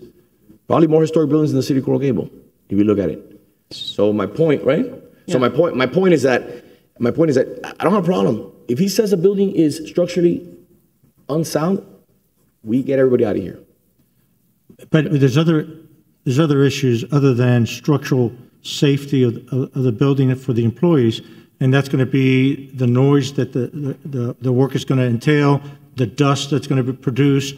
There's a lot of other health issues, and that we would look at it as a whole package. Absolutely. Once we start doing the assessments and the work as to whether, in my opinion and the opinion of my staff, is it feasible for the employees to be put into that environment? Mr. Manager, in response to your statement, if it's deemed appropriate that all the employees move out during the construction of the third floor, the second floor, the first floor, whatever they're doing, any type of construction, I have no issues with that. No issues whatsoever. Even if it's required during the windows installation, they need to be moved out, move them out at the end of the day. I have a question for the ACM, then I have a request to the city manager. And what you just read, it said temporarily occupied. What do they mean by temporarily occupied?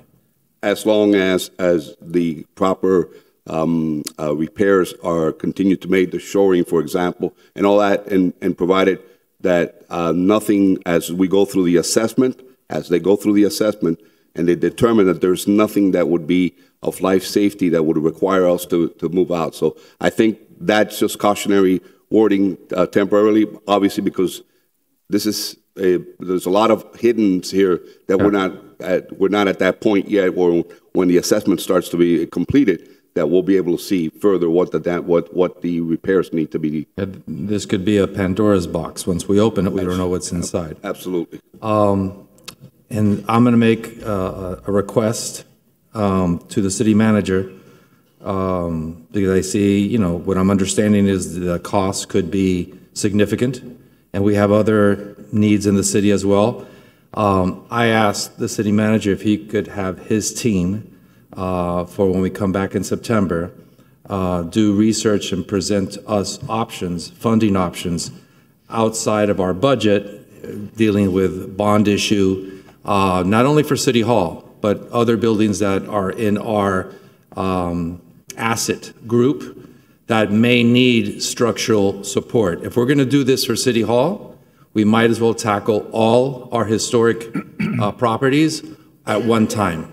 And I'm not saying that that's the path we're going to go, but if we're going to put it all on the table, let's have your team bring us options, funding options, in September, please. And by the way, if I may, Mr. Clerk, will you please send to the manager and to his team and to all my colleagues the list of the 2023 Tallahassee requests where we did put down $950,000 for City Hall. There was some money there. We did attempt to get some other money for City Hall, but it was not approved as a result that they did not want to approve our historic building for some reason. Because it's City Hall. I know. That's the reason. They didn't want to approve it, but we did go to Tallahassee and we did make a request outside of the windows and all that other stuff, and they said no. There's other resources granting available from the historic. No doubt. I agree. You should chase every dollar. But Tallahassee's never going to fund City Hall. It's just not going to happen. But I'm responding, Commissioner, I'm responding to Commissioner Fernandez's response that we were chasing other priorities when we were chasing every priority, every way we can get some money to address the issue. Madam Vice Mayor. So City Manager, I do have a request too, so that we can properly analyze, the steps, because first step is to get the architectural drawings and the engineering drawings. Right now, we don't have any figures or estimated figures, and this is a very special process for a historic building. This is not building a regular building. This is a restoration. This was done with the Fink Studio, the Historic Preservation Board, which I did share this report with. That is the one from July 30th, the most recent report. I didn't go back in time. I dealt with the one with the current recommendations and the current status of the building and the interventions that were recommended by Douglas Wood. But we do need to know what it's going to cost. How much money should we be spending this year on architectural drawings and engineering so that we can be able to take the next step as far as the building repairs itself. And I'm certain that once we start moving forward on the building repairs, we absolutely will need to be out of here because the noise and the dust and everything will be horrific.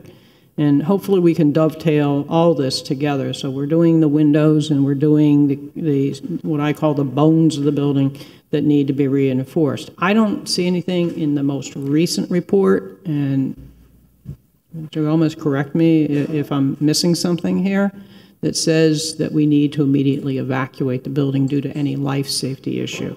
That is correct, Vice Mayor. Okay, but we can't kick the can down the road is the message.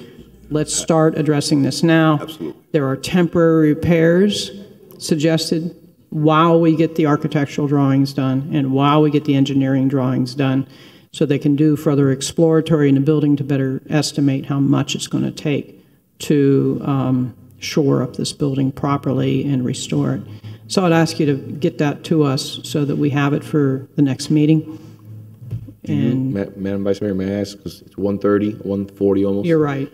I know that we have a time certain at 4:30. I know we have certain other items here. I just want to be cognizant of everybody's time. Absolutely. Do you want to keep going on the conversation? Do you want to go have lunch? Do you want to try to get a vote now? Do you want to try to get a vote now, or what do you want to do? Well, my stomach is voting right now for food, but... So what would you like to do? It's your item.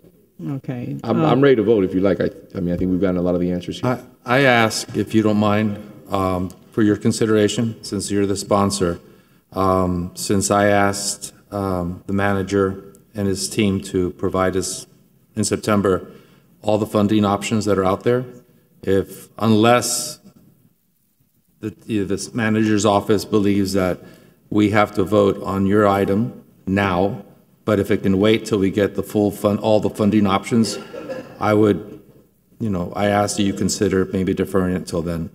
Okay. Even if we didn't have the issue here with the critical need on this building, I would be asking us to be judicious and fiscally responsible on the headcount increase, because this has been a huge headcount increase, and let's take a step at a time approach. Yeah. We don't, let's deal with the critical needs. So I'm prepared to vote on this now based upon those needs and give staff time to readjust the budget before our next meeting. Rather than landing them, with a surprise on what the number is going to be. I tried to be very judicious, okay, and leeway back and forth. And yes, I did speak to all the directors, and I had that type of talk with them. Then I have a quick question for the administration, for the city attorney, for Diana and your team. If we were to vote, this passes, and come September, we find perhaps another funding path to go forward, is this something that at that point we can readjust? From a legal perspective, yes. I don't know if staff and the practical reality, I think, yes, it sounds like, right? Yeah. Okay, I just want to throw it out there that if there is an alternative path going forward that makes sense and doesn't impact, different departments, then at that point I would want to reconsider. But I respect, We can always amend a budget.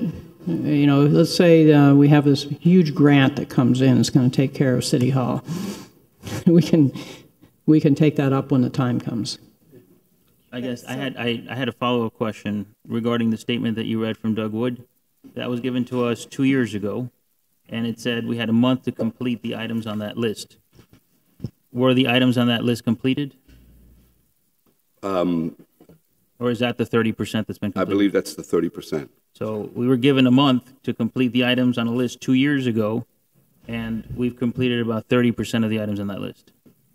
If I may, I think the 30% is an average number of the overall items that are required for the recertification of overall the building, which, you know, unfortunately, we're not going to be able to do until the entire building is redone. That, by the way, includes the windows. That is actually part of the recertification of the building that needs to be done. So it's a little bit more complex From the than list, just that. from the list that was given as it needs to be completed within the next month. Right. So we've probably done, I will say about 90% of them, but the big thing that's pending, it will be the shoring. And there's a few other things that need to be done as well. But, you know, because it was divided into things that require more immediate attention. And then obviously there's the larger recertification for the building that it's necessary. So when you do the average, is the 30% based on money? I believe money that the was completed? 30% is roughly about general for the recertification of the building itself. But was it based on money? Because if the big item that we left out was the windows, then it obviously makes sense. Right. There's certain things that, like the window, for example, you know, and let me make it easy for you. Sure. Okay. Let's say there was 10 items that needed to be done, and you did 3. That means that you finished 30%, correct? Or was it $1 million, and the windows are 700,000, and you were only able to do 300,000 with? That means you finished 30%. I couldn't give you that breakdown right now, but I could look into it further. If you could, through the managers, Absolutely. you could do that, just so we can have an idea. Sure. Because at the end of the day, right. At the end of the day, if the building's unsafe and the building needs to be addressed, and there needs to be some port shores put in here, and needs to be, and you can't use the elevator, and there's, you know, issues with delamination and rebar, then we need to address it. Again, but we would have never been able to address it outside of going to go rent a building somewhere to put all the employees that are now working in 427. So I'm ready to find a solution here. I don't know if we can find the money in the budget to start the engineering and architecture and all that work that's required in the beginning. It's going to be 7 figures, if not more, in a building of this magnitude. Probably more than that. When you add up all the consultants that are going to be used to bring this building back to its splendor. So I don't know how we're going to get the money. If you wait till the next budget cycle, that's a year from now. So we continue lo mismo. We got to find a way to cut somewhere. So, Madam Vice Mayor. That's why I. You don't want to cut positions, you got to cut a job. You got to cut something. Yeah, and these were just added positions that weren't in the budget before that I looked at the critical needs for or not. So to move this forward, let's just make a motion. I'll make a motion. We have a standing motion right now. Yeah, I seconded it.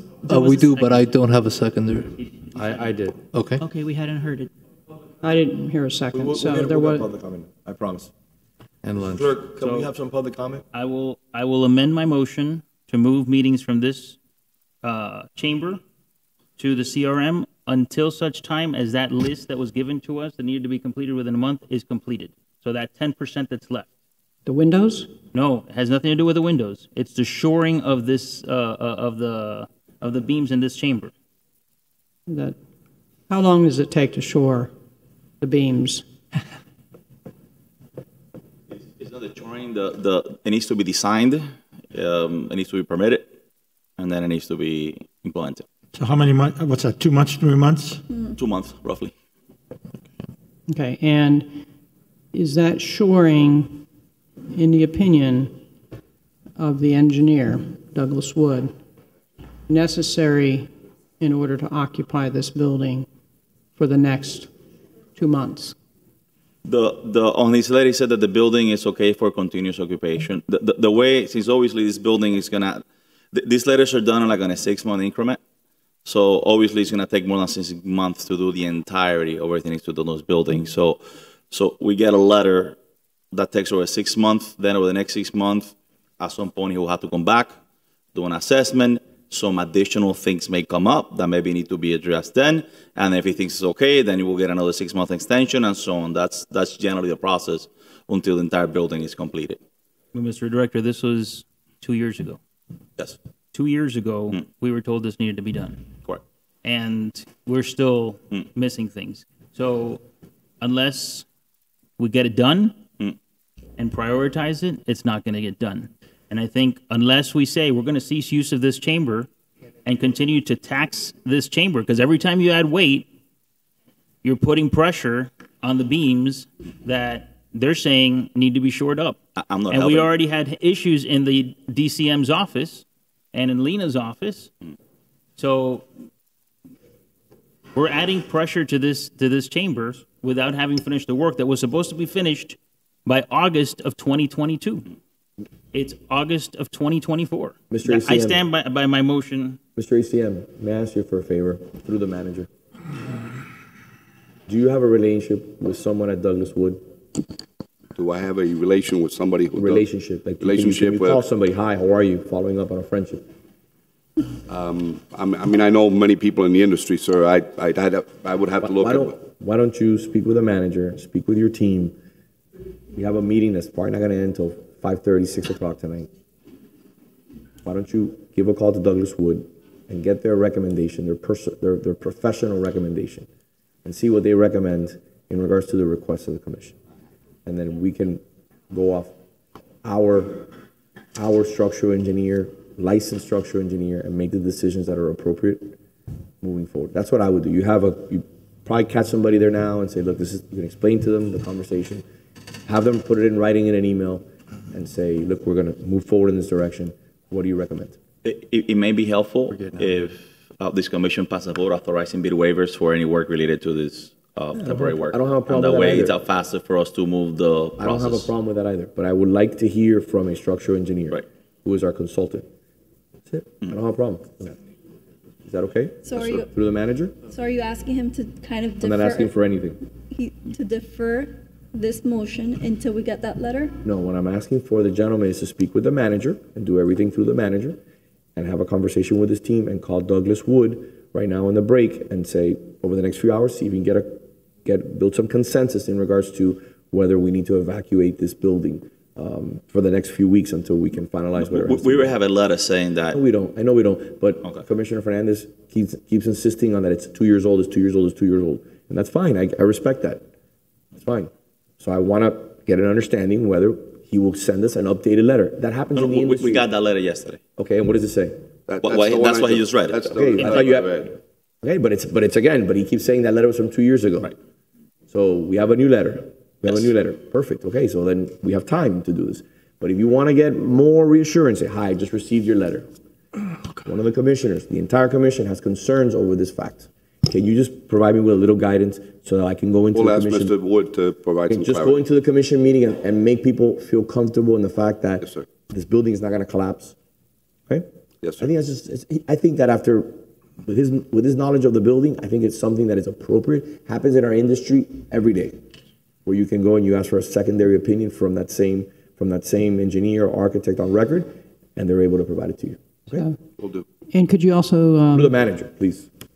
share a copy of that letter with the absolutely. entire commission And then what before we can make do- a decision? And then what we can do is we'll address this issue right at the end of the meeting. Okay? That's what I was just saying. But that you need to request that I withdraw my motion to do that. But you're saying you don't need to request anything.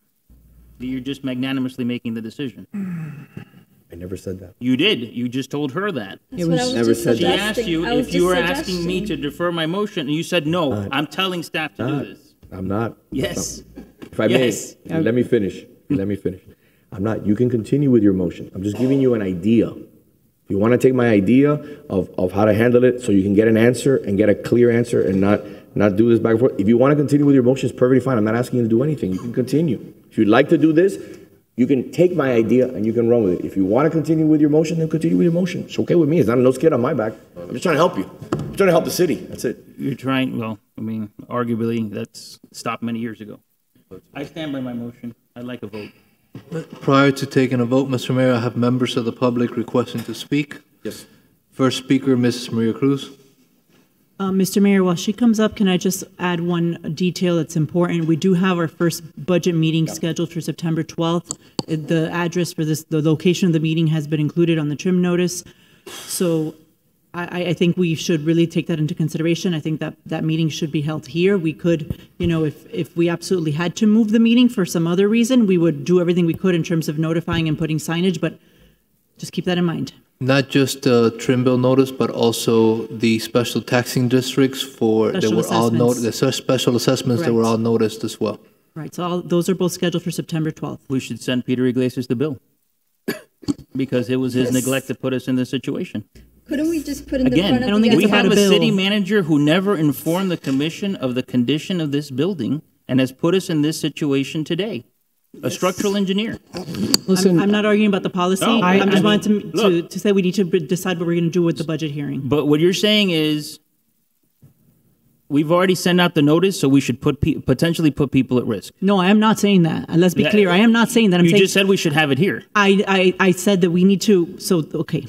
I am not taking any position. I am not an engineer. I do not know if this building is safe. I do not take any position on that. I hope that is clear. I'm saying we have a budget hearing that was scheduled for September 12th. The notices, the advertisements, the trim notices have gone out with this location. So we would have to, if we do decide to move the meetings effective tomorrow, whatever, then we would need to make sure that we take all appropriate steps to put the information out there and make sure the public is aware that the meeting location has changed. And we could also put a sign in front of the door in the entrance saying, look, the meeting is held next door, or yes, whatever of course the case we would do is. that. Yeah, and we will look into whether we can renotice or send out other kind of information. So I was aware that there were issues with the building, and that's why last year, when I wasn't making any advancements with you all on trying to get funding in for the windows on City Hall, that I made a separate resolution, just like I made a separate resolution here, in order for us to have a honest discussion about the need to put money in this building. And I understand there's a very strong desire by three of you to move forward on Phillips Park, and I respect that. However, we cannot kick the can down the road, and I pushed forward to get the funding into this building for the windows, okay? And thankfully, you listened, okay? I was aware that the building was being tested and the concrete content was being tested so that we could ascertain what was needed to move forward. We received that report on July 30th of this year. I learned about it the week after. I brought it to the Historic Preservation Board because absolutely they need to be engaged and involved in the structural repairs of this building. And we need to move forward with the type of architect that is needed and a type of engineer that's needed for a building of this nature. So I prefer not to, you know, inflame a situation beyond what the report says, because the report did not say you need to evacuate the building, okay? So you can go ahead with your motion. It's already a few minutes of 2. We were supposed to start another session a while ago. Let's move forward. But nobody has actually tried to inflame a situation. The report that I got, dated 2022, the city manager at the time was informed that work needed to be done within a month. 10% of that work still hasn't been completed 2 years later. 90% of it has been done, and there has been no recommendation to evacuate the building. The recommendation at the time was that it could be used for 1 month. That's 30 days. It has been used for 730 days. Right, and 90% of that work has been done, correct? But it said 100% of that work had to be completed within a month. That was what the letter stated. And they stated it again in July of 2023. So and they're stating it again now. And I've had meetings with the manager about prior manager and this manager about the progress on the windows. You know, we're waiting for engineering drawings. The manager is as frustrated as I am that hasn't moved forward faster. We're going to have to monitor whoever in our city is responsible for sending the engineering drawings into the company that's going to fabricate the first window to make sure it moves forward. and we got to continue to move it forward. I have last question. I'm sorry, Maria. In an emergency situation, what is the protocol or the policy when there's an emergency situation such as this or a hurricane? Where do we get that money out from when there's no funding? She's asking funding for when there's an emergency that needs to be addressed. Where do you get the funding? Sure. So when there's an emergency such as a hurricane, we have fund balance. We use the cash in our fund balance, and then we get reimbursement from FEMA or the state or whoever's reimbursing for the project. There's always a portion of the project that is the city's responsibility, so we fund it through the budgeting process, through any year-end surpluses. We cover that at the before we make available in the next budget funds. So we have cash available. That is what the fund balance is there for emergency purposes. Okay, so this wouldn't qualify obviously as a hurricane. So FEMA wouldn't cover this. Correct. Correct. No. So what would be the other option? In terms of how to fund the whole of City Hall? And I hate to say this, and Sure. it's not true, but I'm just putting like worst case scenario. Sure. The building's falling apart. So you're saying, Okay. how would we, How are we if gonna we fund had it? to immediately fund the reconstruction or the repairs to City Hall, I would recommend issuing a bond and taking out the funds in the bond, using the money that has been set aside for the priority capital plan program in future years, that $5.5 million that we started setting aside since 2023, and use that as the repayment method for the bonds so that we can repay the bonds fairly quickly so that we don't have debt for long-term, unnecessary debt for long-term. And I'm sorry. Sure. And if we're going to take a bond out, let's say for this building, can we take a larger amount of bond as long as we have the money to pay for the bond to do some of the other historical buildings that are in the priority list? Sure. At the end of the day, you just have to have the repayment. Yes. Water tower, those things that when we started working on the budget for this 24-25, one of the priorities that I spoke to staff about was the historical buildings. That I saw that there were some structural issues, some issues that needed, like the gondola building was pretty much non-existent.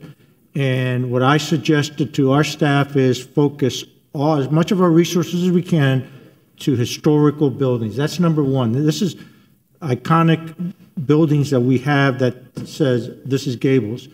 So if we move on and we look at other facilities like Venetian Pool and the tower, we may look at, my suggestion would be to look at a bond that would cover those repairs and use the money that we have set aside now for example, City Hall at $5 million to pay down the bond. Is that something that would be practical?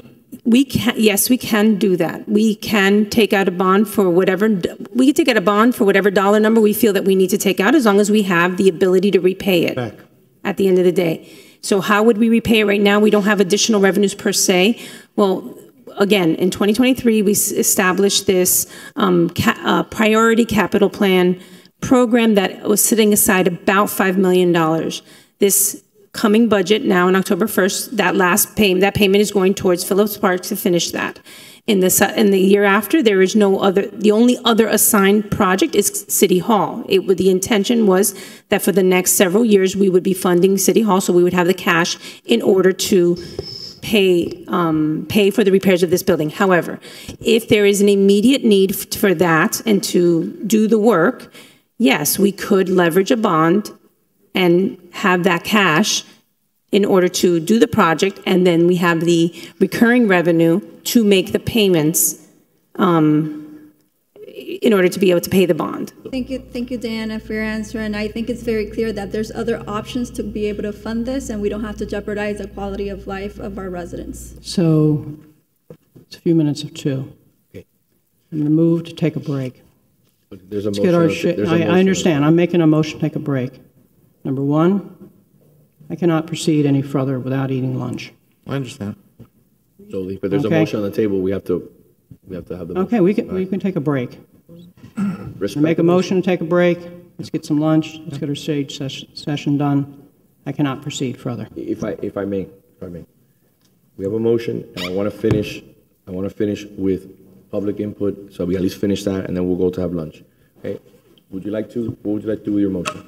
I will, let's take public input, and then we'll take a recess and come back. Proceed. She can, she has to have. Right, but just let her speak. Oh, yeah. She's been standing here. They had already called her up. Vice Mayor. I'm getting tired. Excuse yourself, it's public comment. Yeah. So, Sorry, I can't stay. No, yeah. Okay. We are. What? let's go ahead. If we could just That's all right. move forward. And then Mrs. Maria Cruz, 1447 Miller Road. Let me tell you, the more you sit here, the more you say, wow. Excuse me, ma'am. We could be Ma'am, moved can to you a- raise the microphone, please? We could move to an insane asylum and look better. Okay, number one, I object to some of the comments. Because you know what? Yes, I did know people that die in Surfside. Yes, the board was told there was no urgency. And that's why they didn't fix it. And wow, we should have known better. Okay, but the big point here, we say we trust the staff. We want the staff to know that we trust them. We told the staff, the department heads, the directors, come back with a lean budget. So they cut as much as they could cut, but they had needs. But now we're going to say, no, you know what? They didn't know what they were talking about. So we're going to cut the cuts that they already cut because you know what? Sanitation, we can survive. Code enforcement, the city would look like a dump. Who cares? No. You know what? We're talking about big money. The money that is suggested to be cut so we can do something is pennies. We won't do anything by cutting that. And we will damage the services. Okay? I think it's very interesting. We're going to cut Christmas decorations. You know what? Who wants those? The residents. We're going to cut things that the residents want, but we have to spend $20,000, make sure the world knows that we're a world-class city and we have art. You know, that's very important. Okay? The sign shop. Has anybody looked at the signs around the city? If we go to Liberty City, they look better. Okay? But that's okay. You know, who cares about the signs? Okay. The windows. We had a structural engineer in charge of this city. You know what? If somebody comes to my house and assesses my house and tells me that the foundations have a problem, do I say, oh, you know what? I forgot I need windows. Let's fix the windows first, and then let's worry about the foundations. That is ridiculous. Let me tell you, if I knew how to do it, I would go after his license. Because you know what? He should have known what goes first and what goes second. Actually, the windows, you know what? We survived a while without fixing them. We could have said, okay, you know what? We really need to fix this before we move on to windows. And he didn't say that. Okay? Some people have suggested to me that since Peter Iglesias did not like the idea of designating things historic, this could have been considered demolition by neglect. You know what? If we let it go really bad, maybe we won't have to fix it after all. Okay? 2 years ago, we knew that we needed to fix. He was a structural engineer. Surami was an engineer too. Hello, where were they? Okay? Exactly a year ago, Maria Cruz stood here. And Maria Cruz said, I'm going to skip some of the stuff, and I just remembered we did have the money for City Hall. We could have fixed it. We could have done it at that time at the price of the time. But lo and behold, we came up with a very creative move, and we made City Hall the City Hall complex. And guess what? We fixed the 427 building. It was very urgent, very urgent. We needed to do that and forget City Hall. I wonder, it says here, you know what? Listening to the conversation today, a year ago, I wonder if we're ever going to go to Phillips Park It's so funny the Phillips Park was mentioned today again, because you know what? Prices will go up, expenses will be more than we expect, and you know what? Kirk Menendez, you're not playing ball the way they want you to play ball. So parks are your interest. So what's the rush with Phillips Park? Who cares about Phillips Park? Let's do what we want to do. And maybe something else will come up in the horizon that is an emergency. And you know what? Phillips Park is not an emergency anymore. So unless in 2025, see, I can see a future, we have elections again, and we elect people that really say what they mean and mean what they say, we're going to be here again talking about Phillips Park. Because you know what? This administration is very good at playing games. And we could have had City Hall fixed years ago. But we chose, the administration chose, that 427 was more important. And some of you were sitting here. And we were able to do 427, and we were able to buy a whole bunch of stuff for 427 instead of fixing City Hall. Enough is enough. Stop moving money around. Use the money for what it's meant to be. And I'm sorry, Mr. Menendez, it says it here. I know you like to be very congenial and very nice, but guess what? They're not being nice to you because you know what? You're not playing ball with the same rules they do. And write this down. Listen to this. I write down the date and the time, September 2023, and you will see that eventually Maria Cruz will be right again, because that's how we play the game. I'm sorry, this is serious business. People are watching, we're listening. You know what? I have the minutes when we did the budget that we had the money for City Hall. Not the City Hall complex, not 427, the City Hall. But that was not important. It was better to let City Hall get damaged than to fix it at the right time. I'm sorry, I don't believe, I don't trust.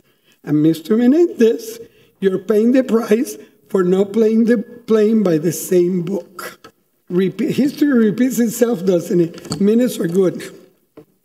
Keep playing games. Let's wait. Someday we'll be sorry, but guess what? It'll be too late. Mr. Clerk. Jackson Holmes.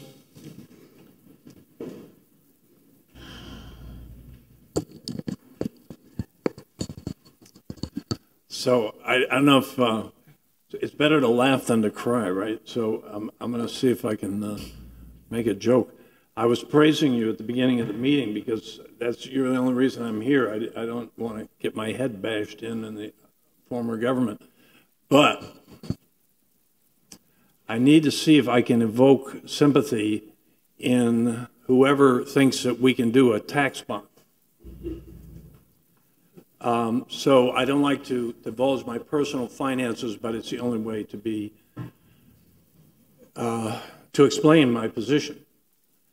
Mayor, if we do a tax bond, I hate to say this, but our friend Mayor Lago is right about the impact of taxes on businesses. So, God, I could start crying here. But anyway, so first of all, I don't have hurricane insurance to cover my building. Now, I do have hurricane insurance, and it's basically worthless because why? If a hurricane hits us, I can't rebuild. My hurricane insurance will not pay, and I'll be done. You know, I'll have to go into bankruptcy. So nobody cares about that. They care about whether City Hall could collapse. But what about my building? What about all these other buildings with people on the brink without adequate hurricane insurance? Now, here's the second thing, and I really don't like to, you know, disclose my personal finances, but it's applicable. So I renewed my lease 2 years ago, right? Or for 2 years, about 6 months ago. And so in the lease, the tenant gets what they call pass-throughs. They have to pay for the taxes and insurance. A good professional lease says that those are flow-through expenses and the tenant has to cover them. So my tenant knowing that I couldn't find someone else in the short time, because that's a $500,000 expensive new build out and all this stuff. He says, we're not going to pay your taxes. And I said, well, you have to. And he says, no, we don't. You want us to renew? Stop telling us to pay your taxes. And so I said, well, that's really nice of you to back me into a corner. I'm talking to my tenant. But I had to, he said, take it or leave it. And he's paying half of the tax. I don't want to be inaccurate. But so half of the taxes then are falling upon me. Now, you're thinking about raising a tax bond. Please stop this. This is a deal breaker. We'll have a ghost town on Miracle Mile. We'll have people who don't have taxpayer money to back them up. We need, please, if I got a better idea, let's sue the former city manager for not addressing this problem. He is guilty of malfeasance. Rip, if I may, Mr. Holmes, sit down with the manager so he can explain to you a little bit about who pays for the bond. It's not. I'm sorry, I can't hear you. If you would do me the pleasure, if you sit down with the manager so he can explain to you, or the finance director through the manager, who pays for the bond. The city will be paying for the bond if that even happens. It's not the taxpayer at the end of the day. Okay, so I want to play fair different kind here. of bond. I want to play fair here. I don't want there to be a. No, position. I'm glad you're speaking up. I don't want you to be misled. Okay, this is news to me. Can you do me a favor? Can you do me a favor? Can we move on so that I can go? So we have a meeting now at Well, I'll have you explain it to you. I'll make an appointment with you. Whatever you like. You can come and see me on Fridays. We're open door Fridays. Come and see and spend time with me. Next speaker, Robert Ruano. Mr. Ruano, good afternoon. Good afternoon. Can you hear me? Yes, sir. Good afternoon. Hi, I just wanted to mention something about this issue. City Hall is a very important piece of Coral Gables, and I commend the finance director and the city manager for recommending a bond. I think a bond for City Hall and for other historic buildings is a great idea. I would support it as a resident. 1544 Mercy Avenue. And then I would say, and Commissioner Fernandez brought it up, which I think should be brought up, is that we were just thinking about a bond of $40 million for a mobility hub that doesn't connect anywhere, that doesn't really do anything, and we don't really need. So now we have a real need. This is an urgent need. So I think we should do it. And to Mr. Commissioner Fernandez, thank you for that. I think you have a genuine concern for the safety of residents and people there. And I appreciate that. And I dealt with a similar issue on a historic building. I will tell you that instead of the politicians deciding if somebody should leave the building, talk to your engineer, your building official. Let the people that are responsible for your safety and that building safety come up on the dais and tell you exactly. And if they say it's safe until you can go ahead, then, and get it fixed, then it's safe. And then finally, I will tell you every year, in June, there is a grant that you can apply through to the state, which you have applied before. But this is a great opportunity to apply over $500,000 at least to protect this building. Thank you very much. Have a great day. Thank you.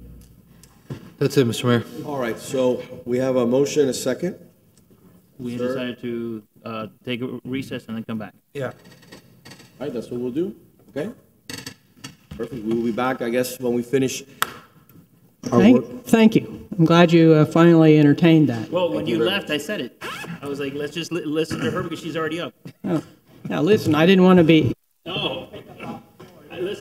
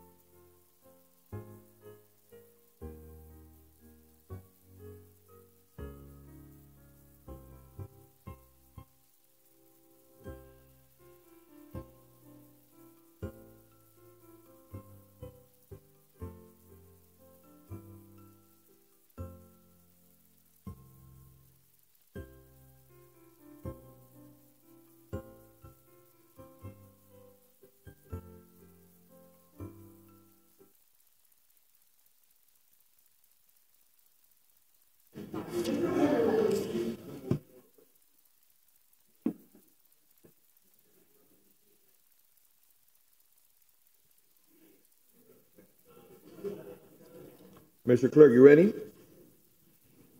Yes, Mr. Mayor.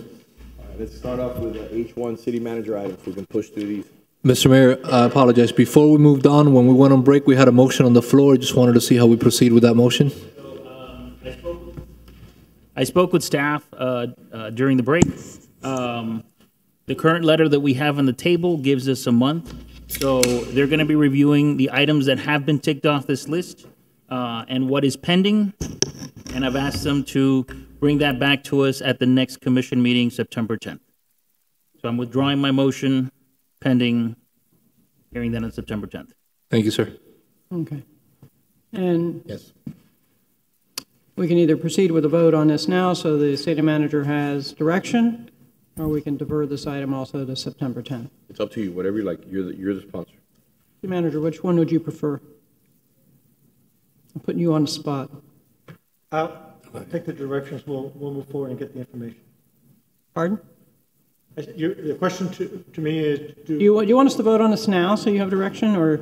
No, we can defer to the microphone. Oh. We can defer it. All right, then we'll defer it. So that was F5. Yes. That's F5, and we've done the discussion. F6. Yeah, we deferred F6. And I will defer the lighting discussion. F10 is being deferred? Yeah, F10. Anybody else wants to jump on deferring? All right, so let's move on. We'll move on to item H1. H1 is a resolution of the City Commission accepting the recommendation of the Chief Procurement Officer to award HG Construction Development and Investment, Inc. as the sole responsive and responsible bidders for transit stop improvements for last mile pursuant to Section 2-763 of the Procurement Code entitled Contract Award and Invitation for Bids 2024-004. How are you? Good afternoon. Good afternoon. Tanya Donegan, Assistant Chief Procurement Officer with the Finance Department. This is for the IFB for Last Mile Transportation Trolley Services. It is through a match grant with FDOT, and we are awarding to HG Construction. This was a grant that we pursued a couple years ago, and then the grant came back awarded for a particular style. We've put a little decoration on it. Mm-hmm. And change the color, yes. $1 million grant.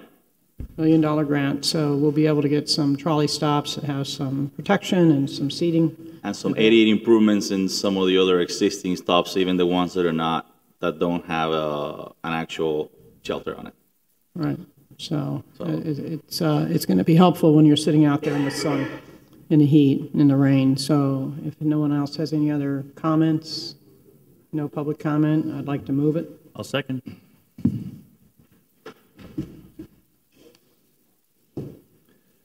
Commissioner Menendez? Yes.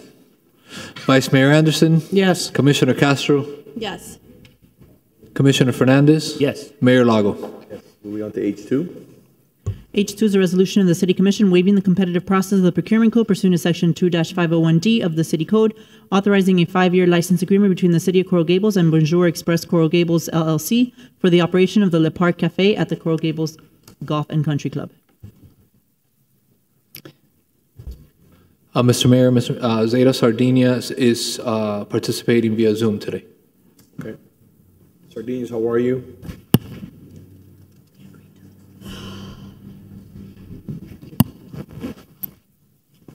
Sardinians, can you hear us? Zeta, can you go ahead and unmute?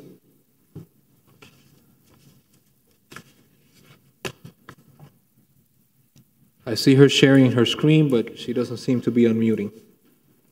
While we're waiting, I'll just add that I did speak with its city attorney about some slight modifications. One was a 7-year retention of records, and the other is some additional language regarding Okay, can you hear me now? gay barriers. And I believe that the licensees accepted those changes. Correct. Right. Hey, Zeta, how are you?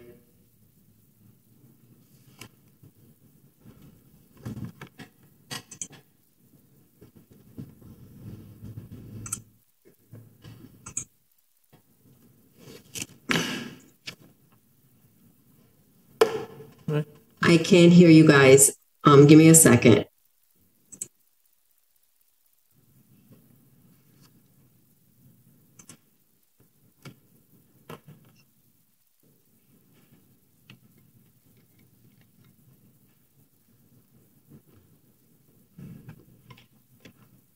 Okay, I cannot hear you, unfortunately. I know you can hear me, but I cannot hear you. Okay, well, you say where it says, okay, there you go. Oh, now I can hear you. There you go. I just heard Commissioner Castro. All right, Dana. Thank you. Okay. Sorry.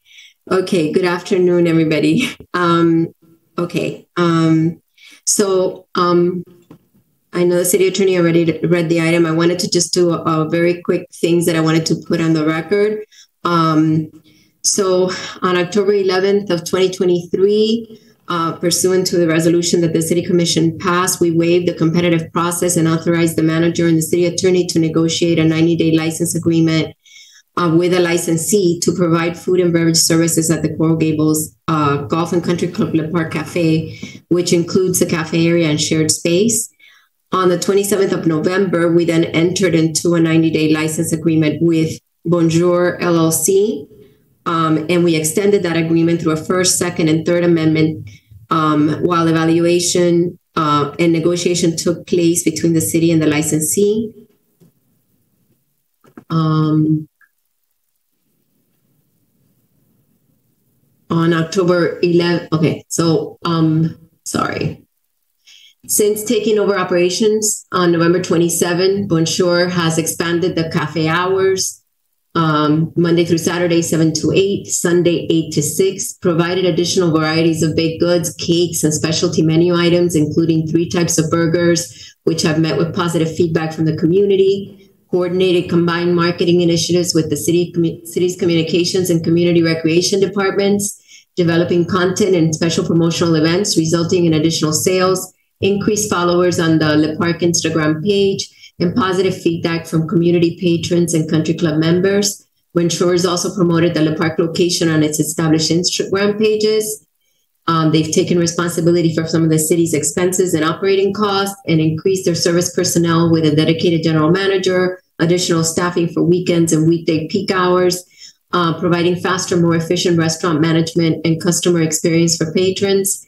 They are also providing ongoing poolside service for the country club membership, including special event activations. The initiatives have led to positive customer feedback results. Out of 76 respondents on Toast, they received 69 positive and 7 negative ratings. So they have a positive percentage of 91% and 9% negative. In both Google and Yelp review ratings, there are 4.4 stars. I here have basically what the sales have been since they took over. And I have done that year over year of the previous operator. As you can see, their sales have significantly increased, even during the summer. And then if you take the totals, their sales year over year over the previous operator have gone up 44%. We've negotiated a license agreement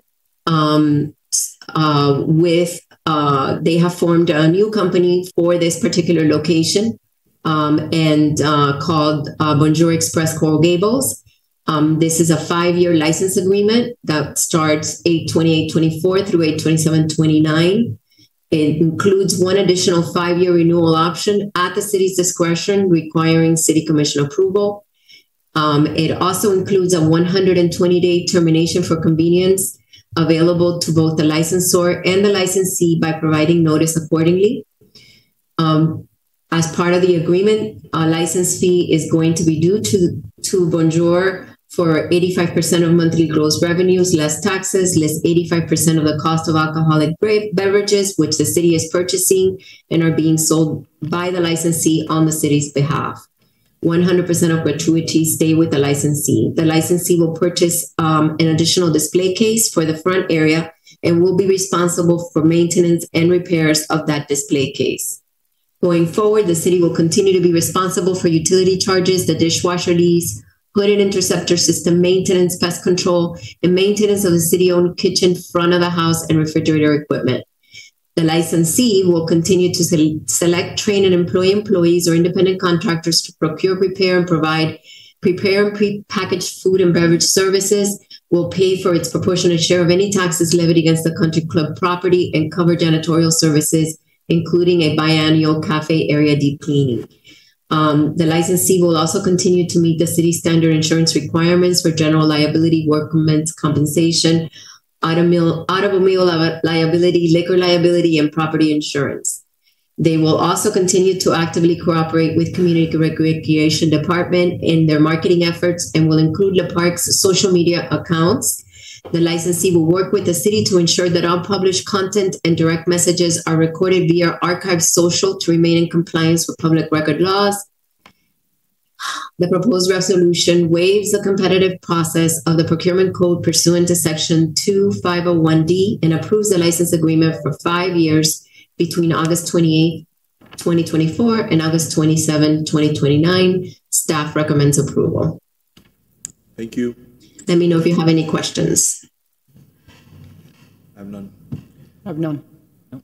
I'm happy to move it. Second. Mr. Clerk, do you have any comments? No, Mr. Mayor.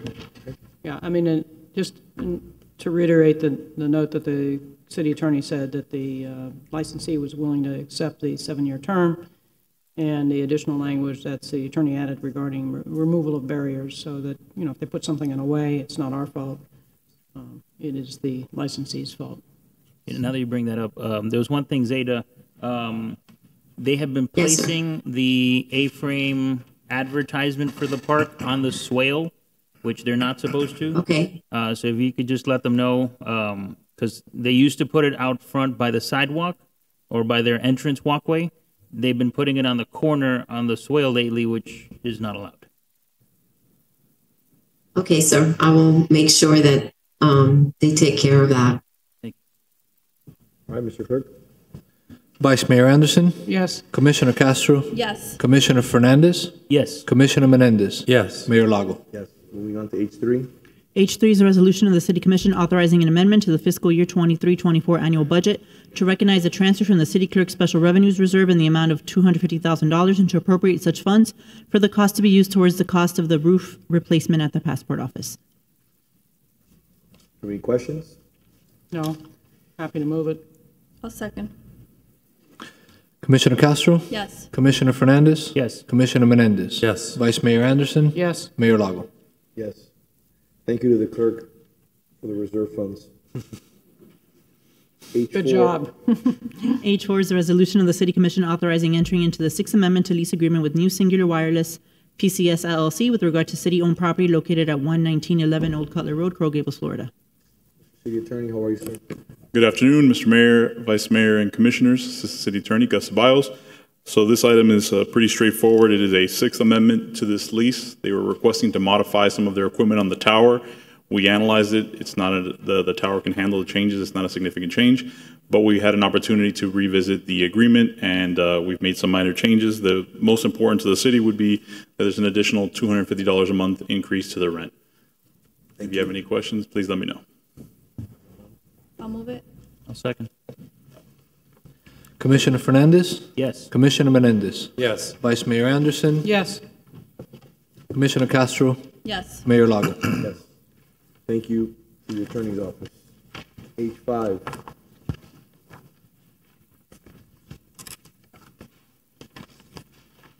Update on Saturday Downtown Express. H5.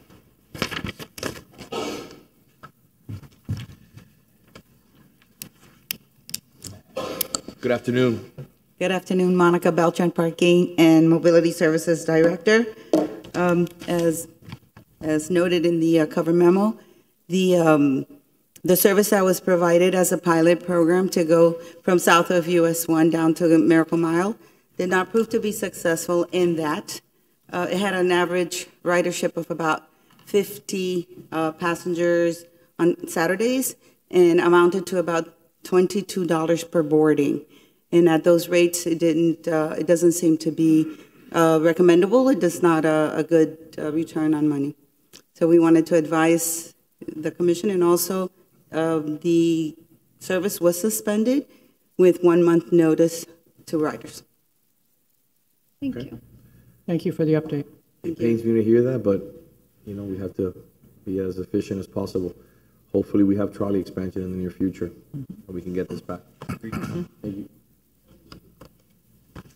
Moving on to item F8.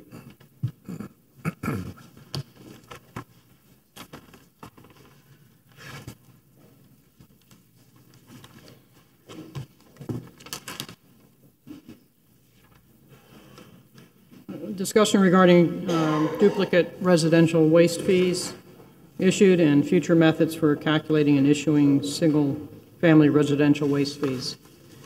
With the noise, I heard presidential waste fees. It might be appropriate, but right now we're talking residential. Okay, all right. So I'm fairly sure, like you've all received emails from residents that got duplicate waste fees. Oh, yeah. And that the reason why they got duplicates is it was based upon the number of units on a piece of property as opposed to, you know, the address being serviced historically through our city. And the units described by my Miami-Dade County property appraiser are different for historic properties because they had those little cottages in the back for the maid quarters, et cetera, from a decade or so ago. So our staff made up an Excel sheet. I've talked to a lot of residents, as you all have, regarding the next steps for the future. In the meantime, when we lowered the waste fee, we talked about we need to start wrapping our heads around a better way to calculate residential waste fees, because the amount that people utilize, or I should say put into waste, is different from smaller homes or smaller properties than it is for larger properties.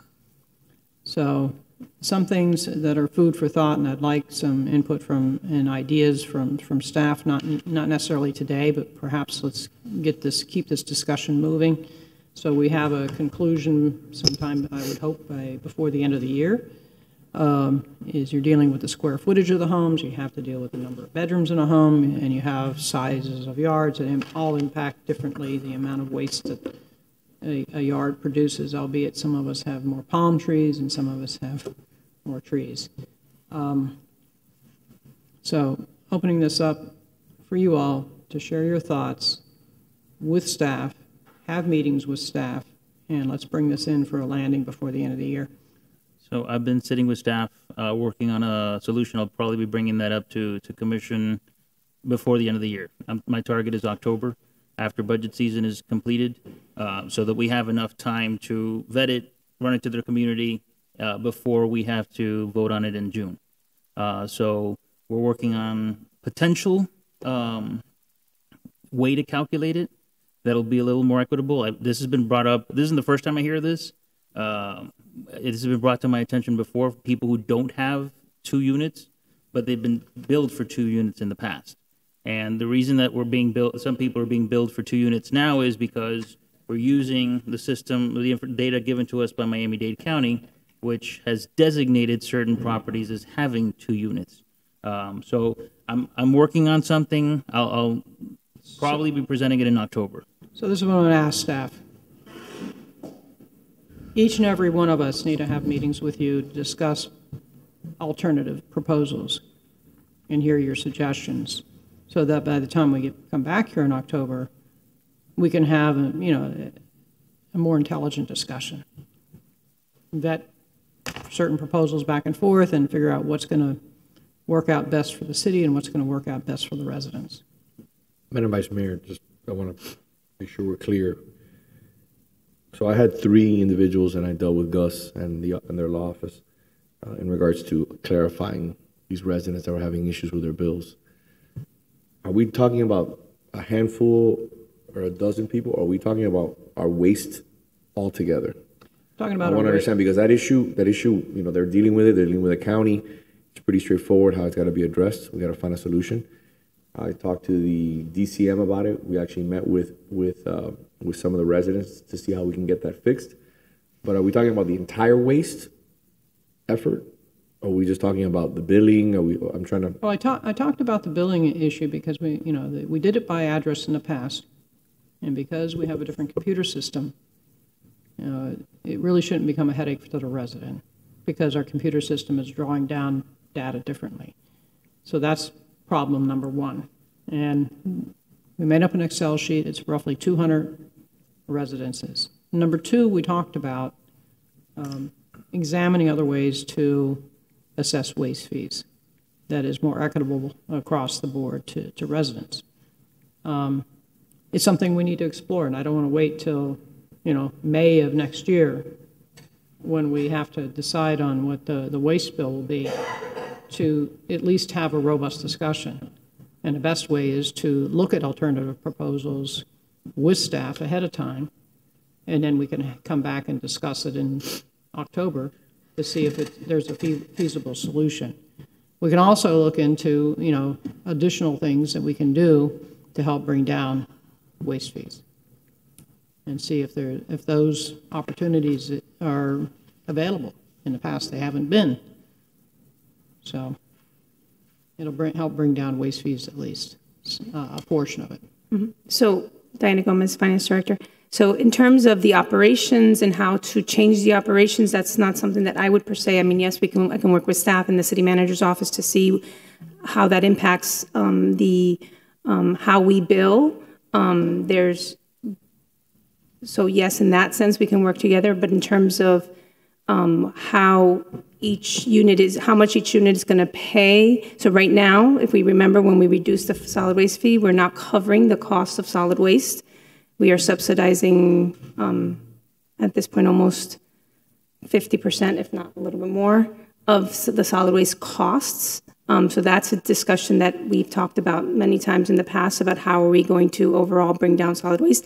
I'm not operations. I'm not going to pretend to understand how to change the operations of solid waste to make it cost less. But in terms of how we bill, we can discuss, okay, so how much of the solid waste expense are we willing to absorb versus charge, and then how we're going to charge it to individual properties. It's very difficult because if you do it, this is just my thoughts, if you do it based on the size of the home, that may not be equitable either, because sometimes in the smaller homes you have more people living there. Sometimes in the larger home they're only there for 2 months out of the year or 3 months out of the year, and they don't generate any.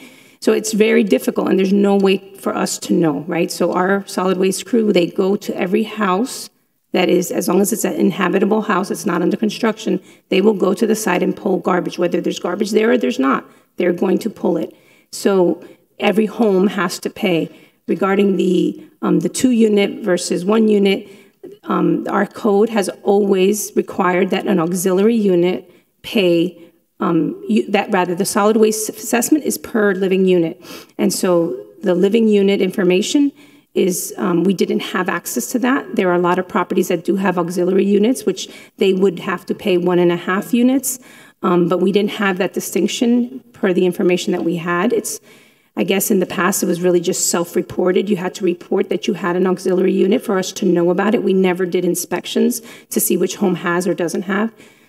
With the new system that came into play, we were able to, I was more involved with that, pulling the data in. So now, as I was seeing the data that is available from the county, I was able to see, oh, they provide us the living unit information, so we might as well use it. And so yes, a lot of people came back and said, hey, but it's not a full second unit. It's not a second address, or it's not a duplex. And okay, so they fix it with the county, and then we're billing them for the 1.5 units as we should. Whereas they've always had that structure, maybe for 30 years, and they've never paid that auxiliary unit fee, even though it has always been due. But we're not going back and charging for, we're giving a courtesy this year, also letting them have time to work with the county in order to fix it going forward, because we understand that sometimes it's difficult dealing with getting information changed. So that's for billing the units that actually, that we have the information. And I don't even know, I couldn't even tell you that the county information of the 2 units or the 1.5 units is complete either. I'm just billing it based on the information that we have access to. The property appraiser's information is the official record of a property, so I thought that is the proper way to do it. But in terms of moving forward as to what we're going to bill, or how much we're going to, or how we're going to bill different types of property a different way, I'm not sure, you know, we can talk about that, and obviously I'm willing to meet with everybody and anybody and we can have those discussions to see how we can get there. But then I don't know about the operations part of things to say whether or not those operations have to change in order to reduce the costs. Let me give you a hypothetical. Sure. You have some homes that may have one can. You have some homes that have 2 cans. Right. And fill them up. An auxiliary unit normally would have an additional garbage can because you have an additional person living in there. They could, whether yes. it's a rental unit or not. Well, it's not allowed to be rented, so I understand. But how many cans are filling is one of the indicators. There's many ways that we can slice the spread, but I don't want to be waiting until May to have this discussion. I want my colleagues to start thinking about this now. Is there a way that we can be more equitable about it? Can we look into, you know, we talked about mulching services, and the other one was the facility that turned it into char to deal with yard waste. Being done already in Tallahassee. It's being done in Tallahassee, and the other one is supposed to be available here very soon too. Either way, the point is if you can get clean yard waste, such as with the additional pickups when you do your tree trimming, you know, you have that special pickup just for yard trimming. Instead of paying a tipping fee on that, you'll pay a lower rate. All this needs to be explored. And does that mean it's going to happen this next coming year? It might not. It might not, but at least if we can start planning, and we want to have, for instance, convert the piece of property on 72nd Avenue for a transfer station for garbage and waste. If we want to offer that out for different landscape firms that are certified to have been worked here, that they take it out there for us on their way out as opposed to just dumping it all over the North Gables and so forth, and be able to control waste here a little more. I mean, these are all discussions that we can have with staff and analyze the feasibility of each and every one of them. Some of them may not be feasible yet. It may not be feasible for 2 years. We might have to fix the property out of 72nd Avenue and cap it off first because, you know, it has issues. But it's a long-term planning project that we need to do. So we'll have our meetings with staff. We'll bounce around some ideas. Let's reconvene in October and have a deeper discussion. Okay. That's it. Agreed. All right, thank you. Moving on to item F9. Discussion regarding the vacancy in the mayor's office. I know that there is a current vacancy in the mayor's office, and I want to congratulate Gabby on her promotion to the manager's office. I know it was a well-earned promotion. The commission currently has 2 commission aides. We've been operating on 1 and a part-timer, the 4 of us sharing, the 4 members of the commission. The mayor's office has had 2. I had been talking to Peter Iglesias about this. I had talked to the manager about shrinking the size of personnel in that office going into next year's budget. I think this presents an opportunity. What I would like to do is freeze that position now while we have discussions going into the budget for next year, and whether one member of the commission needs 2 full-time staffers versus the rest of us sharing 2 full-time staffers. Thank you, Commissioner. I'm going to give you some facts so that you can make the decision yourself. And if you'd like to, you control the commission, you control the manager, and it's perfectly fine. But I'm going to give you some facts so that everyone can understand the depth and the breadth of the conversation. So it's not just you have 2, you have more than 2. You have multiple members. You have 2 full-time liaisons. You have 1 part-time liaison, and 1 is proposed additional full-time liaison in this budget. So you have 4 people. Okay? The manager, the commission, the mayor before me always had 2 people. There was a part-time position that was made full-time. So not a problem. You want to make it a part-time position, it's perfectly fine. It's just tough to find people. But let's discuss the issues at hand, okay? This agenda item is yet another blatant attempt to obstruct the progress that I've been driving for our community. It's becoming a disturbing pattern with Commissioner Fernandez, who seems more intent on undermining my office than fulfilling his duties to the residents.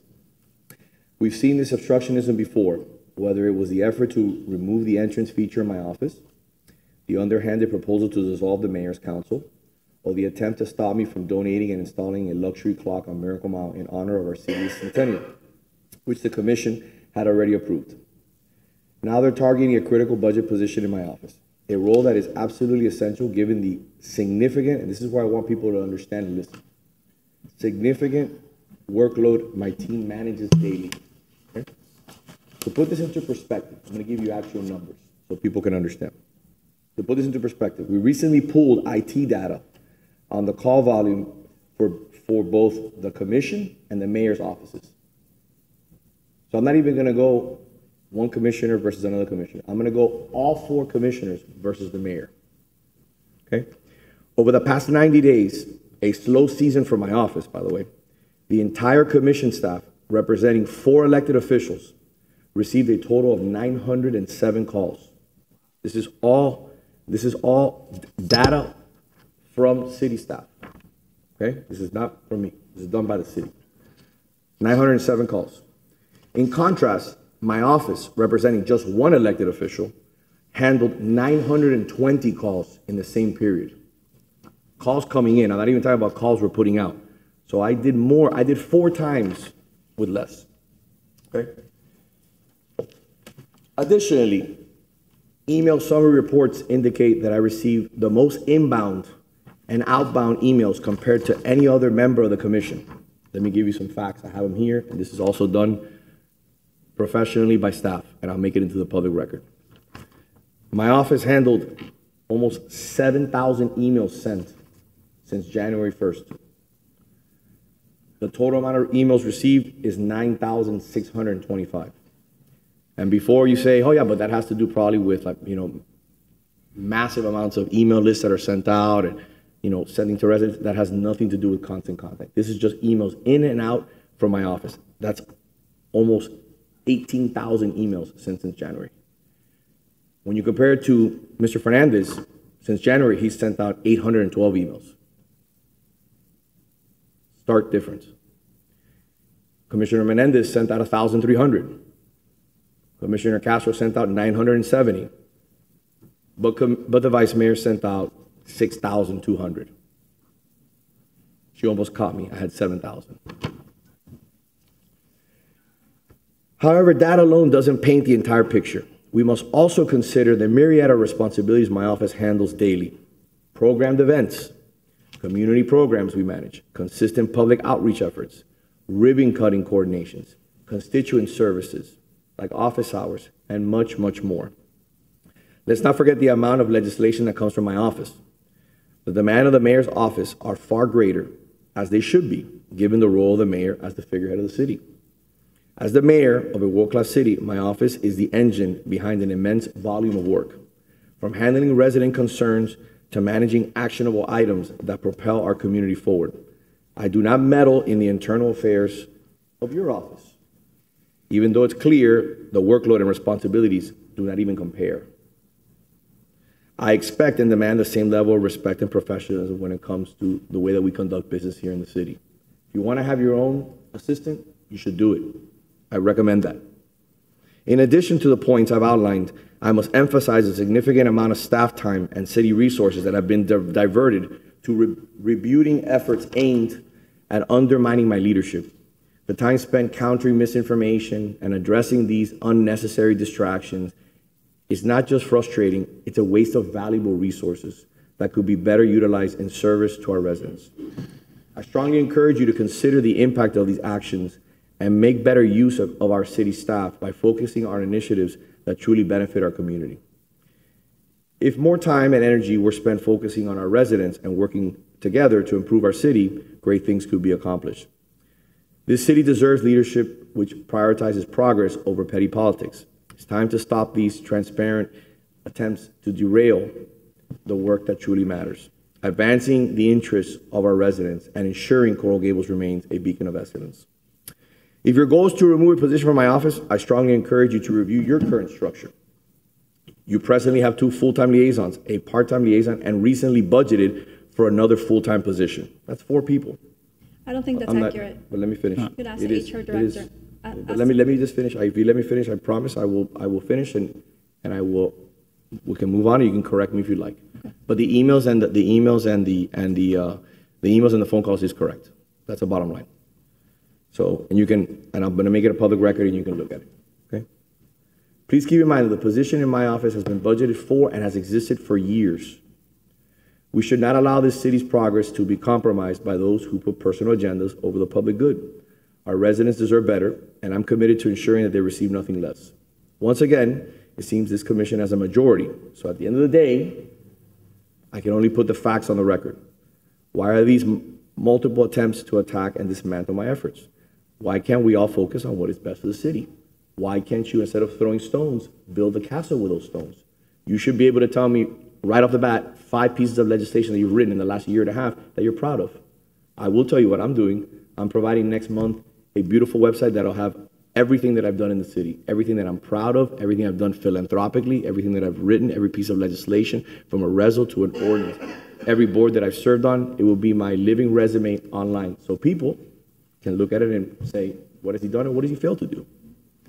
Once again, it seems the commission is a majority, like I mentioned, and let's move on from this. I urge you to rise above this division and work together for the betterment of our community.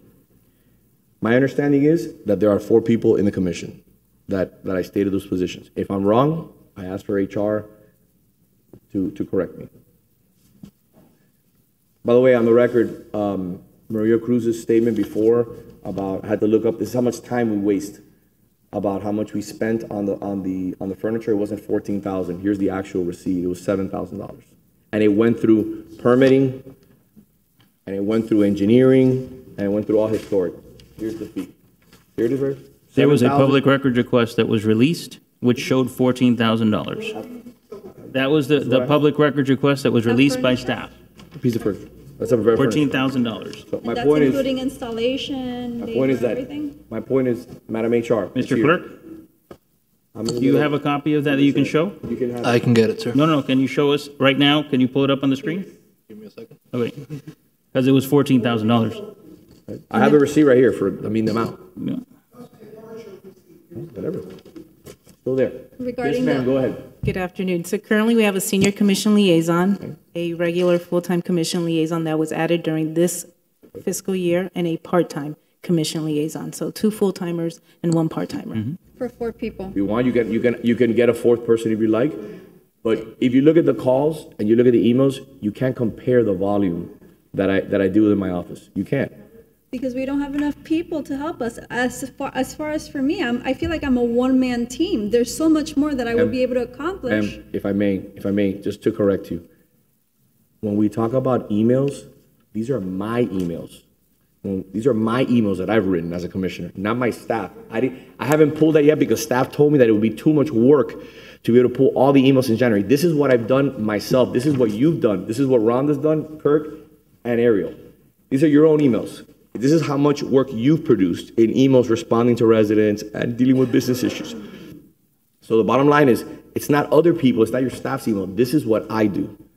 This is it. This is clear. It's the people writing me and me sending a response to them to address their issues. Outside of my staff, that's completely different. Those are additional emails that are added to this, and we can look those up. I just felt bad for staff on Friday asking them to do this on such short notice. Yeah, the reality of life is that when we're looking at a ratio, right, a ratio of 2 for 1 and then 2 for 4, it doesn't make sense. Now, if we had the capability of adding more people to ours, which I don't think we do, that would be a perfect solution. I wouldn't have a problem with you having 3 if we can go ahead and have 12. I mean, that wouldn't be an issue. I'm even willing to get, if it's such a big deal for you, I'm even willing to get to bring it down to a part-time person. I'm more than flexible. But the idea is you can't hide by the fact that the numbers are the numbers. These are data from staff. This is data from staff. It's clear of what the phone calls are that are handled in my office. All of your phone calls added, don't even add to the phone calls incoming. This is incoming phone calls to my office. And then the emails are clear as day. You have almost 7,000 emails that I've sent myself since January versus Ariel Fernandez, 812. These are me. This is me. While the vice mayor is doing, I have to write emails. My staff has probably written double that if I look it up. So that's just my work product. One of the reasons I chose not to run for mayor is because when people want to come see someone, and I see it here on Fridays because I'm at the opposite end of the hall, everybody wants to see the mayor. Yeah. We're secondary. Okay? I happen to get the trickle down because the mayor happens to be down at the other end of the hall and they realize I'm here too. So I'll get some of that volume because everybody wants to see the mayor. Yeah. And it's just, you know, when you want to get projects done, you want to get your house redone, you have an issue, people come see the mayor. And that's just the reality of being in that position. You're the center of the bullseye, and you're the person that they want to see. So yes, it naturally and inherently always will have greater volume no matter who's in that office, because that's the position it is. And I promise you, and I'm sorry to interrupt you, but I promise you one day when I'm no longer here and one of you is the mayor, or maybe somebody else, you're going to ask for an additional person. And every staff member here can tell you, outside of the manager who doesn't meet with me, every single person here can tell you that I copy on emails, I respond at all hours of the day, doesn't matter what time it is, starting at 4:30 in the morning I start responding. And my staff does the same thing. Always trying to do everything in our power, even when we have to tell them no, to make sure that we respond. And we respond accordingly because at a minimum, that's what the residents deserve. And that's the same thing that you do with your bandwidth. I'm not attacking anybody else. Just if you wanna continue attacking me, just be careful when you attack me because the level of work speaks for itself. And the public record is here. Mr. Clerk, will you please put up the mayor's office responsibilities so that everybody's clear? We do town halls 2-3 times a year. We meet with constituents every Friday. I'm not putting that up. So who's putting that up? I put it up. Because I made a request a few seconds ago and they were trying to put that up. It should have gone up first. But this is part of my presentation. Right, but I had it. It doesn't matter. At the end of the day, it is what it is. It really doesn't. We'll get to see your thing now. You can prove me wrong that it was $14,000. All I know is I have a receipt here for $7,000. It doesn't matter. It doesn't matter. At the end of the day, look, I haven't even It does matter because that's taxpayer dollars. And if you're telling us that it was $7,000 when there's public record request showing it's 14, how can we believe the numbers you're showing us now? Because this is. Were you lying to us then, or are you lying to us now? Commissioner. Commissioner. Simple. Everything here was documented. 1 + 1 is 2. Commissioner, relax. Listen. Everything was documented. Pictures were taken. This was required to be this way because of historic preservation. It was the only way to build, like the manager. I don't fault the manager for installing a fob in his office. He has a vestibule. Commissioner Menendez, Commissioner Castro have a vestibule. People can walk in and they meet somebody. Commissioner Fernandez has to go through the vice mayor's office for a vestibule. No. Which is what we always did. I always kept your door locked. Let me finish. No, my door's unlocked. But let me finish. Because I always kept that door locked and we always went through Commissioner Mana's office. And I was always the one over there. So at the end of the day, it doesn't matter. The point is that it was done for safety. We have, and the police chief was here, you can ask him, we had multiple incidents in our office with our staff where we had certain people walk in and they were, I want to be careful what I say because at the end of the day, it was a very hostile situation in my office. Not with me, with the individuals that work in my office. That's number one. Number two, I walked into my office and I think the ACM was with me, the DCM was with me, and I walked in and there was a gentleman in my bathroom. Right? There was a gentleman in my bathroom. And I asked him, sir, how can I help you? He says, oh, I just thought I could use his bathroom. So there has to be a moment where you just say, stop playing the pettiness. And if you want the documents, we even have all the permits for that structure. It's beyond that. Let me do my job as mayor. And when one of you become mayor, you can have the appropriate staff to ramp up and have the infrastructure to address your needs. That's the bottom line. That's it. Okay. Right now, one is 50% more than each of us has. Okay, so right now, just with one, eliminating the other is still 50% more than what we have, which I think is more than appropriate given the fact that you have certain duties that are more than ours. Okay, but you don't answer. Okay, look, you know what? I'm not going to argue with you. I'm not even going to discuss it. Let's move on. Make your vote. Just dissolve it. The vice mayor has, according to you, almost as many email returns as you have. Last time, the vice mayor said we didn't need to add staff in the commission office because we had enough, and we're sharing. And she's been able to take on the same bandwidth as you. Can I tell you why? Can I tell you why? Because she's here every single day. As are some of us, so yes. Again, Commissioner, with all due respect, you can't tell me that you write 812 emails since January. You're averaging 60 emails a month. That's 2 emails a day. And I call the residents back. I talk to the residents. And so do I. I don't send them a 5-second email. I call them. I go visit them. Me too. When they tell me I have an issue in my block, I don't say, oh, let me try to figure it. No, I show up at their block and I try to see what the problem is. I do too. I spend the time to go out there and talk to them. I do too. I don't have staff. I don't bother the manager and staff and have them go out there at 5 o'clock in the morning. The manager would not allow me to meet with staff on the block anymore. So that hasn't Rightfully happened. so, because you've been using city resources to campaign. You just said it. You're preparing a website to talk about your accomplishments in this commission as a candidate for office. No, it's not. I pay for myself. You want to know why? So then I'm going to tell you why. You can't announce it here. Of course I can, because at the end of the day, I pay for myself. Just like you keep saying these statements, you can't say this, you can't do that, and then you're refuted. Madam City Attorney, let's refute that. Am I allowed to talk about a website that I built myself and pay for myself that talks about all my accomplishments in the city? Of course I can.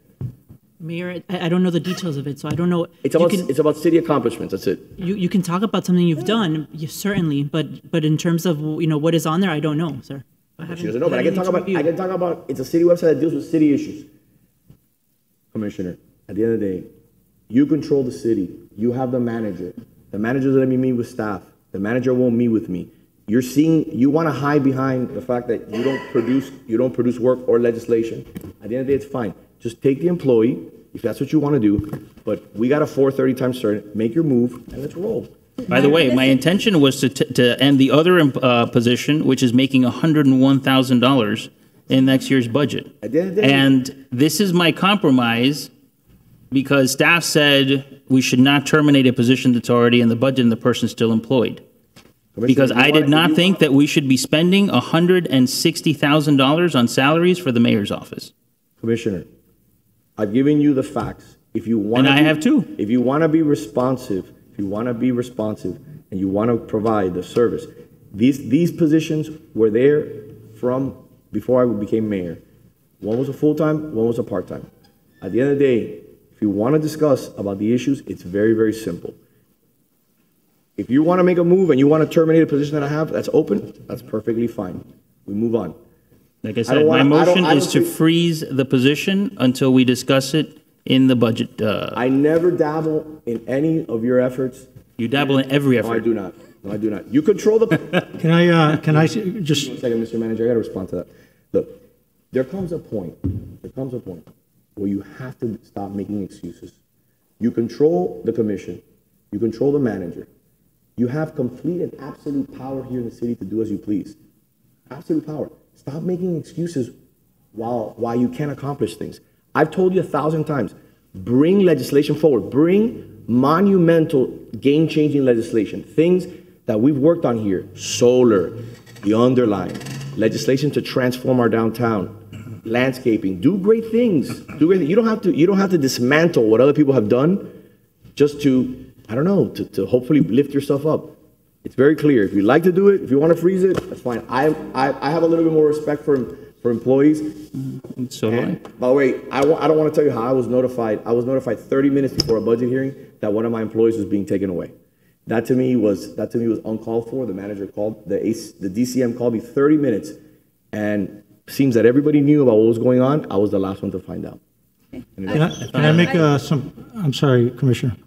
2 corrections. You're absolutely correct. I do not meet with you and I don't do site visits with you, but I have never prevented any of the staff to go on your site visits. May I address it? May I address it? I haven't finished. No, but may I address that? No, I haven't finished. But let me address that. Let him finish. I don't want to go until the next thing went correctly. Madam City Attorney, did the manager not say in front of you that he did not want me to meet with staff outside of City Hall unless he approved it? And he was present, yes or no?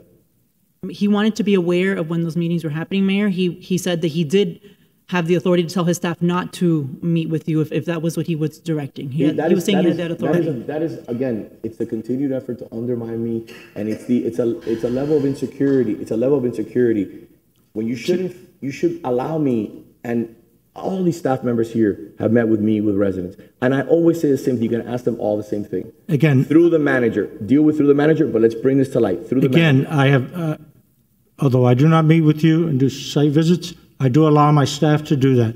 Number two is on the promotion of the employee. You were advised that we were going to select her, and you were advised by the DCM to work. What was your schedule as to when you could release her to come to work for my office? And your response was she can go on Monday. That was Thursday or Friday on Monday. The third thing I'll say. Can I respond to that? May I? Because I want to make it clear. First off, you have a person. Why would I want somebody in my office who we trained for 2 years, who is an amazing, amazing employee, working in my office for an individual who went and falsely claimed that I accosted them, and that there was an exchange that was potentially violent in my office. When the ACM was there. I don't think we should get involved in criminal investigation. Should not be discussed here. I'm not done yet. So you're going to have a person who comes into my office that has been working with me for 2 years and is being brought down to an individual who won't meet with me, who won't sit down with me, who won't have a conversation with me, and you take the employee that works in my office, and my answer is like very simply, if she's going to work for you, I found out about it almost 2 weeks after she had been interviewed, after she applied and she had been interviewed, and then she was leaving already, and the decision was made to hire her. And that was told to me by the DCM 30 minutes before a budget hearing where we discussed the lowering of the millage rate, which did not happen. So, I'm correct? Am I right or wrong, Mr. DCM? You called me 30 minutes before that, and you said that you knew for a few days. That was August 1st, right? Yes.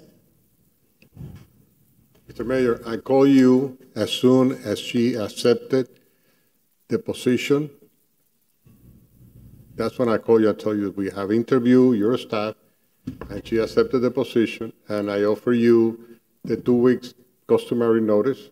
And you said, and I said she can start on Monday. So let me and then I said let me find somebody to replace her. Let me activate the position, and let's start moving forward immediately to fill that position. Because as you can tell by the workload, by the phone calls, by the emails, you add up the entire commission, they still can't produce the amount of work that I produce.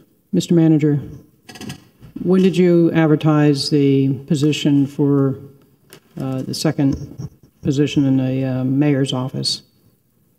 It was, August 1st, mayor was notified.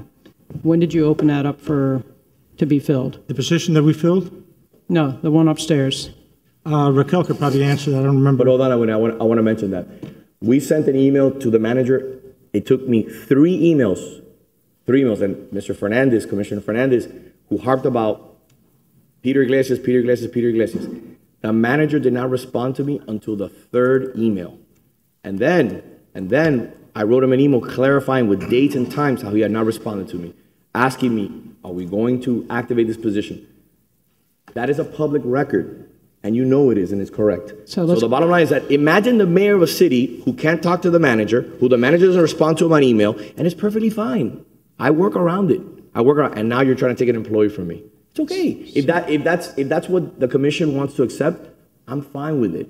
But let's stop playing the game of what we're doing here. I mean, it's pretty ridiculous. So, Mr. Manager, can you please provide us the date the position was opened up for advertising? I have to defer to Raquel because honestly I don't remember. But Raquel can tell you that the fact that I had not signed the requisition did not stop the advertisement, because I said specifically I don't want anything to slow the process down.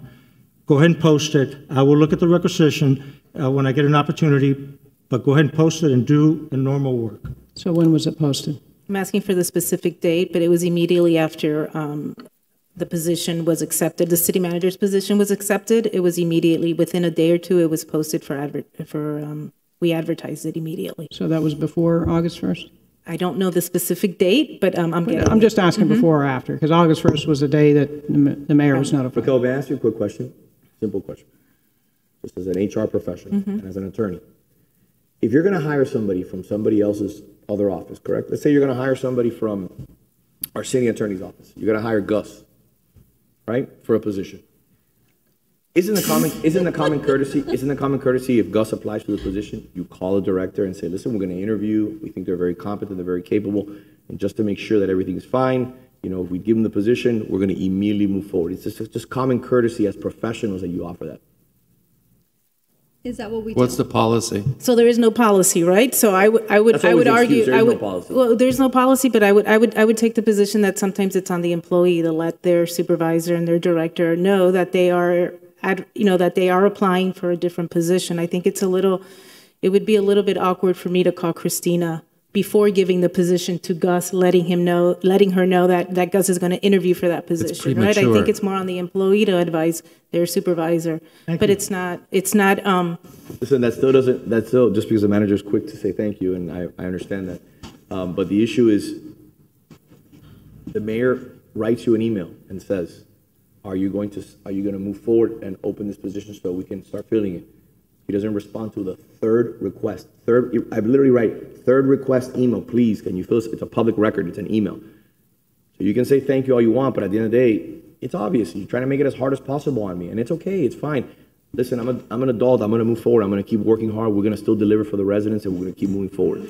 But don't make it seem as if you were trying to get out of the way immediately and open the position as quickly as possible, because you couldn't even answer an email, and it took 3 requests. I want to comment, Raquel, what you said in terms of no policy. We have to look at the other side of the coin. If you're an employee in a department, let's say, and you apply for, I would imagine, a promotion, basically an increase, but you don't get the position, most employees don't want that department to know that they were planning or trying to move out of the department, even though they have every right, because probably salary increase, greater responsibility. So I understand if you're department director, you want to know, but most of the time employees feel uncomfortable prematurely announcing something that they don't know if they have or not.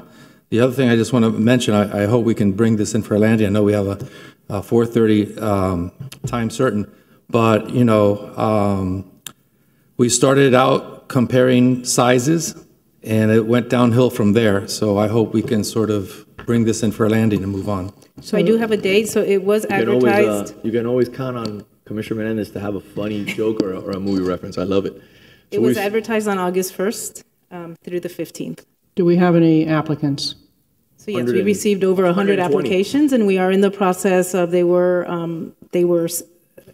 screened, and the top 15 have been selected, and we were in the process of scheduling interviews in the next week or so.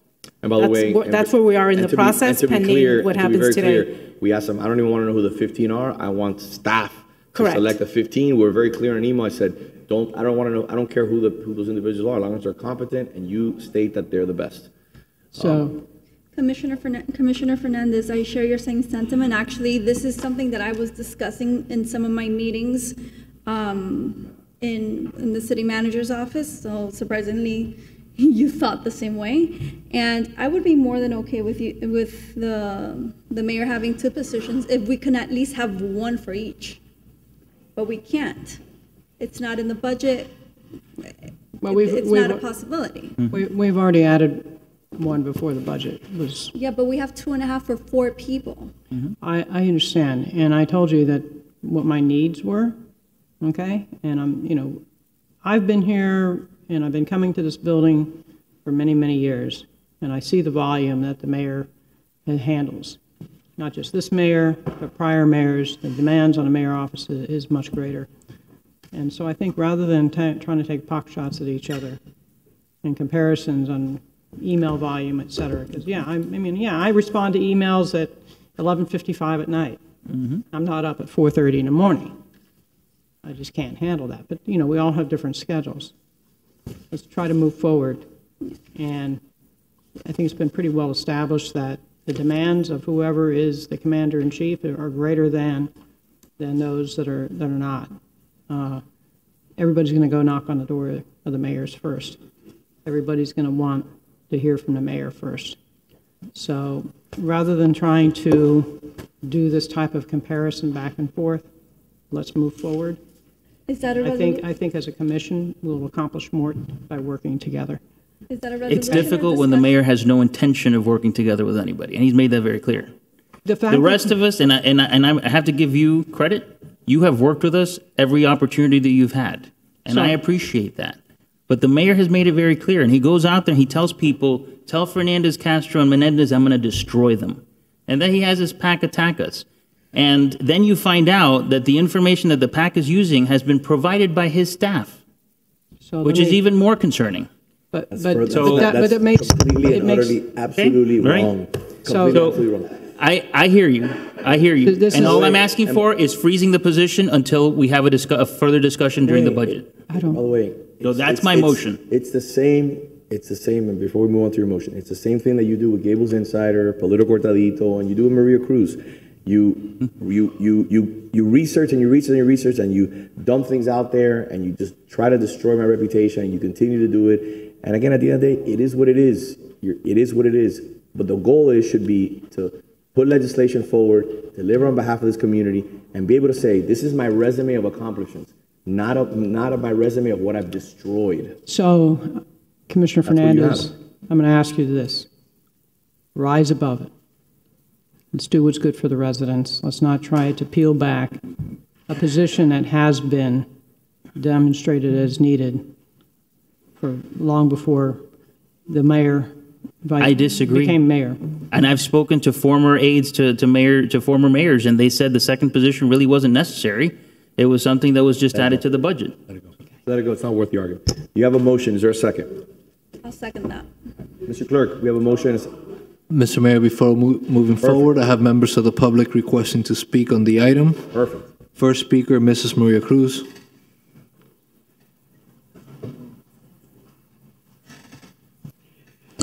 Mrs. Maria Cruz, 1447 Miller Road. Like I told you, today was going to be a good day, and still going to be a good day because I have a solution. 2023, because that's the only complete calendar year that I got. You all had, meaning the commissioners, had a senior commission liaison, 39,000, a little less than 500. Two of those and a part-timer, 31,000. So when you add that, you can see the mayor's office had a chief of staff. 2023, I don't have the new 2024, okay? Because that's all I could get for the whole year. Chief of staff, I wonder, chief of staff. I know Miami has chief of staff, but how many people work in that office that there is a chief of staff? For $91,165.84, and not a commission liaison, but an administrative assistant to the mayor for $52,404.86. When you add those two numbers, it's $143,570.70. Okay? Now, he could have two assistants at the rate of the senior commissioner people, $39,000 each. You could have two for $78,000. Actually, you could have three for a little less than what he's paying for one chief and one assistant to the mayor. Easy. Easy. And I don't believe in leaving people out, but I'm sure that we could find a position for the person so she doesn't lose money. She's excellent, so she doesn't lose money, that she could have the same salary someplace else, and the mayor could have three people for the amount of money that he's spending now. See, I came up with a solution. 3 people for the price of 2. Okay? Or maybe 2 people and save money because 2 people will be $78,000. I don't know the difference. I don't know why we have an administrative assistant for 52 when the senior commission liaison is 39. But of course, the chief of staff is a big problem, $91,000 to manage the staff. What, one-on-one? I don't know. I don't understand. And if anybody doubts it, I have the printout from that I got through public records because I don't use fake names. I use Maria Cruz. When I ask for something, everybody knows what I ask for. I don't hide between fake names. Thank you. Thank you. Next speaker, Mr. Mayor Jackson Holmes.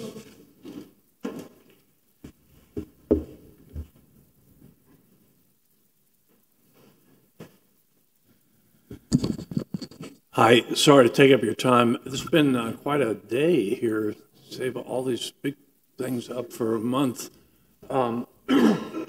First, I want to thank Mayor Lago for rescuing me from a nervous breakdown over what I thought was a general obligation bond, i.e. a tax increase. But he and the finance director, Ms. Gomez, explained that you all can do bonds inside the shop that don't affect taxpayers. So thank you, Mayor Lago. You don't have a lot of time, so I'm going to get to my support for what your motion is, Commissioner Fernandez. And with regret, I mean, let me just mention, Vince Lago and I are, at the Alamo getting slaughtered over the Safe Mobility Hub, and we have that bond, and nobody can shake it. I could say more, but I want to then save time by criticizing Mayor Lago. How can you be attacking people for trying to get free of developers by raising salaries for commissioners? You've totally miscast this whole thing. You try to say that they're greedy, when in fact what they're trying to do is get independent of development money. So I really can't, you're getting the karma, okay? And so I think that your staff position should be eliminated. Thank you, sir.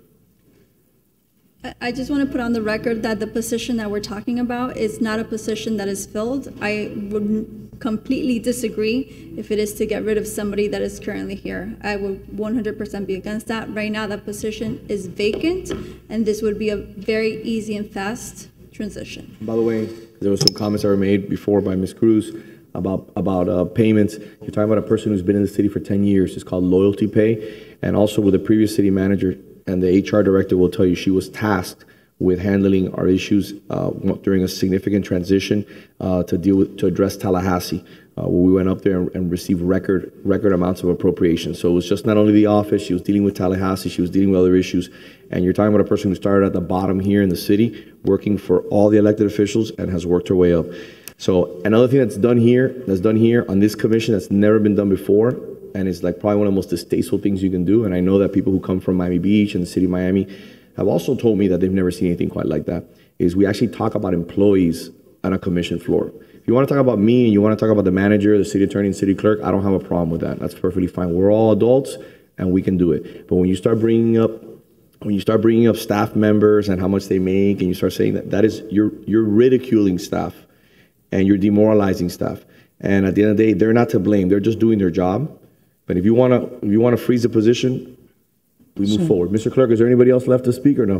Mayor, No, Mr. Mayor. I just want to recap one thing here. And when we were in Tallahassee, the time that Chelsea was given that promotion, it was something that the entire commission, including Commissioner Menendez, supported. I think the bare minimum, and not that I agree with freezing the position based upon the volume of work that I historically have seen mayors engage in. Some mayors are more active than other mayors. You happen to be one of the more active ones. Is that at the bare minimum there should be a part-time position there so that you can transition into, if you lose your full-timer, you have someone that you can transition into. And I feel very bad for all these people that have put out 100 applications for this position to now, today, learn that, this commission is going to freeze it. It's been 27 days that that position was opened up and advertised by the city manager's office to now be advertising it as a non-existent position at this point. So for the good and the will of the city and the residents to receive the services that they expect from this commission, I think that we need to take the high road and do the right thing. At the bare minimum, have a part-time position in there in the interim. Thank you.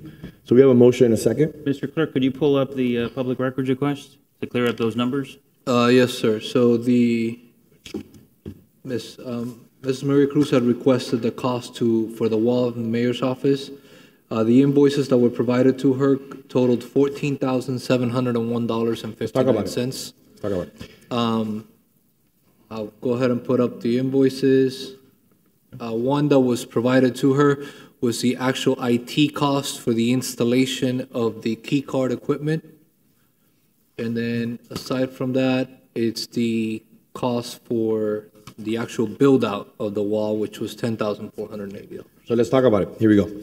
So if you like, you can have Peter Iglesias. I don't know if the ACM, were you here? DCM? No, you weren't here. Was anybody else in staff here also available? Were you here, Mr. Diaz? I know that our previous historic director was here, so I can't ask Anna Pernis to discuss it. We tried everything in our power to do a simple glass enclosure. We needed to have a separation in the walls. We had people who were, like I mentioned before, we had people who were having conversations in the BOA meetings. They were using my bathroom. They were walking into my office. We had issues, and you can ask the chief in regards to certain things that, in my opinion, safety issues that we had with individuals who had showed up to my office and were dealing with my staff, and they were nervous. We tried to do everything in our power, and staff was very clear. The historic said, we need something that matches the city. That's why we made it to match the wood. We did a design,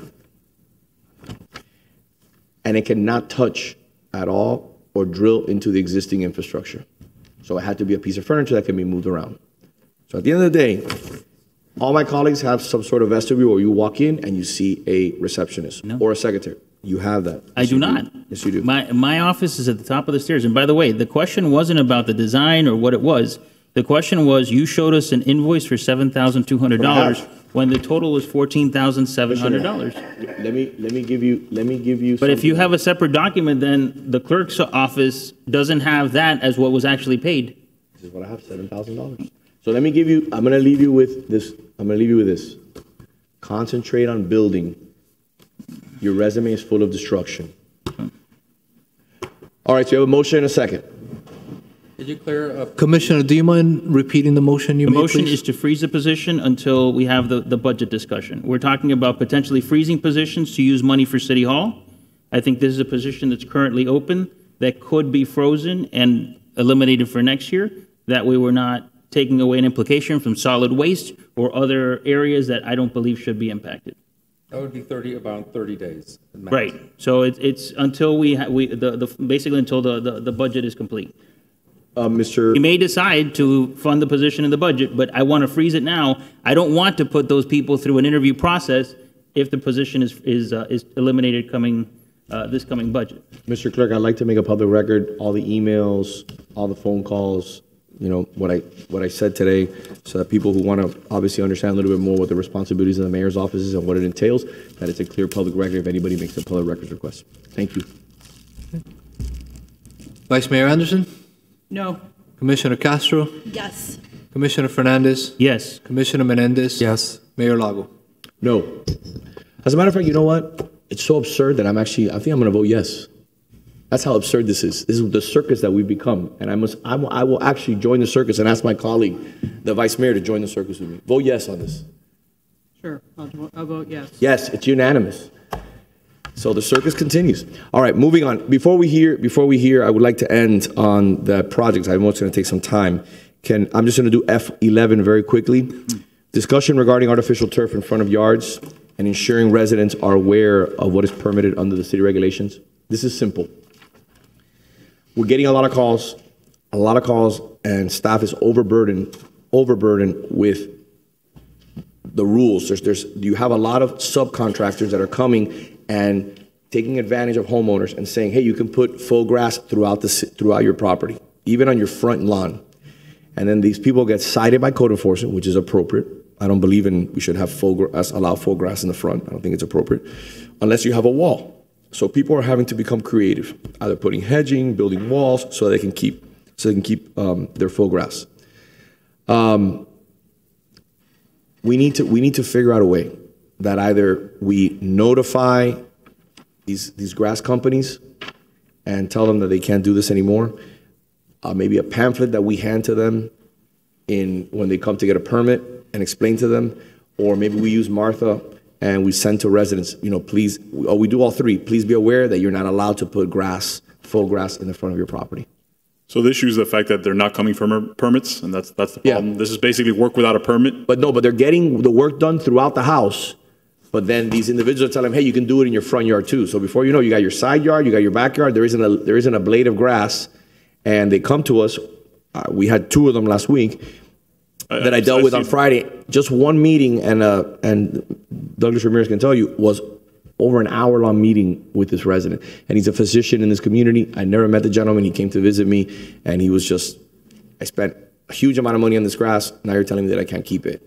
I mean, I can read the code section. It's very simple. It's basically a quick 2 lines that explains where it can't be approved. So in single-family residential and in MF1 zoning districts, it is allowed within the rear yard with an acceptable buffer as determined by the Public Works Landscape Service Division. Now, all other locations may be approved only if site conditions limit landscape options as determined by the Public Works Landscape Service Division. So does that mean it can be installed in the front of the house? If you have a wall, if it's not visible from the street. It is a determination that needs to be made by our public service team. So it's just a matter of getting your permit, go through the process, and if in your particular situation nothing else can grow there, it may be permissible. What I would like is simple, and we have a lot of stuff. I just want to go over these last 2 really quick. I would really like to for you to have a conversation, get all the ideas so that we can notify people in this community to not make this mistake. It's an expensive mistake. And also to notify some of these subcontractors who install the grass. Maybe we put up a banner, or maybe we put up a handout at the permitting department. Please do not get caught doing this, because they're going to have to remove it. They're going to have to remove it. But if they're getting caught, that means they weren't in the permitting department, because they would have gotten a permit. Okay, let me reiterate what I just said before. I was with Douglas Ramirez, with a surgeon who came to visit us. He pulled a permit for his house, but when he didn't realize that the subcontractor had said, we're going to do your backyard, we're going to do your side yard, and by the way, we can do your front yard too. The gentleman never pulled a permit for the front yard. He paid him for all that work. He didn't know what was happening. So to make a long story short, I think we need to have a real educational campaign for the residents and also an educational campaign for the subcontractors so they don't take advantage of people and add additional work and scope on a permit that is not really there. I have a question. When we issue the permit, it's specific to where on the property, the side, the back. Is there if obviously, maybe it's too convoluted, but if they get a permit for the side or the back, is there somewhere that we can add, this is not, pertain to the front? Meaning, make it clear on the permit itself? So I'll defer to Development Services, but my understanding is a survey is supplied and a site plan depicting where the product is going to be installed. So when your final inspection comes out, a zoning official will inspect the property, and obviously you've exceeded the scope of your permit, you're going to get cited for without a permit. The reason why I asked is because I think the mayor made a very valid point. The professionals that are doing the actual installation and work, that's one thing. But the resident is following the guidance of the professionals they hired, and they're the ones processing. So if in the permit itself, in bold, this does not include the front, any resident will see in bold, oh, wait a second, but the city says I can't. So why are you Don't forget, you have to that point, don't forget, you have to sign, the owner has to sign the permit. Even with the contractor and the owner has to sign the permit. So what ends up happening, give me an example of the surgeon. This gentleman comes in with his wife, says, I did my beautiful home. His landscaping was amazing. I installed this faux grass in the front. I paid a huge amount of money. I got a permit, but then you hit me with a citation. And we said, it's not allowed, and we can't allow you to do it. So you're in a position where we have to say, remove the front yard, or you got to build a wall so it's not visible. Because you can have grass in your front yard as long as it's not visible from the street. You put a wall, you can have it. Because that may be an area where where grass doesn't grow. I've seen it done before, as long as you can't see it when you're walking on the sidewalk or when you're driving by. This is something very simple. If the resident looks at the survey of what was permitted, they will be very easily able to tell what was permitted or not. If this is happening, it's because the resident did not look what was permitted, basically. Let me reiterate. I'm thinking I'm not, maybe I'm speaking. This is something I gotta explain to you. Let me give you the example of the surgeon. The surgeon doesn't know anything about faux grass. He doesn't know if it's allowed in the back, in the front. He calls a company. The company says, we're coming over. They give him a quote. He gets 2 or 3 quotes. This is what he told me. He said, okay, perfect. I'll go with you. Okay, I'm going to go get a permit in the city. He goes to get a permit, but he never includes in the permit that he's doing the front of the yard because he knows that the city's going to say, no, can't do it. He installs all the faux grass, and then what happens? 6 months later, he gets hit. The doctor gets hit with a citation because the subcontractor installed, to make more money, installed faux grass in the front, which the poor doctor, accountant, lawyer, engineer, whatever that may be, doesn't know what the rules are here every single day. That doesn't make any sense. I'm sorry, because the process right here would be, if you have a permit, guess what happens after? You get inspections, right or wrong. Exactly. Now, if you get inspections, the inspector would be able to tell that there's artificial turf in areas that is not permitted. Therefore, you will not get a final inspection. Therefore, you will not be getting a citation 6 months after. Let me help you again. Okay. Help so me. you understand. They do the work which is required for the permit, which is the side yard and the back. Then they come back after they finish their inspection. He's going like this because it's true. It's after the fact. He comes back and they do it after the fact. Hey, I had to go order more. Let me get the inspection. They finish the inspection. They get approved. They close the permit. And then a week later, 2 weeks later, a month later, 2 weeks later, they say, hey, I finally got the additional grass. Let me come to your house and install it. And they pay the difference. And they don't get caught for 6 months. They don't get caught for a year. They don't get caught for 3 years. But then the person comes to me and says, hey, you gave me a citation for the city. They call my office. I'd like to meet with you. I said, okay, we meet. Bring me your permit. Bring me everything. So I don't have that information. I don't have the drawings, but I know that I paid for a permit. You see, I paid for a permit. You see, and I said, you did pay for a permit. But the problem is that it's not allowed in the front. How did they do it? He goes, well, I wasn't there during the day when they did it. I don't know if they called for an inspection. These are people who work every day. They're not staying on top of it. They're not running this project. So all I'm saying I'm not here to argue, okay? I'm just saying this is a problem that we're facing in the community. I've gotten multiple people. I brought them to your attention that we just need to be more vigilant, and we need to potentially do like what the vice mayor said, is on a permit, say, you cannot install faux grass in your front yard. Like when we have permits and you have a certain amount of 20 and 40 yard receptacles, bins for the garbage, there's rules. People know what the standards are. We tell them, there's certain caveats that we abide by. When you fill out a permit, you know that you can't do certain things. You have to call following inspections. I'm just saying that maybe we put a dartboard with a pin and say, hey, listen, be careful, in regards to faux grass, you can't put it in your front yard. I'm not asking to write a law. I'm not asking to do anything out of the normal. I'm not asking just educate people. You don't have to go against me on every single thing. Just educate me. It's like pet waste bags. Yeah, that's it. Right. And by the way, again, and there are people that, human nature will have it done knowing that they shouldn't. And there are people that they're focused on their life and they let others do it, and no fault of theirs, they got done. So I want to protect those people. And if we do something, like I mentioned earlier, in bold somewhere, this does not apply to the front. What happens is with that simple effort, you avoid 99% of the headaches later. Instead of spending resources on trying to fix or how to deal with a resident, we don't have to do it because we already, on the front end, already made it more clear than ever. So just that effort alone clears up your time and your resources on the back end. Because, Excuse me, I'm sorry about that. Yeah. I sat down with a lady in Coco Plum, very nice lady. She's a doctor. She's from Africa, amazing woman. She came to me and says, but why are you singling me out when everybody in Coco Plum has faux grass in the front? You can see it. She goes, I thought that was okay. That's what I was told. There just lacks information. It's not staff's fault. I think it's subcontractors who are taking advantage of people. And you got to go after them in the sense of you got to educate the people so that when they sit down and say, hey, I know you can put grass on the side and in the back, but in the front I can't, right? You're correct. You know, there isn't an inspection. An inspection is not going to fix this. This is very simple. It's people doing it after the fact, just like you said. Right. And the reality is there's probably something will grow there because Dina has amazing talents on finding things that can grow in the worst conditions and how to improve the soil conditions, you know, when they're poor to get something to grow. So I'd rather have the homeowners educated before they get taken advantage of by contractors, and that's the bottom line. I mean, I had the same suggestion too when I re-roofed. You mentioned Dina, and she was in the meeting with the doctor, and I felt bad for the guy. He was like, "What do you mean?" He was like taken aback by the fact that we were coming after him over the faux grass, and we had to tell him no. Correct?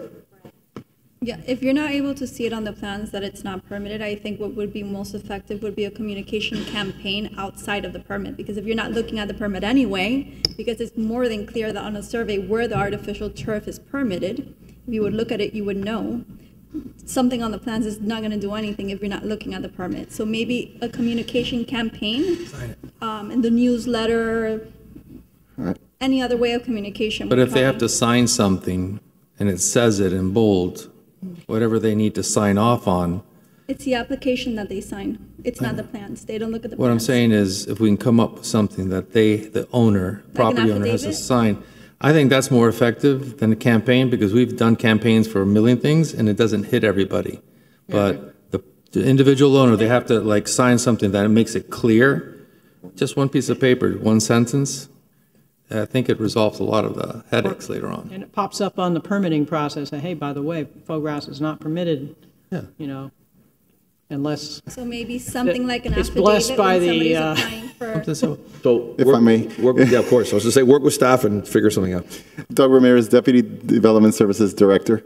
We actually have a recurring media message that we prepared some time ago that isn't only about this, but it's about a number of similar things that tend to come up from time to time where the contractor might not have educated the resident. The same exact scenario we have here, it could happen with multiple other things, and we tried to provide a laundry list.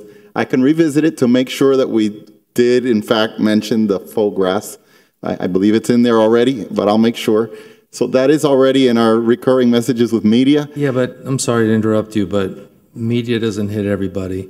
And unless they have something in the pipeline that they're going to work on, they're not paying attention to that. They won't look at it, perhaps, until they come in making a request. So I don't think that reaches the residents that we're talking about, the ones that are basically focused on their job and their kids and everything else. I think that might hit the folks in the industry, but not the actual resident who doesn't know any better. I mean, how many people actually look and read the media effort? It doesn't hit everybody. So, on the Y Green Board, we have a number of disclosures that people have to sign to make sure that they understand what the impact is of these loans that they're taking out. So there's got to be something additional that they can sign. Faux grass not permitted in front. We can look into providing an extra piece of paper that the owner has to sign. Electronically or somehow they can that pop it up acknowledges the fact that you're only approved to do what's on the site plan. And later on, they can't come back and say, "I didn't know." Well, you signed it. So maybe for the category that you're applying for artificial turf, maybe apply it only to those applicants, and not to everyone. Yes. That's a possibility. Yes, absolutely. We can look into the different options. We'll take a look at it and see whether electronic version or a hard copy when their application or the permit request is for grass. We'll take a look at it. By the homeowner would be essential. Only by the homeowner. Yes. Electronic. Perfect. Anything? They get it in their inbox. All right. So, Mr. Mayor, before you move on, I have a request from the member of the public requesting to speak on the item. Thank you. Mrs. Maria Cruz. I'm glad we saved you. Okay. Perfect. Moving on to item F12. This is an easy one. I got a call from a individual who serves on a board here in the city. He tried to visit Venetian Pool. He was at work. He sent his wife. She's not a board member, to the Venetian Pool. If he goes with his kids and his wife, he can get into the Venetian Pool. If he's not present, he doesn't have that. They don't allow him to use the facilities. I think we should consider, to have a little bit more flexibility. By the way, I have never used a Venetian Pool. I don't play golf. I've never played golf. I'm not, I have no interest in any of those type of additional benefits that we're afforded as elected officials or board members. I think it's great for the people who serve this community for free. I don't use any of them. And I have to preface that because people may think it's me. At the end of the day, this individual brought it to my attention. He says, look, if I go with my wife and my two kids, then they can get in. Mm-hmm. But if I'm working or I'm out of town and they want to use the Venetian Pool or they want to use, one of the great city facilities, why can't they use it? I don't have a problem with it. I want you guys to ponder it, think about it. They're going to use it one way or another. I mean, maybe they're on a Zoom call. Maybe we require the person to be on a Zoom call. They take the phone with them and the phone. I'm joking, by the way. That would be the most ridiculous thing ever. Figure something out interesting, figure something out, and just let people who are going to use it no matter what. And by the way, I think, Mayor, some years ago, perhaps before Salerno, I think those benefits were broad enough to cover what you're mentioning. So, or we can bring the cardboard cutout of George Merrick along. Yeah, there's an idea. Anyway, I have no problem with it. Yeah, I think we should do it. All right. Well, then we will. I'll ask the DCM to provide me with some information in regards to bringing this back on legislation, Madam City Attorney, so that we can make it so that it's feasible and that staff knows when somebody visits the Venetian Pool, if if the board member's not there, but their significant other is there, that they can use the facility. I don't know how we're going to do it. We've got to figure it out. I don't know if they share the card. They have to show a complimentary ID, but then certain people don't have the same last name. Something has to be. We'll look at the code provision and see. We got to figure something out because certain people don't have the same last name, and at the end of the day, maybe it's a partner. They're not married, but they have kids. Again, at the end of the day, I want everybody to be able to use a facility if someone is giving of their time to serve this community. And we'll talk to Parks about how this would have to be implemented. Mr. Mayor, we'll confirm with staff, but I was under the understanding that the benefit was only extended to the board member, not to their family members. But I think it should be for the husband or the wife or the significant other. To me, that's what I think. If my colleagues disagree, that's fine. But I think it should be something where people can use it. Again, reiterating, I don't use any city benefits. I've never have. We never will. I agree. I think a lot of our board members take away from their family time to attend our board meetings. So I don't see it as an issue. And by the way, I've been talking to the administration and with Fred and Carolina. Supposed to come on this agenda, but it's coming up next agenda. Along the same line, seniors, that folks of a certain age that are on the boards don't play golf, don't play tennis, so they were looking for a discount at the Youth Center Fitness Center. So that's something that I'm going to be bringing. So I think we should look to ways that we are thanking those folks that give their time to our city, like the mayor said. So we'll work on that, Madam City Attorney. Mr. Mayor, I have a member of the public requesting to speak. Mrs. Maria Cruz.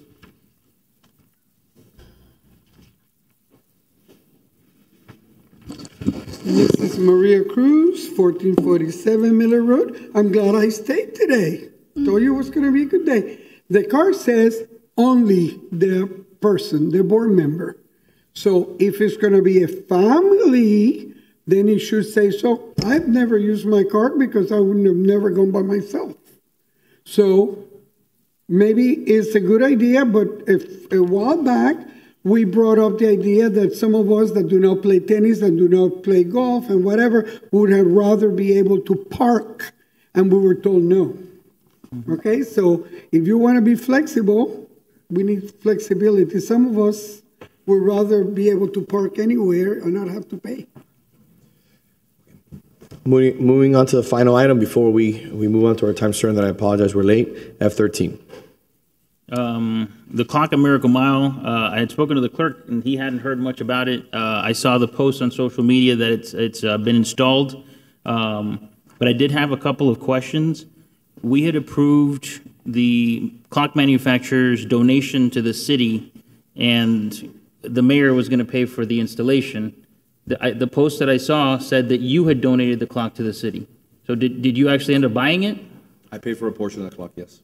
They gave me a good discount there.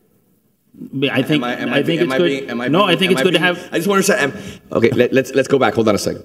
Let's go back. I am donating a clock, an FP Joran clock, to the city of Coral Gables for its centennial.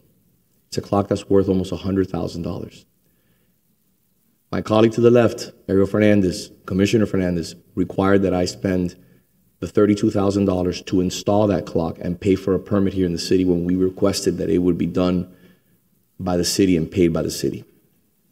When did I require that? Let me finish. Mr. Clerk? Let me finish. Did I ever make that request? Yes. No, it was me that I asked who was going to be paying for And you the voted for it, but you voted for it. You voted for it. You volunteered to pay. Because I had no choice because you were going to vote against it. So I had decided to pay for it because you were going to nix the clock if I didn't pay for it. So I took the stand to say, you know what? I want to give the city a beautiful gift on its centennial and do something that is positive for the city. Again, it's the conversation we had right now about my assistant being nixed on the commission. It's the same thing as always. So my point is that I ended up paying for the permit, I ended up paying for the design, I ended up paying for the construction, I ended up paying for all the work that had to be done there. And I have some amazing, by the way, I was not allowed to use my firm as a general contractor or my firm to be able to use as the engineering. It had to be used by separate entities. And that's all public record. There was inspections, everything was done. So you can search it and ask the clerk to give you a copy of that. What you have here is a beautiful, exceptional gift to the city that other areas like Rodale Drive have, other areas in New York, Italy, France, and it's something that is going to draw people to our community. And if you get a chance, you can drive by and see it. September 11th, everyone is welcome to come at 6 o'clock. And the owners of the clock manufacturer will be there, and it will be a wonderful opportunity to see the unveiling of this clock, which will be given to the city. It's already given to the city because it's already installed, along with all the work that was done to it as a gift for the centennial, from my family to the city beautiful. Number one, we need to figure out what we're going to do with the resolution, because the resolution that was approved is a donation from the clock company to the city. And number two, since this is a donation to the city, this has to go through the city manager's office for scheduling, which I don't believe it has. But again, it's already done. It's happening September 11th. It's already done because that's the only time that they can be here up to the end of the year.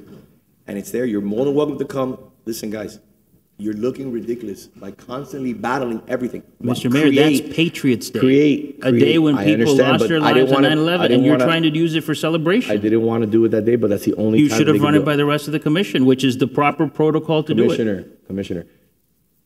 That's the proper protocol. This is a very simple thing. It's September 11th at 6 o'clock. If you'd like to be there, you're more than welcome to be there. All you've been is a hindrance throughout the entire process. What I ask you is give back to the city. Give to the city.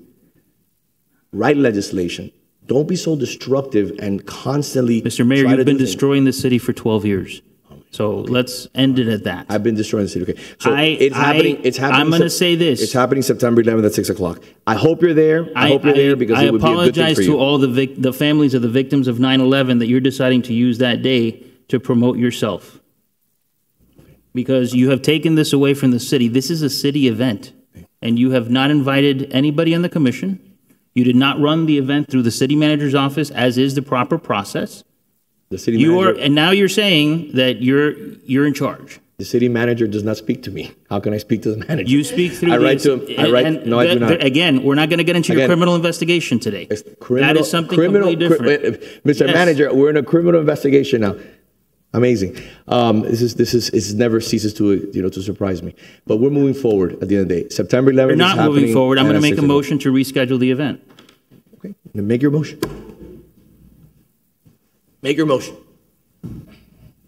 I'm going to make a motion to reschedule the event at a date when it is not September 11th, and when the city commission has followed the right process. Are you literally going to stand up there and cut a ribbon for something that you did not partake in, that you did not donate any money, that you made it a hindrance, that you objected every single moment that you could to something as spectacular as this, as a clock? Are you literally going to make it all about yourself to just be that disruptive? I mean, Mr. Mayor, this isn't about me. This is all about you, and that's the problem. And by the way, about me giving a gift to the city? Every time that you talk down to me and call me Ariel, you're disrespecting the residents who elected me to this dais. So I'm going to ask you once again to respect the residents who elected me to this seat and the seat that I represent. Commissioner, you're embarrassing yourself. So, Mayor, I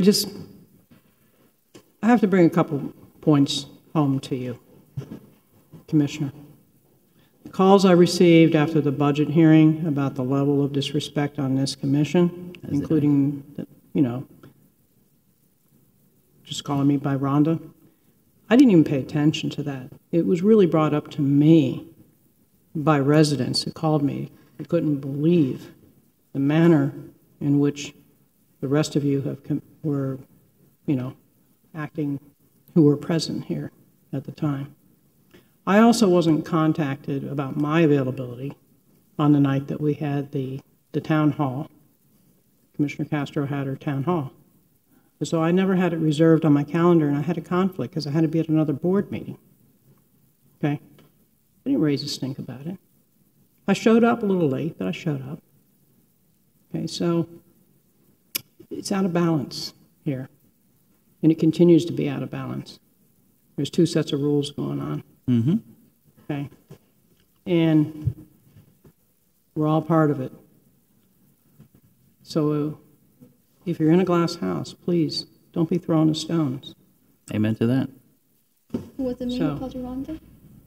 If it was, I apologize. If it was, I apologize. I don't have time to go back and watch these tapes. It's bad enough the first time around, but the calls that I received after the fact, residents were not happy about it.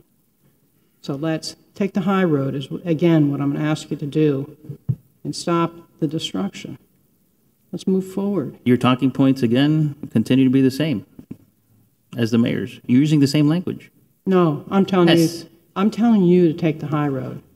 Look at the agenda. I am taking the high road, and I'm taking the road that the residents who have been calling me upset about the selection of September 11th for a city event. Okay. Residents the city has always held a commission meeting on September 11th and a memorial service at the police and fire headquarters. That's the only event the city has been holding on September 11th. This is and simple. now we're unveiling. Don't make it about the city. And we'll have the opening. It'll be there. The city doesn't have to promote it. The city doesn't have to put it, just like we did with the annexation discussion. We won't send out an email. We won't put it on social media for the city. The city will not partake in it at all. But I still welcome you to come. I still welcome you to join me on September 11th. It's not that I wanted that day. And I even told the individuals from France, I said, I can't. That day is September 11th. It's a very important day here for us in this community, for the entire country. I understand, Vince, but I won't be able to come back till December. And I said, we'll just do something at 6 o'clock so we can give thanks to all the people that partook, all the subcontractors, all the individuals that invested a year and a half of their time to bring this to fruition. It's not like you just drop a clock in the middle of this community. You have to do plans. You have to get engineering done. You have to hire specific people to come in and do the electrical work. You have to people come in and do the shell work. You have to do the structural work. You have people to come in and program the clock. You have people to come in and make sure that everything was done appropriately. A lot of people spent their time. If you don't want it to be about the city, it's perfectly fine. It doesn't have to be about the city. We won't even use one city resource. We haven't used one city resource. As a matter of fact, we paid a permit. We paid a permit for it. I withdraw my motion. Okay, so this is just a clock. I'm asking for the same respect when it comes around to scheduling meetings. The mayor never runs his town halls by the rest of us. He schedules them himself. And that was a town hall that Commissioner Castro scheduled, and then we were informed. Commissioner, nobody's scheduled was checked. Commissioner, you've been here. You've been here a year and a half now. You've been here a year and a half now. Here we go. You came in saying that you're going to do town hall meetings. You did one, and you've never had one again. So my point is, if you want me to cater my town halls around you, when are you available in November? I'll make it so you can be there. No, I don't need you to cater to anybody. Tell me, I'll do it. I'll do it for you. I don't need you to cater to anybody. But just if you told me you were going to do here town hall meetings, I said let's do it. Perfect. Do it. You did one. You never did one again in a year and a half. So I'm asking you now. If you don't, I've been doing them for 12 years, 2 or 4 times a year. Okay. I'm asking you when I'm going to do one in November before Thanksgiving. Would you like me to do it around the day that benefits you? You tell me what day, and I will do it. That's your meeting. But show up. The good news is the matter he withdrew, so we can move on to the next item. Again, but it's a good thing that he brought it up. Everyone is welcome to come. It's not a city event. We cannot promote it anymore. We can promote it. It's fine. We can promote it. It's a lot of things that we do that are not city events that we Not promote. be promoting. That was your commitment Excuse for me me. to withdraw my motion. Madam City Attorney, if I may. If it is not a city issue, am I allowed to say, to invite people in this community to do something?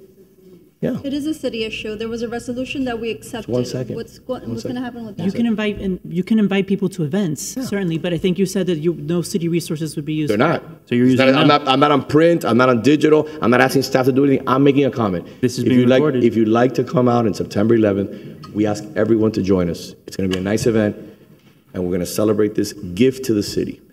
Everyone is welcome to join us. I look forward to seeing you at 6 o'clock on Ponce and Miracle Mile. Thank you. Mr. Mayor, I have members of the public requesting to speak on the item. Yes, ma'am. Mrs. Maria Cruz. Okay, Maria Cruz, I guess I have to have the best for last.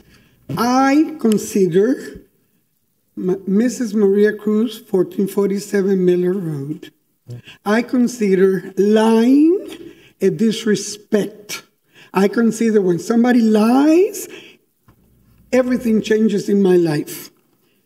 May 23rd, 2023.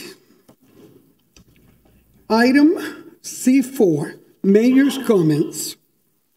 Mayor Lago, can we do item C4 really quick? I'd like to see if we can get just a quick photo that I brought. So this is something that is being offered to the city.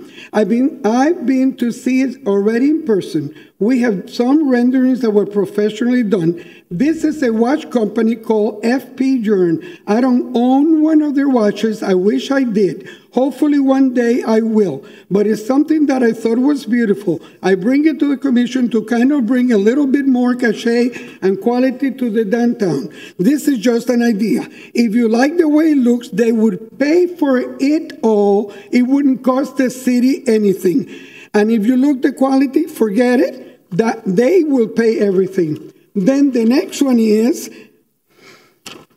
a very boutique watch company, and I recommend that you look it up and get an idea. They're just ideas of placement where it would go. Then we go further down. Mayor Lago again. My thought is Main and Main. It could be obviously an opportunity to enjoy something that again is being donated to the city. It doesn't cost the city anything except for maybe some of the infrastructure, electrical to run adjacent. You probably can make it run, but the actual clock is, from what I understand, is like about 50,000 donation to the city. Mayor Lago asked for the commission to accept it. So funny that Mr. Fernandez was the one that made the motion. The resolution is here. Mr. City Attorney, you can read the same as I do. The resolution says, whereas FP Journ, a world-renowned boutique watchmaker that produces only 800 watches a year, approached the city with a proposal to donate a clock to the city. And whereas the City Commission is interested in projects that further beautify the downtown area and create tourist attractions, and whereas the City Commission desires to accept the FP Journ clock and have city staff work on possible locations for the installation of the donation somewhere in the heart of the city's downtown. Now, therefore, be resolved by the Transportation Board, I don't know what that has to do with this, that the foregoing whereas clauses are hereby ratified and confirmed as being true and correct, and are hereby made a specific part of this resolution. That the City Commission accepts the donation of a clock from FP Journ and directs the city manager to provide the City Commission with recommendations for placement options. I'm sorry, Madam. Excuse me, Ms. Cruz. This resolution does not say the mayor is donating. Cruz. I didn't say this that. I'm sorry. The city accepted may I finish? the company to donate. I think this resolution and the proposal are completely different. I'm sorry, you all did not accept the donation from the mayor, and I'm sorry for the mayor to say this is not a city thing and he can do whatever he wants is wrong. It's not a city thing. The city accepted the donation, and now I am donating it. I'm sorry, this resolution is invalid. Cruz. So Ms. Cruz. The donation hasn't been accepted. Ms. Cruz, 2 points for the record. A donation is a donation, whether it's paid or it's not paid. Stop for a second, please. You don't have the floor. Ms. Cruz, you don't have the floor. I'm asking you respectfully, we gave you more than enough time to speak. I'm asking you, please sit down. No, I'm going to answer. You publish, your family is donating it. That's not what the city accepted. I'm sorry. I would like to challenge this. This is not what you all accepted. You all need to change your mind. This is not what you all accepted. Ms. Cruz, my family is donating it because when you say a donation, the infrastructure, the things that I had to pay to get the watch installed, which Commissioner Castro required, because at that point we were trying to get the city to pay for the installation. It was $32,000. My colleagues in the commission, except for the vice mayor, were willing to accept it. So at the end of the day, to not destroy this wonderful opportunity, I said, don't worry, I'll pay for it. That's it. That's called a donation. When you donate, like I donated yesterday to a charity here in the Gables, I donated money to that charity so we can do an event with the police. So it's a donation. Stop trying to muddy the waters. You're all invited to come September 11th and smile. And the second point is this: September 11th is not a national holiday, and it's not a holiday, in the city or in the state. And I asked the clerk for that information. So it's not a national holiday at the end of the day. So let's move forward. It's a day that is incredibly important to this community and to this country, but it's not a national holiday. Mr. Mayor, I have one additional speaker on Zoom. Thank you. Ms. Myra Jolie. Yeah. Hello. Hello. Okay. I gladly will take the clock, whomever pay for, that's fine. But if the people who manufacture the clock cannot be in the United States but for September 11th, they don't have to be here. They donated. You don't have. The right hand doesn't have to know what the left hand is doing. If they donated it, they don't need the accolades, and they don't need to have all the cameras showing like, look how good I am. I'm the equivalent of the Statue of Liberty because it's France giving something for the city of Coral Gables. That is very disingenuous, Mr. Lago. September 11th is not a national holiday. It's our holiday. You know what happened in September 11th, and it's not a day to celebrate. It's a day for remembrance. If the French people doesn't have to know what happened in September 11th, and if they don't want to commemorate it, it's fine. But you saying that the only day that they are available is September 11th, and that's why this is taking place. That is very disingenuous. So if you want to do a party for the French people, and then you want to have a monument saying the family gave it to the city of Coral Gables, that's fine. But don't tell me that we are going to move everything around just to have the people in France be here when they can be here so they can use it just to go party. I agree with Ms. Cruz. This is very disingenuous. She has more information that I could ever have, but you guys are really pushing it. And the whole thing about, tis for tat, or I did it for you or whatever. Just think what the residents, will you be able to just move everything around just because one resident cannot make it in one day or they can make it in that specific day? No, the French people are not American. They don't live in Coral Gables. And I don't care if they gave it to the city. I'm sure they want the accolade. If they want to give more clock, go to Liberty City and give it to them. That is more apropos. Yes. That's what I'm saying. Thank you. I appreciate you. Okay. That's it, Mr. Mayor. We have a time certain item, E3, E4, E5, that I'm embarrassed to say we are almost an hour late. Can we take a 5-minute break to go to the bathroom? Is that okay? Yeah. Thank you, sir. Maybe when we come back, I know it's a little unorthodox, but there are some residents that came to speak, and maybe we could take them at the beginning of the meeting. I think some of them need to get back to their families. Back in 5 minutes. All right, thank you. After the restroom break.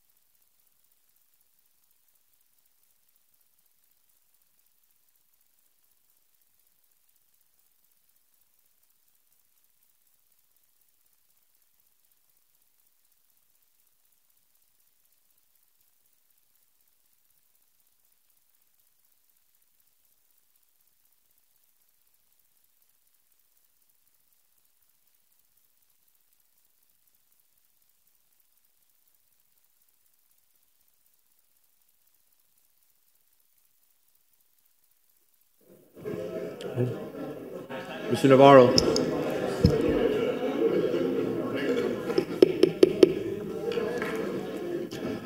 All right, and welcome back to items E3, E4, and E5. Madam City Attorney. Yes, sir. Mayor, Mayor and Commissioners, so E3, E4, and E5 are related. We would like to consolidate them for purposes of the public hearing. I'll read them all into the record. E5 will not be voted on at this time, but it's just on for your review and information. So E3 is an ordinance of the City Commission amending the future land use map of the City of Coral Gables Comprehensive Plan pursuant to Zoning Code Article 14 process, Section 14-213 Comprehensive Plan text and map amendments, and small-scale amendment procedures, and from single-family high density to commercial low-rise intensity for lots 17 through 21, Block 14, Coral Gables Craft Section, Coral Gables, Florida, including required conditions, providing for repeated provisions, severability clause, and providing for an effective date. E4 is an ordinance of the City Commission making zoning district boundary changes pursuant to Zoning Code Article 14 process, Section 14-212 Zoning Code text and map amendments from mixed-use 2 district to mixed-use 3 district for lots 1 through 9. And from single-family residential district to mixed-use 1 district for lots 17 through 21, Block 14, Coral Gables Craft Section, Coral Gables, Florida, including required conditions, providing for repeated provision, severability clause, and providing for an effective date. This is a quasi-judicial item, and so I'll also read E5 just for your information. It's a resolution of the City Commission approving a mixed-use site plan and encroachments pursuant to Zoning Code Article 14, process Section 14-203, conditional uses for a proposed mixed-use project including live-work units referred to as 130 Elmira and the property legally described as lots 1 through 9, 17 through 21, and 39 through 42, Block 14, Coral Gables Craft Section. And one second. Coral Gables, Florida, including required conditions, providing for repeated provisions, severability clause, and providing for an effective date. Mr. Clerk, everyone who will be testifying today should be sworn in. Those who will be testifying on this item, please stand and raise your right hand. Do you swear or affirm that the testimony you'll provide today will be the truth and nothing but the truth? Thank you.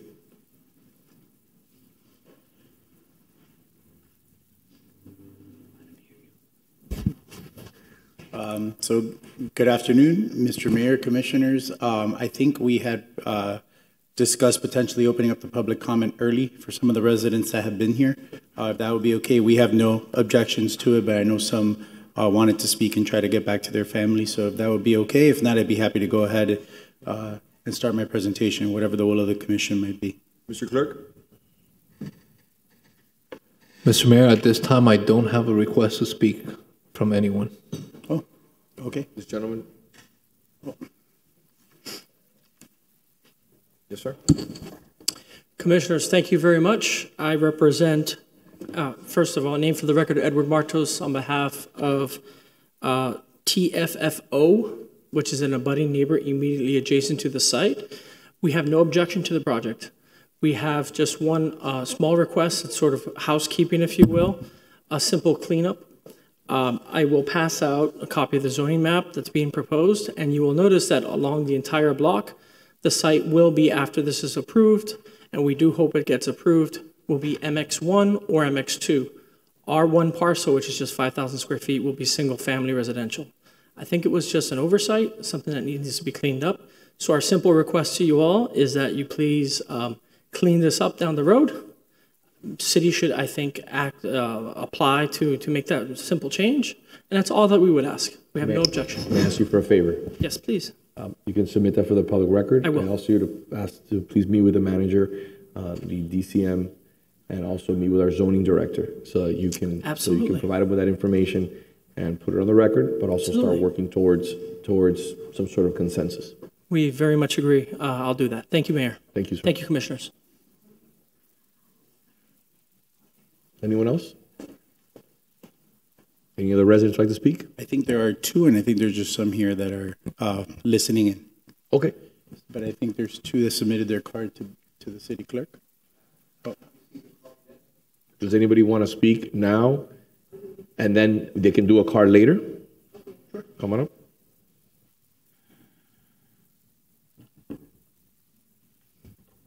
Hi, good afternoon. How are you? My name is Leonela Rojaidi. I'm a resident of 30 Sevilla Avenue for the last 43 years. I came to publicly approve the project. I submitted a letter this morning to the city clerk stating the same thing. I want to thank the company for having the clarity, to be able to accommodate what needs we have asked of them, especially Mr. Vizcarrondo, who has been very supportive of me. Very happy of the park, that it is going to be built. He has taken into consideration the needs of my granddaughter, Eloise, who has special needs. And I will hope that this will go very smooth. The people, my husband and I, approve the project, and some of the people in the neighborhood who cannot come here today. Thank you. Thank you very much.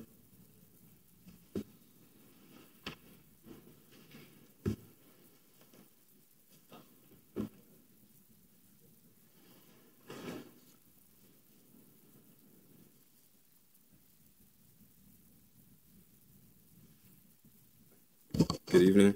My name is Brandon Thomas. I'm a resident of Galliano, right across from the proposed project. I'm here today to express my strong support for this initiative. I believe it will be a great addition to our community and play a significant role in bringing everyone closer together. Thank you, sir. And I do have your letter for the record. Thank you. Sir? Thank you. So the floor is mine? Yes, sir. All right.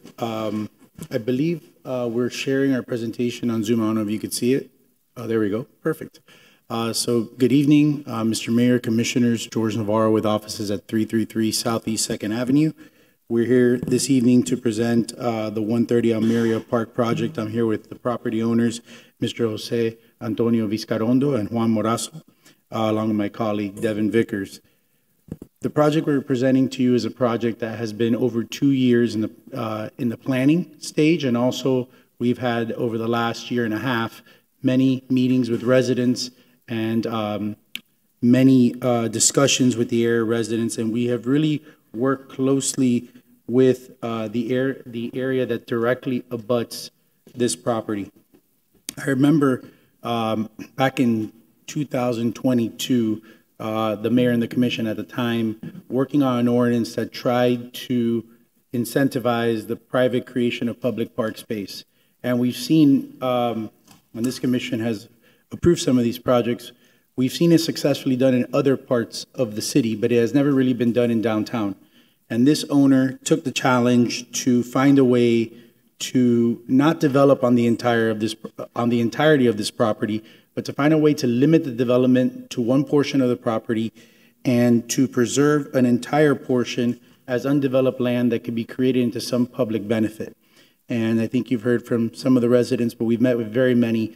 Parks in this area is a great need, and we have allocated this undeveloped portion of land as a public park to meet the needs of this residents. And I'll show you how we got there after I have a chance to tell you about this property, because it's a really unique property, and it took us some time to figure out how to develop this in a way that we could get the support of the residents that live closest to this. So this is a property that's made up of 3 different parcels. You can see here, it totals approximately an acre of land within your downtown. And these parcels are bifurcated internally within this block by an alley. And it's located east of Ponce, just south of your central business district and north of the Plaza project. So it's right between these two areas of your downtown, but it's also very near a residential neighborhood that abuts this portion of downtown. So it's a very unique situation. And we spent a substantial time studying what could be done under both the existing zoning as well as what we could do as an alternative to that may be a better solution for this property. So I want to understand, I want to walk you through what could be done today under the existing zoning and what we're proposing instead, so you could compare them. And I hope that you reach the same conclusion that we did, and I think that the residents did, is that what we are proposing is a much better solution for this property than what could be done today. Yes.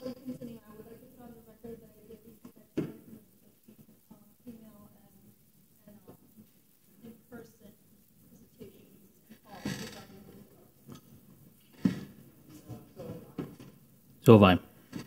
Me too. So under the existing zoning, this is what could be built today. Obviously, it's a massing with a proposed building in the mid-block portion. But what could be built today, these are already zoned commercial. They're already allow for mixed-use buildings. And what you could build today are 2 97-foot mixed-use buildings along Almeria and fronting on Ponce that would contain residential, office, and retail uses, and that would generate much more traffic than the project that we will be proposing to you today and presenting to you. And as you can see, it creates a very significant horizontal visual impact. This scenario creates a canyon-like effect along Almeria, which is what we were trying to avoid with the project that we're proposing to you today, and I think you'll see a stark difference. One other important factor is that since we originally submitted our application, as you all know, the state legislature adopted the Live Local Act, which this property qualifies for and which we have looked closely at. I'm sure you're all aware, but the Live Local Act allows for residential mixed-use projects in mixed-use districts such as this with much more density, height, and FAR than would ordinarily be permitted. And the reason this option is so attractive for this particular property, because it's not suited in all areas, is that it does allow us to, one, build a much taller building, but second of all, it allows us to have a large amount of commercial square footage within the building, which obviously generates much more traffic. But in this area of downtown, obviously with Apple coming in next door, the office square footage is one thing that makes the Live Local so attractive for this particular property. It's also via a streamlined approval process, not the 2-year process that we've undertaken in working with the neighborhood. So in the last 2 months, we have prepared a plan for Live Local that we've studied, and I want to show you what that would look like just for comparison. This is what would be allowed under Live Local, and the composition of this in working with our design team, applying our current plan with the Live Local standards, it would allow us to have 92 units and almost 30,000 square feet of Class A office space, which would obviously be much more intense from a traffic perspective. As I'll show you later in our plan, one of the things that the residents spoke to us about is that they did not want to see commercial on this property. They did not want to see retail, they didn't want to see office. Another drawback from this proposal, which when we get to the next one, you'll see the stark difference, is that it would have very limited open space benefits to the city, because under this Live Local, obviously all 3 parcels would be developed. Not that they would all be Live Local, but they would all be developed. So we obviously did not want to pursue either of these 2 options, because my client really has invested a lot of time and effort on this project, and he's made a lot of commitments to the community that he intends to keep. And that's why we're here before you today with this application. So this is our alternate proposal from what could be done today. And as you can see, rather than developing all 3 of these parcels, we are limiting our development to the mid-block portion alone and transferring the development rights that would have been attributed to the Galeano parcel, which is where the public park is shown, and from the abutting AmTrust building, we're shifting them over and placing them solely within the mid-block portion, which is away from residential and closer to your downtown. So from a planning perspective, we think that's an amazing concept. One other important thing is that this allows us to maintain the 4-story AmTrust building, which we have learned in speaking with many residents, is a building that's very important to the residents and important to the fabric of downtown. And one of the benefits of developing this property in this alternative way is that we're able to propose a 12,500 square foot park that serves as a buffer from that adjacent residential area. So just to walk you through what we are proposing is we are in the mid-block portion only. We're limiting our development there. It'd be a 141-foot building with 122 units and 185 parking spaces. But I like to add that we have been speaking with some residents in the last few days, including Mr. Funé, and we've committed to addressing his idea of finding a way to combine the number of 1-bedroom units that we have to create larger units. And that's something that if this commission allows us to move forward today, we will be studying and bringing back before you in the future. I also want to highlight just some of the things we've done over the last 6 months working with the neighborhood. We have reduced the original building height, which was 152 feet, down to 141 feet by removing an entire level, entire story of residential, which I think is where that one-bedroom issue came up once we did that. But we are going to go back and study that. Let me walk you through the plan here. As you could see, we have the public park, we have our development, our sole development property in the middle, and the AmTrust building, which is going to remain to the left, which we have a beautiful photo of it showing its architectural character. So on the Almeria piece, what we've done is we originally had retail units on the ground level. Those you can see in the updated site plan have been replaced by 4 live-work units, so this project has no commercial use whatsoever. We've also included a large paseo on the east side of the property, which is almost within the center of this block, which will improve pedestrian connectivity not only throughout the block, but also to the park, which we think is important. Our 2nd through 4th floors are the parking levels for the project. And then floors, now we've changed the layout, but just to give you an idea, floors 5 through 13 are the residential areas. And then we have a rooftop area that has residential amenities and some penthouse units. And then you can see from this image, this is the sole development parcel where everything is concentrated on, and in the back behind the existing 4-story office building just to our east is the park, and this is the one that will remain undeveloped. It allows us to convert, currently today it's a commercial commercial surface parking area. We have certain hybrid park programs that we've proposed. These are not final, these are just conceptual. Obviously, we've talked with many residents. Many residents have very many different ideas as to what could go here. This is just one concept where we have a children's playground area with some pickleball courts, which we know how popular pickleball has become, and potentially an Olympic sport, I heard, could be coming up too in the next Olympics. But this is one concept. The other concept is very similar because we do know that a children's playground is very important for the families in this area. They said they don't have a safe place for their kids to play. So that, I think, is the overwhelming request that we had. But we have an alternative plan, which is more of a children's playground area, which you can't see here, but you shall see, which is more of a passive park that has walking trails, shade trees. This is an alternative concept, and you can see you have passive sitting areas, running and jogging trails, and then a children's park that is obviously tucked to the back. Sure. Okay. Yeah. So in this one, the children's park is in the front and the pickleballs are in the back. In this concept, the children's park's actually in the back and the passive area is in the front. But these are just conceptual. We intend to continue to work with the neighborhood between first and second reading if this application moves forward to try to fine tune this. But we have, as you could see, tried to incorporate as many comments as we could and feedback from the community as to the different options that they wanted to see here. And this, just to highlight, I want to show you the area that we covered over the last year.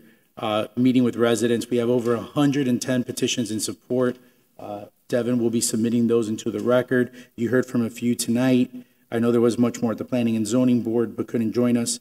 And one thing I like to I want to be considerate of everyone's time. I know it's not normal to do so, but I like to invite my client up just to say a few words. I think he wanted to thank the neighbors. I know he's worked very hard on this, and he wanted to tell you a little bit about himself and about his experiences in working with the community. And then I'll just do some minor housekeeping stuff, and we'll be here to answer your questions. How are you, sir? Mayor, Vice Mayor, Commissioners. Throughout the last 2 years, I've had the chance to meet with you individually, talk about, get your input.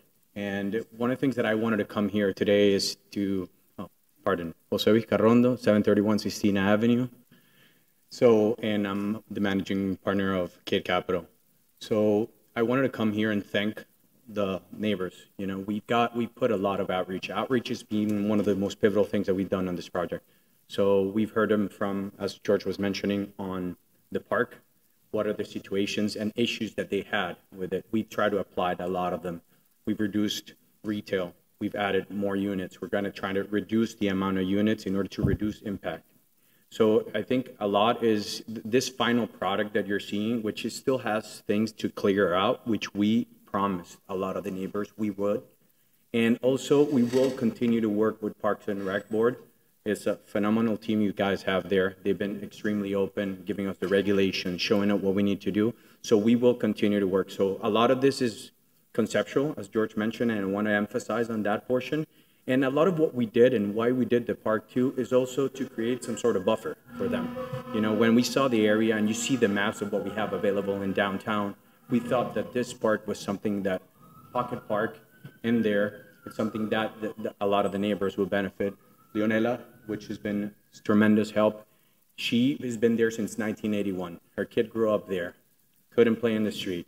And now she has a granddaughter. As she mentioned, she's been one of the people that's been most vocal. We've had an outreach center there for the last year, where neighbors have come, give us their opinions, sometimes in favor, sometimes against us. But we've been here to help them and try to implement. So I'm coming to you, and thank you for your time and doing this unorthodox and letting me speak. But I really wish you consider that when you're taking your vote on this, and hope you approve our project. So before you leave, I just want to say thank you to both of you. I've had the pleasure of engaging with you well over 2 years on this project. And when we had a conversation about what the massing was going to be, what the project was, I had, like the first day when you told me that you owned the building in the front and that you were considering keeping that, and that you also owned that you wanted to do another development on the parcel, the surface parking lot. I asked you if you would be willing to do a park. I brought it up many times here to my colleagues on the commission that to transform a downtown, you know, we've taken steps. We've worked hard over the last 4 years to add Publix 20,000 square foot site, to add Armando Colina corner site, which is about 10,000 square feet, to add the Boschetti site, which you were a part of. And I mentioned this was the last site that is forthcoming, that we could potentially add a world-class site, world-class park in the area, transforming our downtown. I have one question for you. It's the same question I asked you in regards to Boschetti. To get my vote, I need to have the park deeded over to the city. Are you willing to give me that? Yes, we are. Okay. I know you were like debating whether that was a possibility. We are. I want the city to be in control of the land. I think it's a transformational piece of property. I think it's an opportunity for the residents. And you didn't have to do it. You could have developed a project there. You could have come in and asked for a zoning change. Literally, the block is all commercial. Even though it's zoned residential, you probably would have gotten it, to be honest with you, because it just makes sense. But I think that's a commitment. As residents, both of you, I commend you, because it shows that you put the residents and this community first over profits. Yes, you're in the business of making money. You have a beautiful building. It's going to be successful in the Gables, but you could have built a third building and you didn't. So, because you understand that amenity is going to pay huge dividends to the property. So I commend you both of that, and I appreciate you for listening over 2 years ago when I asked you what your plans were for that piece of property. Thank you for that, and I know this commission is grateful for that. And thank you all. And one thing I wanted to say is, like, we are long-term holders and we're stakeholders. We become part of the community of where we are. So we're raising our kids here. So being able to do this is for us, it's such a feat to be able to tell our kids, 20 years down the line, that we at some point were involved in giving and making this city beautiful and more beautiful than it already is. And that's something that we want to do. We're a young firm. We're not as big as our peers. And, we're very specific, very boutique, let's call it, we're mom and pop. But that's something that we want to do. We want to create an impact in what we're doing. And I think through this, partnership in that sense, we're looking forward to doing this with the city. Thank you. Gables, go ahead. No, I just wanted to just thank the neighbors that were coming out, and I think we've covered everything, and we're here to answer any questions that the commission has. You want to hear from staff, or do you want to? Okay. Sure. Okay, great. I'll be waiting. Good evening, Jennifer Garcia, planning official.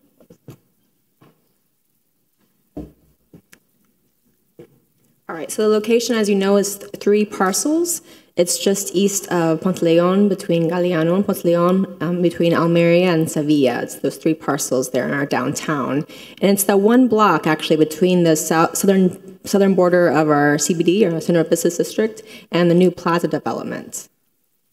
As you can see, most of this area is zoned commercial, high-rise, mid-rise, with some low-rise in this area. So they are just north of the plaza. In the image to the left, you can see the plaza under construction, this image. The image on the right, you can see looking west. You can see that the future Regency Park down the block, the existing 2800 Ponce building off of Ponce Circle Park, and some taller buildings to the north of that. So they have 3 requests: change of the land use of the comprehensive plan, zoning code map amendment, and also the mixed-use site plan. So currently, the middle parcel has a land use designation of commercial mid-rise intensity, and the proposal is to change that to commercial high-rise intensity, so they can go above that cap of 97 feet. And then also to change the land use of the parcel that's on Sevilla and Galeano from single-family high density to commercial low-rise intensity. And the zoning to be consistent with the land use to zone from MX2 for that middle parcel to be MX3, and then also the single-family residential to be MX1 on Sevilla and Galeano. And the third request is a mixed-use site plan. So right now they're proposing to keep the 4-story Trust Bank building, as it's known for, Almeria and Ponce Leon. They're going to be developing the middle parcel with 4 live-work ground floor units, pedestrian arcade that wraps around the building, vehicular entrance for the upper level of parking to be off of Almeria, and then vehicular parking in the basement off of the alley with loading in the back, and then a pedestrian paseo that connects to the public park that we located on Sevilla and Galeano. And then part of this is also requesting an encroachment over the alley right-of-way for a couple of feet because of the roof overhang. The Board of Architects thought would be more appropriate to mask the building a little bit differently, which encroached in the corner, the southwest corner of the building, into the step back, which then required the overhang to be encroaching into the right-of-way. The open space requirement is 10%. As proposed today is 34.7%, so much over the minimum requirement for open space. Density, they have 122 units. FAR is 3.46. Building height, again, is 141 feet. And then they're required to have 184 parking spaces, and they're providing 185 parking spaces. So DRC reviewed this back in October of 2022. Board of Architects reviewed it a couple times. Final approval was in April of last year. They had a couple neighborhood meetings last summer and in the fall. And the Planning and Zoning Board recommended approval in February of this year. And here we are for first reading. Letters were sent to the property owners within 1,500 feet as required by the zoning code. And those were sent out 4 times for 2 neighborhood meetings, PZB, and today's meeting, as well as 3 times for the property being posted. Website was posted 4 times and 1 newspaper advertisement to date. So staff determined that it is consistent with the goals, objectives, and policies of the comprehensive plan, recommends approval with conditions, so it complies with the facts of finding that you can find in your staff report in your packet. Those conditions of approval are in the resolution on the last pages of the resolution, but the highlights are to max the height out at 13 stories or 151 feet.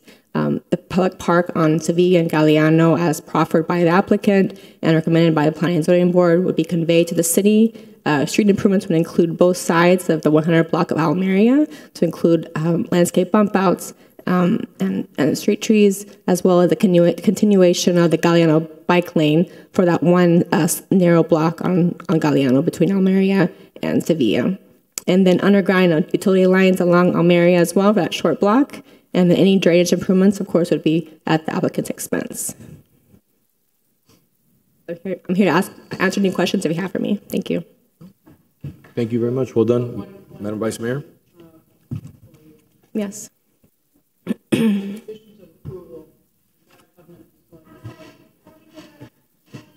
think your mic isn't on. Unfortunately, my mic was off. I'm very sorry. My apologies. On the conditions of approval, is there a covenant that will run with the land? You know, let's say this project doesn't move forward. If we grant the additional height, will it restrict it to the 141 feet going Yeah, so they've forward? offered actually two covenants. One, to cap the height at 141 feet, as well as covenant runs with the MX1 property, the public park property. There would always remain a park, Okay. no matter the zoning change. All right, forevermore. Yes. Forevermore. And, okay, that was the only questions I had for you, and then I have a few for Mr. Navarro. Okay. As well. So, Easy. I noticed that you all have already agreed to put trees on both sides of the street. Correct? So so on our street, we do have a landscape plan that's obviously improving the frontage along Almeria. So I'm trying to get my bearings straight. And the corner of Galeano has some beautiful trees today, which by preserving the public park, we could or by converting that into a public park, we could preserve those trees.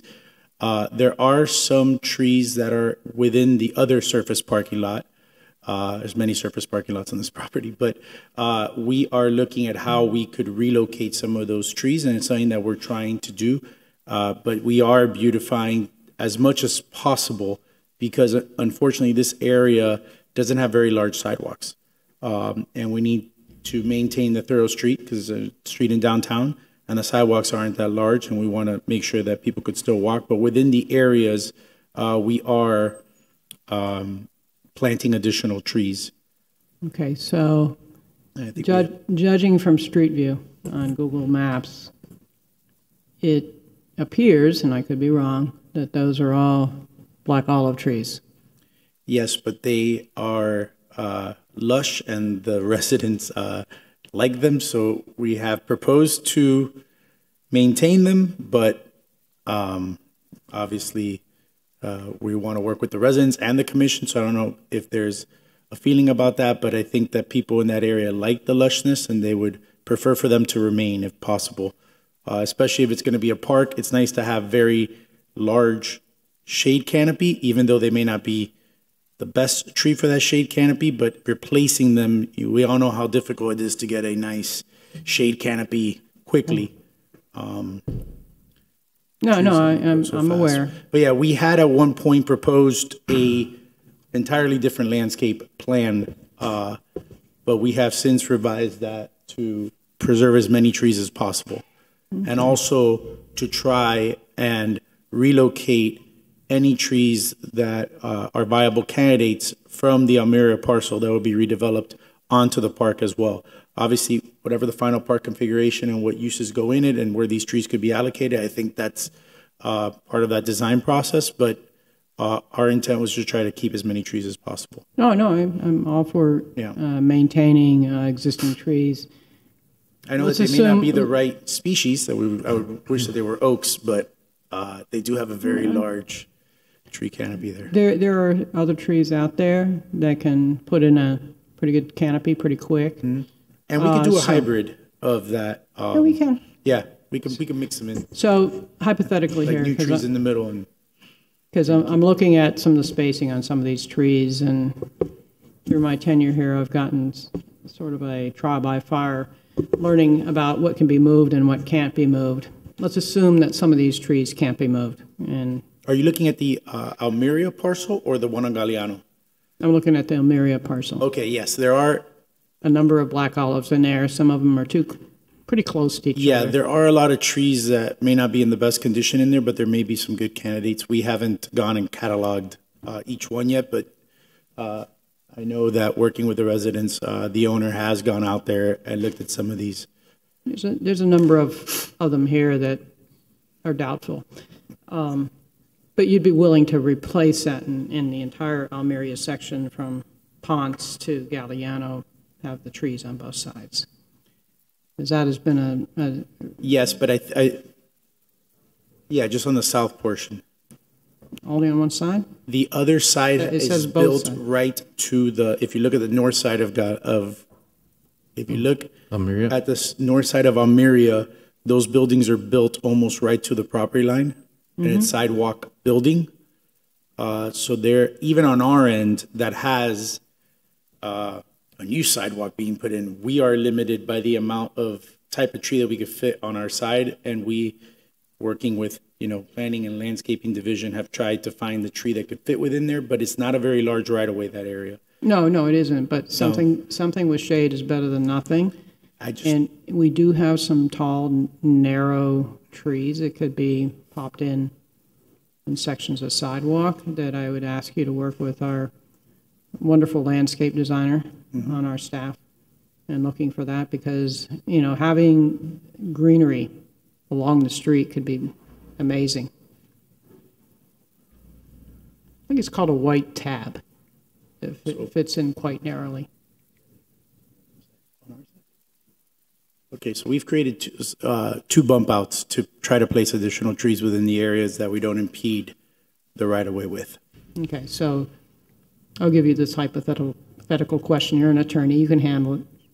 Assuming our landscape department determines that there can be some trees put along on this right-of-way, are you all willing to do it?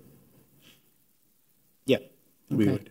I think if we could keep it without, you know, creating additional impacts to those businesses, because we have worked with them and we have done construction staging plans on how we are going to. We've done a lot of work with our neighbors.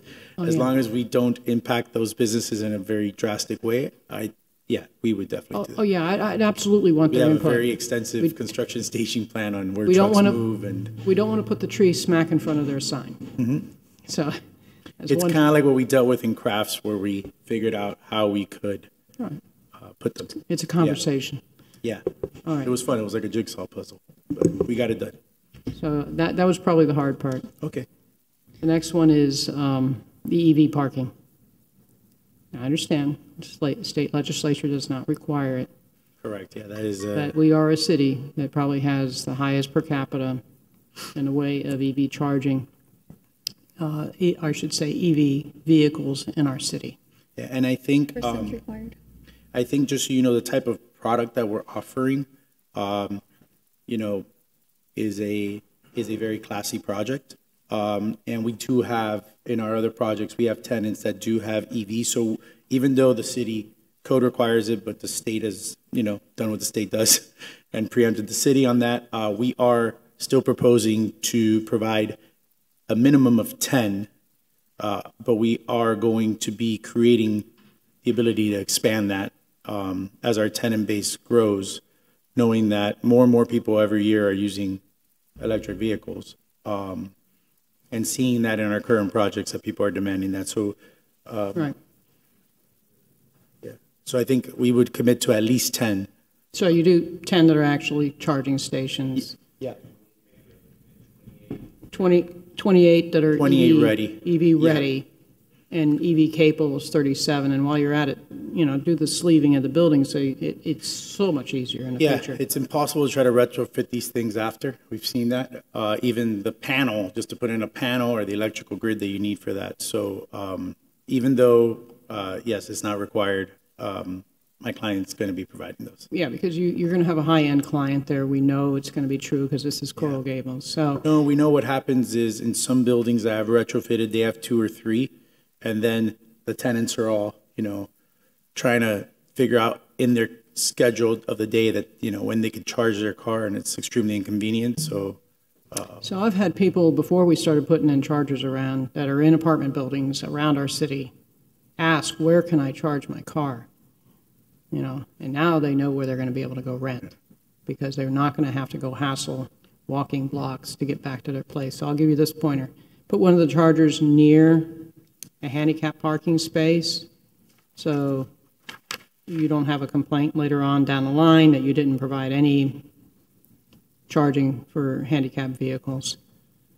So we got the covenant, we covered trees. The other item I want to talk to you about is a minimum of a 1-year lease provision, so that we don't have a short-term rental issue in that area. I don't think it's anything that's really desired by the residents in the community. I've received some emails on that regard, and I also wanted, you talked about doing larger units. I'd like you to come back before second reading with what the mix is that you're going to be offering in a way of larger units. Yeah, so we don't know that yet. I know that we spoke with some residents on Friday who gave us this idea that they'll feel a lot more comfortable. The reason we got to so many one-bedrooms is that when we removed an entire story of the building to drop it, obviously the larger units, got divided up into one-bedrooms. But we're going to go back and study and see, obviously based on our floor plans, what units can be combined and come back to you on second reading with an updated unit count and, an updated one-bedroom before and after count and updated 2 and 3 bedrooms. I think the community did want to see some slightly bigger units in that area. And I can tell you my client does not do short-term rentals. It's not the type of product that they do. So we have no issue, on a private side proffering that we do not intend to do short-term rentals, and we can put that into our covenant that we have that already addresses the height.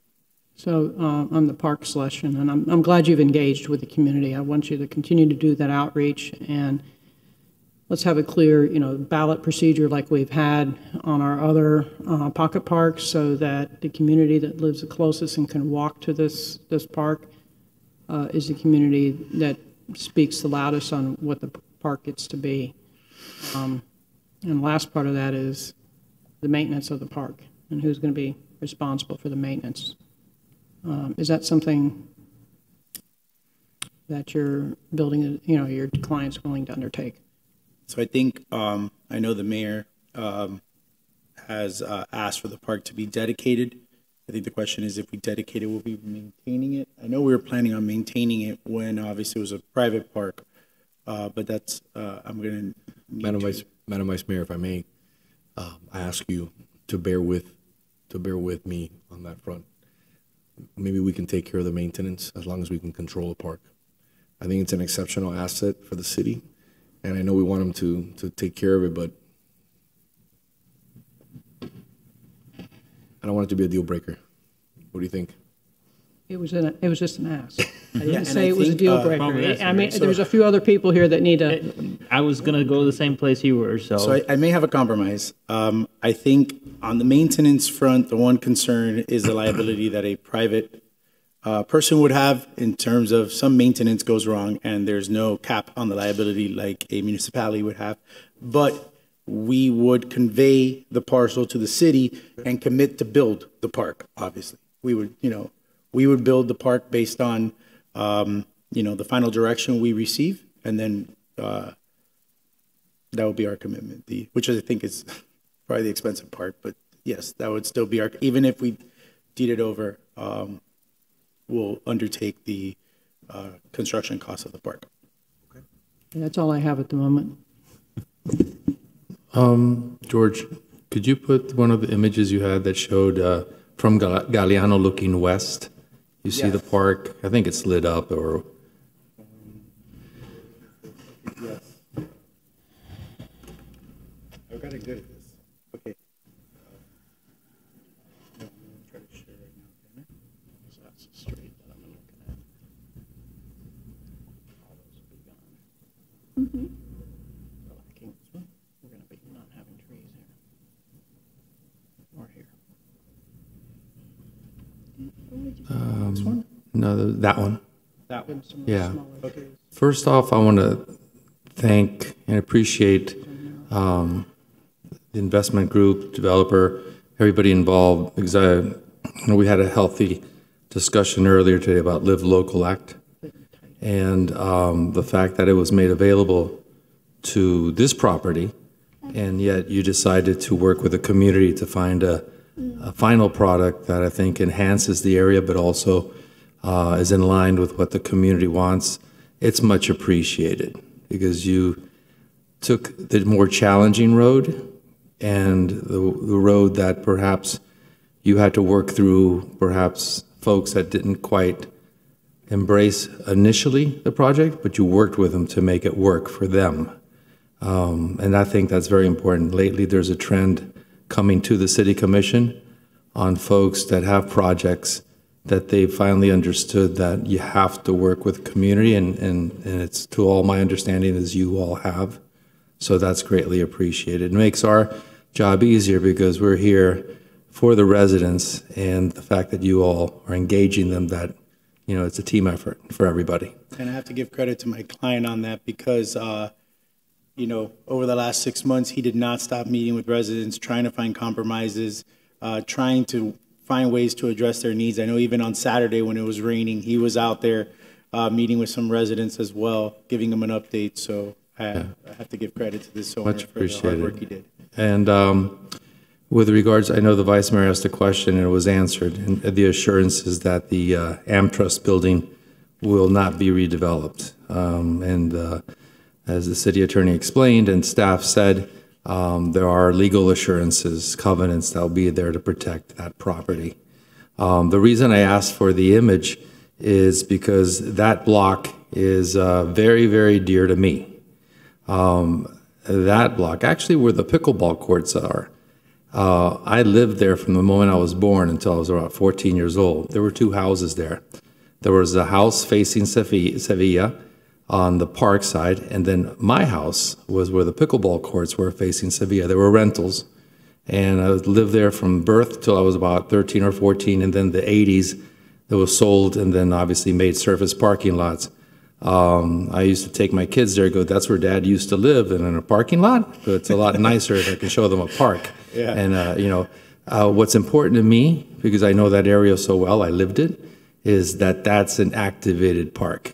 We've had a lot of passive parks lately, but I remember as a child, if I wanted to go and do something as a kid, I ended up going to the youth center, which obviously is wonderful, but it's not something that, you know, unless somebody can take you, is easy to get to, especially nowadays trying to cross Lejeune. So this, if you can make sure we work together, create a true family children's park, that would be fantastic, and obviously activate it. And if it's pickleball even, you know, that'd be fantastic. Just to give some perspective, the building to the right, which is, I think is 3 stories or 4 stories to the right on the other side of the alley, that was on the right, lower right corner, white, that was a full-service gas station for many decades, full service. So my point is, the efforts and the ideas and plans going forward, you're beautifying this area. That is sort of, this area was always trapped between the core of our downtown, and it was sort of a lost block. And with a beautiful park and activated, and the building that you're providing and the enhancements, it's long overdue. So I think it's a great addition to the city, but also I think very importantly for the folks that live there, this is something I think, like I've been told by residents, they're excited about and they're going to embrace. So I think this is very good for everybody. So those are my thoughts. I think you're going to have to explain to us what a full-service gas station is. No, I'm kidding. There are people actually working in there. Yeah, well, we've come a long way from a full-service gas station. Yeah. I've seen those in the movies. No, in the movies, exactly, right? Well, the cool part was, and I told the story, you know, you all might remember when you drove up to full service, they had like a tube on the ground so that they would know inside there's a new customer. So when the car would go, it would bing, bing, and they'd come out and clean your windshield wiper and put the gas in for you. As a child, I would ride my bike around that block, especially on the weekends, and I would love going over that tube to make the sound off my bike. So I digress, but yes, thank you. So last question. Was it Sinclair or? What was it? Was it Sinclair? What kind of gas station was it? I think it was like a Standard or Texaco or something like that. It was old. It was an old school gas station. It's an Amico. Oh, was it an Amico? Oh, thank you. No, I appreciate it. Yeah. Thank you. There you go. Yeah, it was. I couldn't remember, but that's fantastic. First off, thank you for all the efforts that you have put in. Some of those meetings have been a little heated. to say the least. Gotta read. But I think you've come to a place with the community that the community is more comfortable with the project that's going in there. And I think Commissioner Menendez hit it on the head. The option for Live Local was there from pretty much the last year and a half. And you still decided to move forward with a project that was worked on with the community. You reduced the initial height. You worked on a plan where the bank building, which originally was one of the big concerns that the bank building was going to go away, isn't going to go away. And you still kept a park, which is not a small park, fairly large-sized park. You're proposing potentially pickleball. I know that we're still working on those plans, but it's a need that we have in the community. So I appreciate you taking that into consideration as well. I had spoken a couple times regarding this project, and I'm glad to hear that we're looking towards maybe a reduction in density.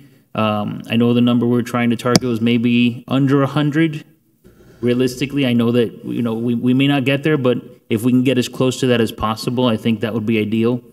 We spoke about the demand that there is right now in this area for 3-bedroom units, and that may be a solution for you. The other question that I had was the bank building, although you're not going to be able to build anything taller than that, it is an important building in this community. When that building was designed, that was the beginning of the Mediterranean revival in the city of Coral Gables. So one of the things I wanted to ask if you would consider requesting that the city designate the building as historic. I know it's under 50 years, so it's a little bit of a stricter guideline to get there. But I think because of what that building symbolizes, I think that would be something that would be beneficial to the community, and I think to you, to preserve that as a beacon of history in that neighborhood. So we have looked at that, and we continue to study it. I know that we've presented it, and I don't know if it'll be feasible on our end to actually designate it. Obviously, we have a lot of different financial considerations on this property, but one of the things that we've done, because we know it's important, and we may not technically on our end be able to get that approval to do that, and I don't know if it'll meet the criteria yet for designation, but obviously this building, the original building, I can't recall what happened to it, but I know it was damaged and it was built almost, in the same light. What we have done in this application, which I think is something that a lot of the neighbors have been supportive of and have felt comfortable with, is that we have completely pulled every square footage and density out of that property, so that, if you redevelop it, you're basically redeveloping the same building, and maybe we could deal with some, architectural restrictions on that, but the property will have no development rights. We've completely shifted them into this one parcel. And we are also, as part of this application, what we did is we tied that building into this approval, and the conditions have language that basically tie that property to that site plan, which has this elevation. So we've done other procedural safeguards via the covenant and basically making sure that it's not ever financially feasible to redevelop that property. But maybe we could do something with the architectural, kind of similar to what happened, right? The building was damaged, and when it was, I think it was remodeled, right, significantly, trying to keep the same architectural character, which I think is what makes the building so special and unique. And we could maybe work with your. That's what I was going to suggest. If you can just, maybe between first and second reading, have a conversation with staff about whether that would be feasible. Yeah. Because that has been a request that has come from members of the community. Regarding the park, one of the concerns that I've heard from residents is the demand in a building like this and the plaza currently have on the community with dogs in the neighborhood.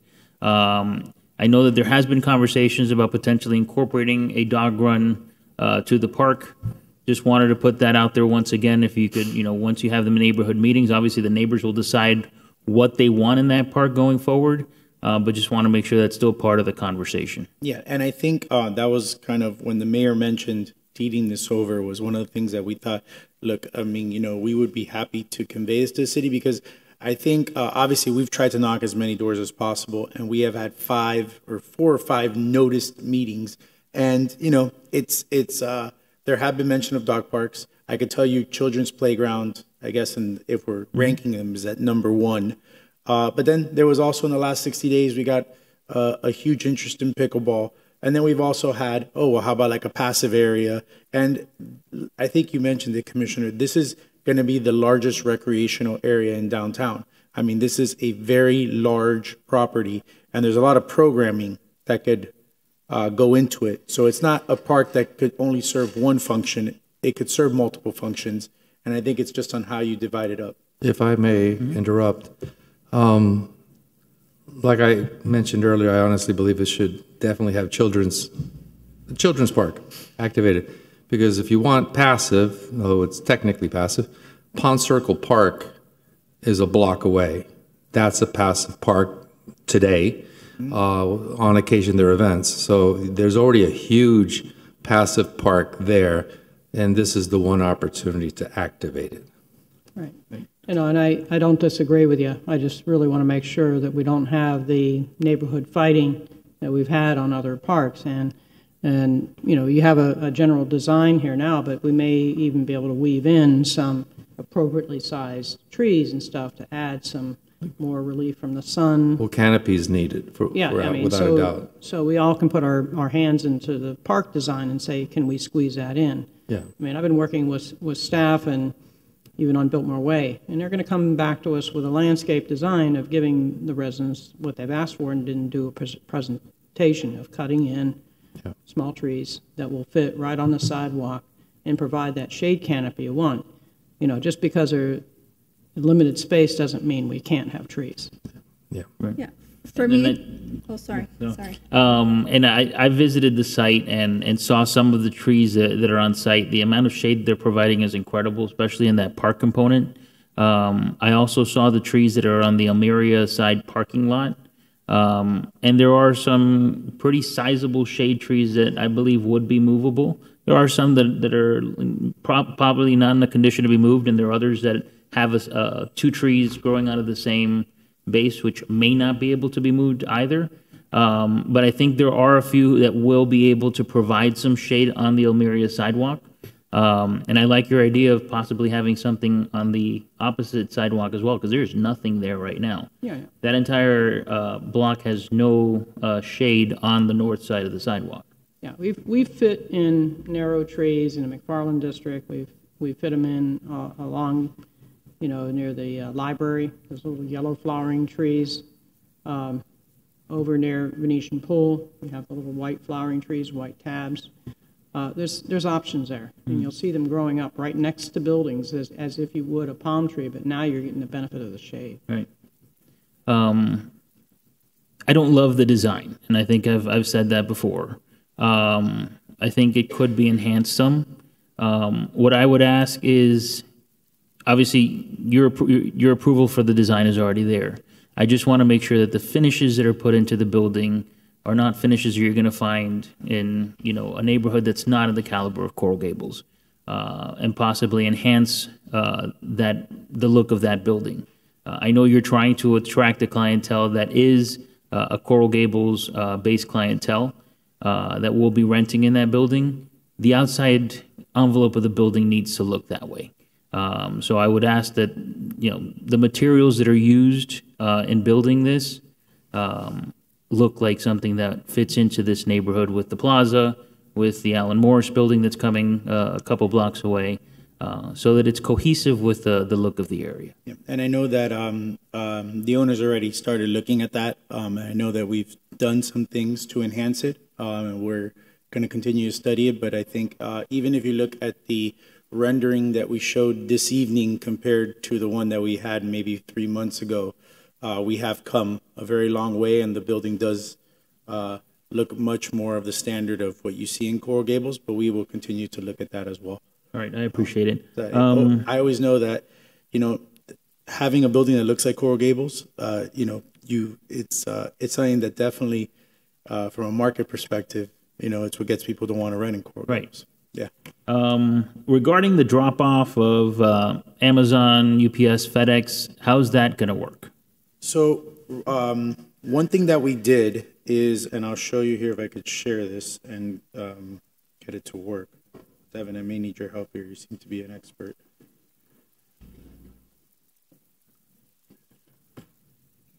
That one? Okay.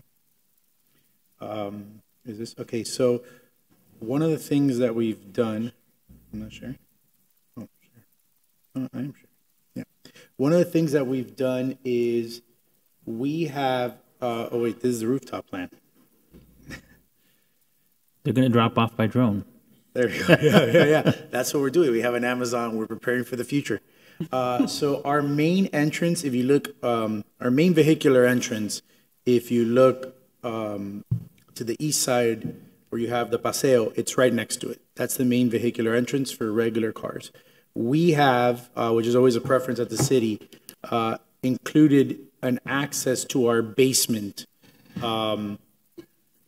within the alley, and that's also for service as well. That's how we intend to kind of manage that. And that is one of the things that we worked is to try to incorporate an additional form of access to try to provide those types of services. Okay.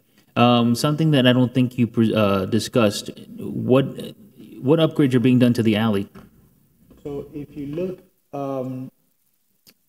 at the little hatched areas in the plan, those are pavers that we are planning on incorporating within the entrance of off of Almeria. And then if you look, we have through our Paseo, there's a long run towards the park. We've also proposed to upgrade that with pavers. That way you have the two pedestrian connections into the park are paved, trying to beautify the alley. So we have proposed to pave the two pedestrian walkways that go into the alley. As well, that was more of a vehicular, but we're doing it just to beautify it a little bit along Almeria, just make it a little nicer. All right. Okay, thank you. Yeah.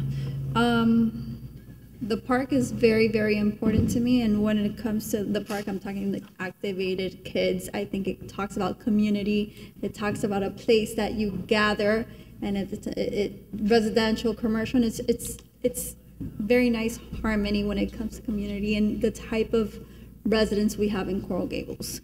When it comes to historical, and correct me if I'm wrong, Doug Ramirez, if they're going to go ahead and demo, or they're going to go, I know you're taking the development rights. Mm-hmm. There's no development rights. But if there's going to be a major remodel, I think it has to go through historical. It does. So anytime I don't know if Doug is here. Oh, yeah. But I know that because I need to do it every time. Yeah. So even at my house, you have to go to historical to get a determination. So even if it's not deemed historical right now, in the case that there is a change in the future, that something's going to happen to that structure, the bank, it has to go through historical. And if at that moment it qualifies and it has enough criteria to be deemed historical, it will be deemed historical, and obviously whatever they're proposing wouldn't be allowed. Correct me if I'm wrong. Doug Ramirez, Deputy Director of Development Services. So it will be depending on the scope of work that they're going to do. If they're going to do a full demolition, it has to go to historic. It will not be approved unless historic has looked at it. Meaning the historical resources department, administrative. Yes, the historic department. Yeah, I mean, if we're just going to remodel, then no. But any type of major work, especially like a demolition or a complete, almost, where you're gutting the entire building, I think that goes for historical review prior to permit issuance, right? It depends on the scope and how much demolition you are going to do. Yeah, we have to handle case by case. We look at the scope. Now, if we feel really, really strong that we don't want any alterations to that building, which I think might be the sentiment of some of the residents there, I don't know if maybe internally we could show it to the historical department to see if it meets criteria. I've never seen that in my life. So I've never seen that before done in any city. I think we should listen to the city attorney. They have property rights first and foremost. I've never been on this dais and referred something for historic consideration. Madam City Attorney, will you provide a little clarity on that? So for a property to be determined or designated as a historic landmark, it would have to go to the Historical Preservation Board, and there would have to be an application and then a report done by staff. And so that is the process. This commission cannot make that determination. It would go through the other process for designation. Okay, perfect. So I want to, okay, sorry. I wanted to put into perspective all the information that I've taken in from the information on record. And what you're asking for, you have 3 parcels. What you're asking for is 141 in height. Now, what you first presented was Live Local. With Live Local, you'll be able to go to 190.5. The park won't qualify for that, but the bank and the second parcel, I believe, would. Correct. The 2 parcels on Almeria, Ponce and Almeria. If you did do Live Local, you wouldn't be giving us a park, most likely. You'll probably be constructing something there too. I think it's I think it's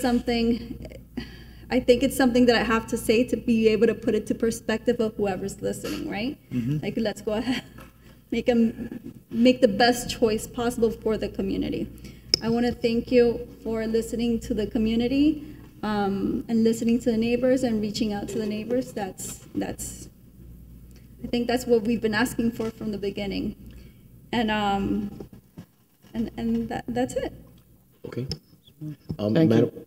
good. You have anything? No, I was going to say, there's 2 people waiting to speak on Zoom. Okay. Oh, great. Okay. Mr. Clerk? Yes, sir. First speaker is Aurora Mata. Good evening. Mr. Clerk, if they're, yeah. Yeah, please swear in.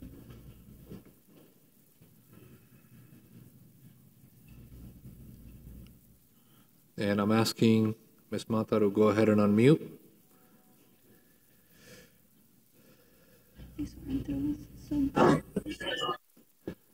Hello, my name is Aurora Mata. Ma'am, could I ask Yes. you to please raise your right hand? Yes. We need to see her on camera. Yes, she is on camera. Give me one second. That's my right hand. Yeah. Do you swear or affirm the testimony you'll provide today will be the truth and nothing but the truth, ma'am? Yes, I do. Thank you. My name is Aurora Mata. I am a recent resident. I am at 1 Andalusia Avenue.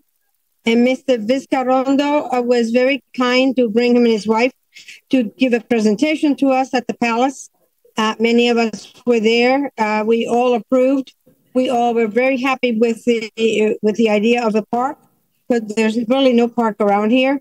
As far as the pickleball court, perhaps only 2 pickleball courts instead of 4 might help.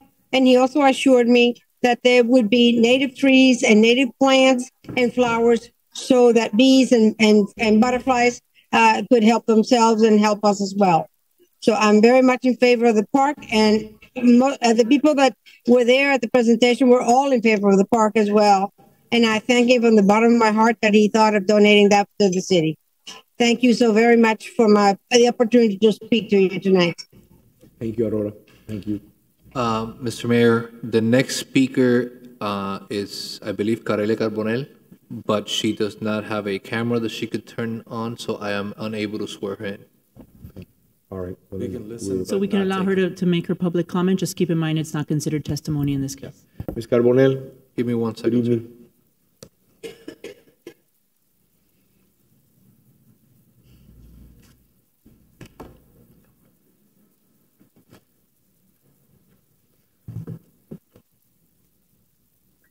Hi there, everyone. Good afternoon. Good evening. My name is Carelia Carbonell. I am president of the Historic Preservation Association.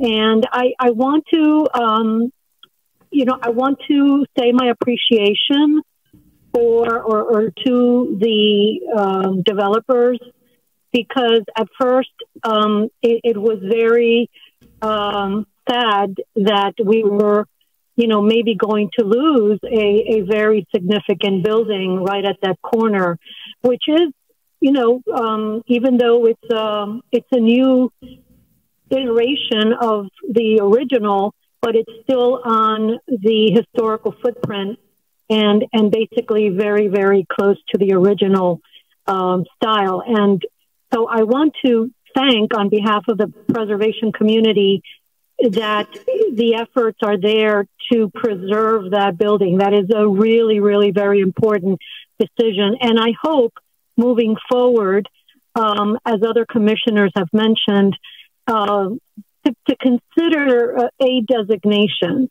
And, that will definitely in perpetuity protect the building. There are situations like in Palm Beach where developers have promised to save historical buildings and then have, 20 years down the line, the building now is gone because it was not protected. So, again, I thank you for saving that building, and it has a really wonderful history, which hopefully all of you have read. But originally, it was designed by Phineas Pace, and then it was redeveloped to the very specifics of the original building. So anyway, thank you, and have a wonderful rest of the day. Thank you. All right. Thank you. That's it, Mr. Mayor. So I will entertain a motion. I'll move it. Second. So to be clear, is that on E3? We should do that one first, E3? Okay. Yes. I can repeat. Go ahead. Okay. Commissioner Castro? Yes. Commissioner Fernandez? Yes. Commissioner Menendez? Yes. Vice Mayor Anderson? Yes. Mayor Lago? Yes. Next one. E4? I'll move it. Second. Commissioner Fernandez? Yes. Commissioner Menendez? Yes. Vice Mayor Anderson? Yes. Commissioner Castro? Yes. Mayor Lago? Yes. Next one. So the next one will be voted on next meeting, Mayor, not Okay. today. Thank you very much. Thank you very much. And I look forward to discussing the park and the programming and everything that the residents want. Okay? And we will be back to you with the commitments that we made and the items we said we look at. Perfect. Thank you. All right. Congratulations. Thank you so much. Madam Vice Mayor, do you have any other comments? Thank you. For the good of the order? I do. I want to bring up one of our favorite topics in between is pickleball. I checked with cable TV. They had not received a flyer or a graphic to. No. show. Staff scanned it. I came downstairs and you guys scanned this thing. It's a fundraiser. Ronald McDonald House. You remember I asked you if you wanted to play pickleball? I did. And you said yes. You would play and you wouldn't kill me. So no, don't have it. Anyway, we're doing a fundraiser, guys. Awesome. There's a pickleball tournament. We're looking for sponsors. What's the sponsorship package? I'll make a copy of this for you. Perfect. There's payout projections. We have some sponsors already. This is for Ronald McDonald House. We have anything from game day sponsors from $500 all the way up to $5,000 to be part of this event. There is potential cash prizes of $20,000. This is going to be held over at the Biltmore with some temporary tape lines in the tennis courts. It'll be October 18th through 19th, 2024, from 6:30 p.m. We'll be opening, and then on Saturday we'll start at 8:30 a.m. Men, women's, mixed, 50s plus, singles open, and we have early bird discount codes. So I will get this to you again. I also sent it via email. Perfect. So Yeah, I received that. I didn't know what you were talking about because I was honored by them last year. yes, you were honored by them last amazing. year. It was a great charity. Great charity to be involved Great in. charity, and just for the public, we have this. The point is, To build that. we have children that have medical needs, and Ronald McDonald's House provides them opportunities to be able to stay with their children while be getting treated down at Jackson Memorial area complex for some very complex problems. They're raising money to build and expand the housing there for the family to stay with the children during these complex medical procedures. So it's a great charity, great cause. And in case you missed it, I'll bring it back again for the next meeting. Perfect. Commissioner Castro. No, I'll see you next meeting. Commissioner Menendez. I had the special blessed opportunity this past week to travel to Rome to attend a conference of basically legislators from around the world. There were over 30 countries represented from England, Spain, Japan, Mexico, Kosovo, Kenya, Canada, Lebanon, you name it. We had working groups that discuss issues that impact countries, but also local communities. And it was special because if you spend enough few days, you realize that you have a lot of issues or share a lot of common challenges. But the highlight was this Saturday morning, our conference had a private audience with Pope Francis. And it was a once-in-a-lifetime opportunity for me. And the highlight was that I got him to laugh. My joke basically was we're from Coral Gables, Miami, and we've adopted Messi, which obviously he's a huge Messi fan. But what I came to realize is sometimes we think that those challenges that we deal with locally in local government and in our community is bigger than it really is, because when you start talking to people from around the world, you realize that we're just one piece of a larger global community. And it was very refreshing and helped put me in a place of greater perspective. So I just wanted to share that just blessed moment in my life. And that's all I have. Thank you. Commissioner Fernandez. How do you follow that? Happy Labor Day. I invite you all November 15th. I'll be hosting for, I think it's the third or the fourth year, Vinos at the Plaza. Last year we raised over $150,000 as part of this wine auction. All the money that we raise goes to the Coral Gables Community Foundation to give young kids scholarships as they graduate from high school. Many of them have never attended college. They're the first in their family to attend college. So we did it $50,000 the first year, 100. Last year we raised 150,000. We're not only accepting sponsorships, but we're also accepting as many donations from people's sellers as possible. All the money goes to the Coral Gables Community Foundation. This is the fourth year that I'm the main sponsor of the event. I'm the host of the event, and I hope that people in this community come out like they did last year. We had record numbers. I hope that my colleagues come out, sponsor, bring some wine, engage, and give back. That's what it's all about, giving back to this wonderful community. Thank you. God bless all of you. And it was an epic, wonderful meeting. Thank you.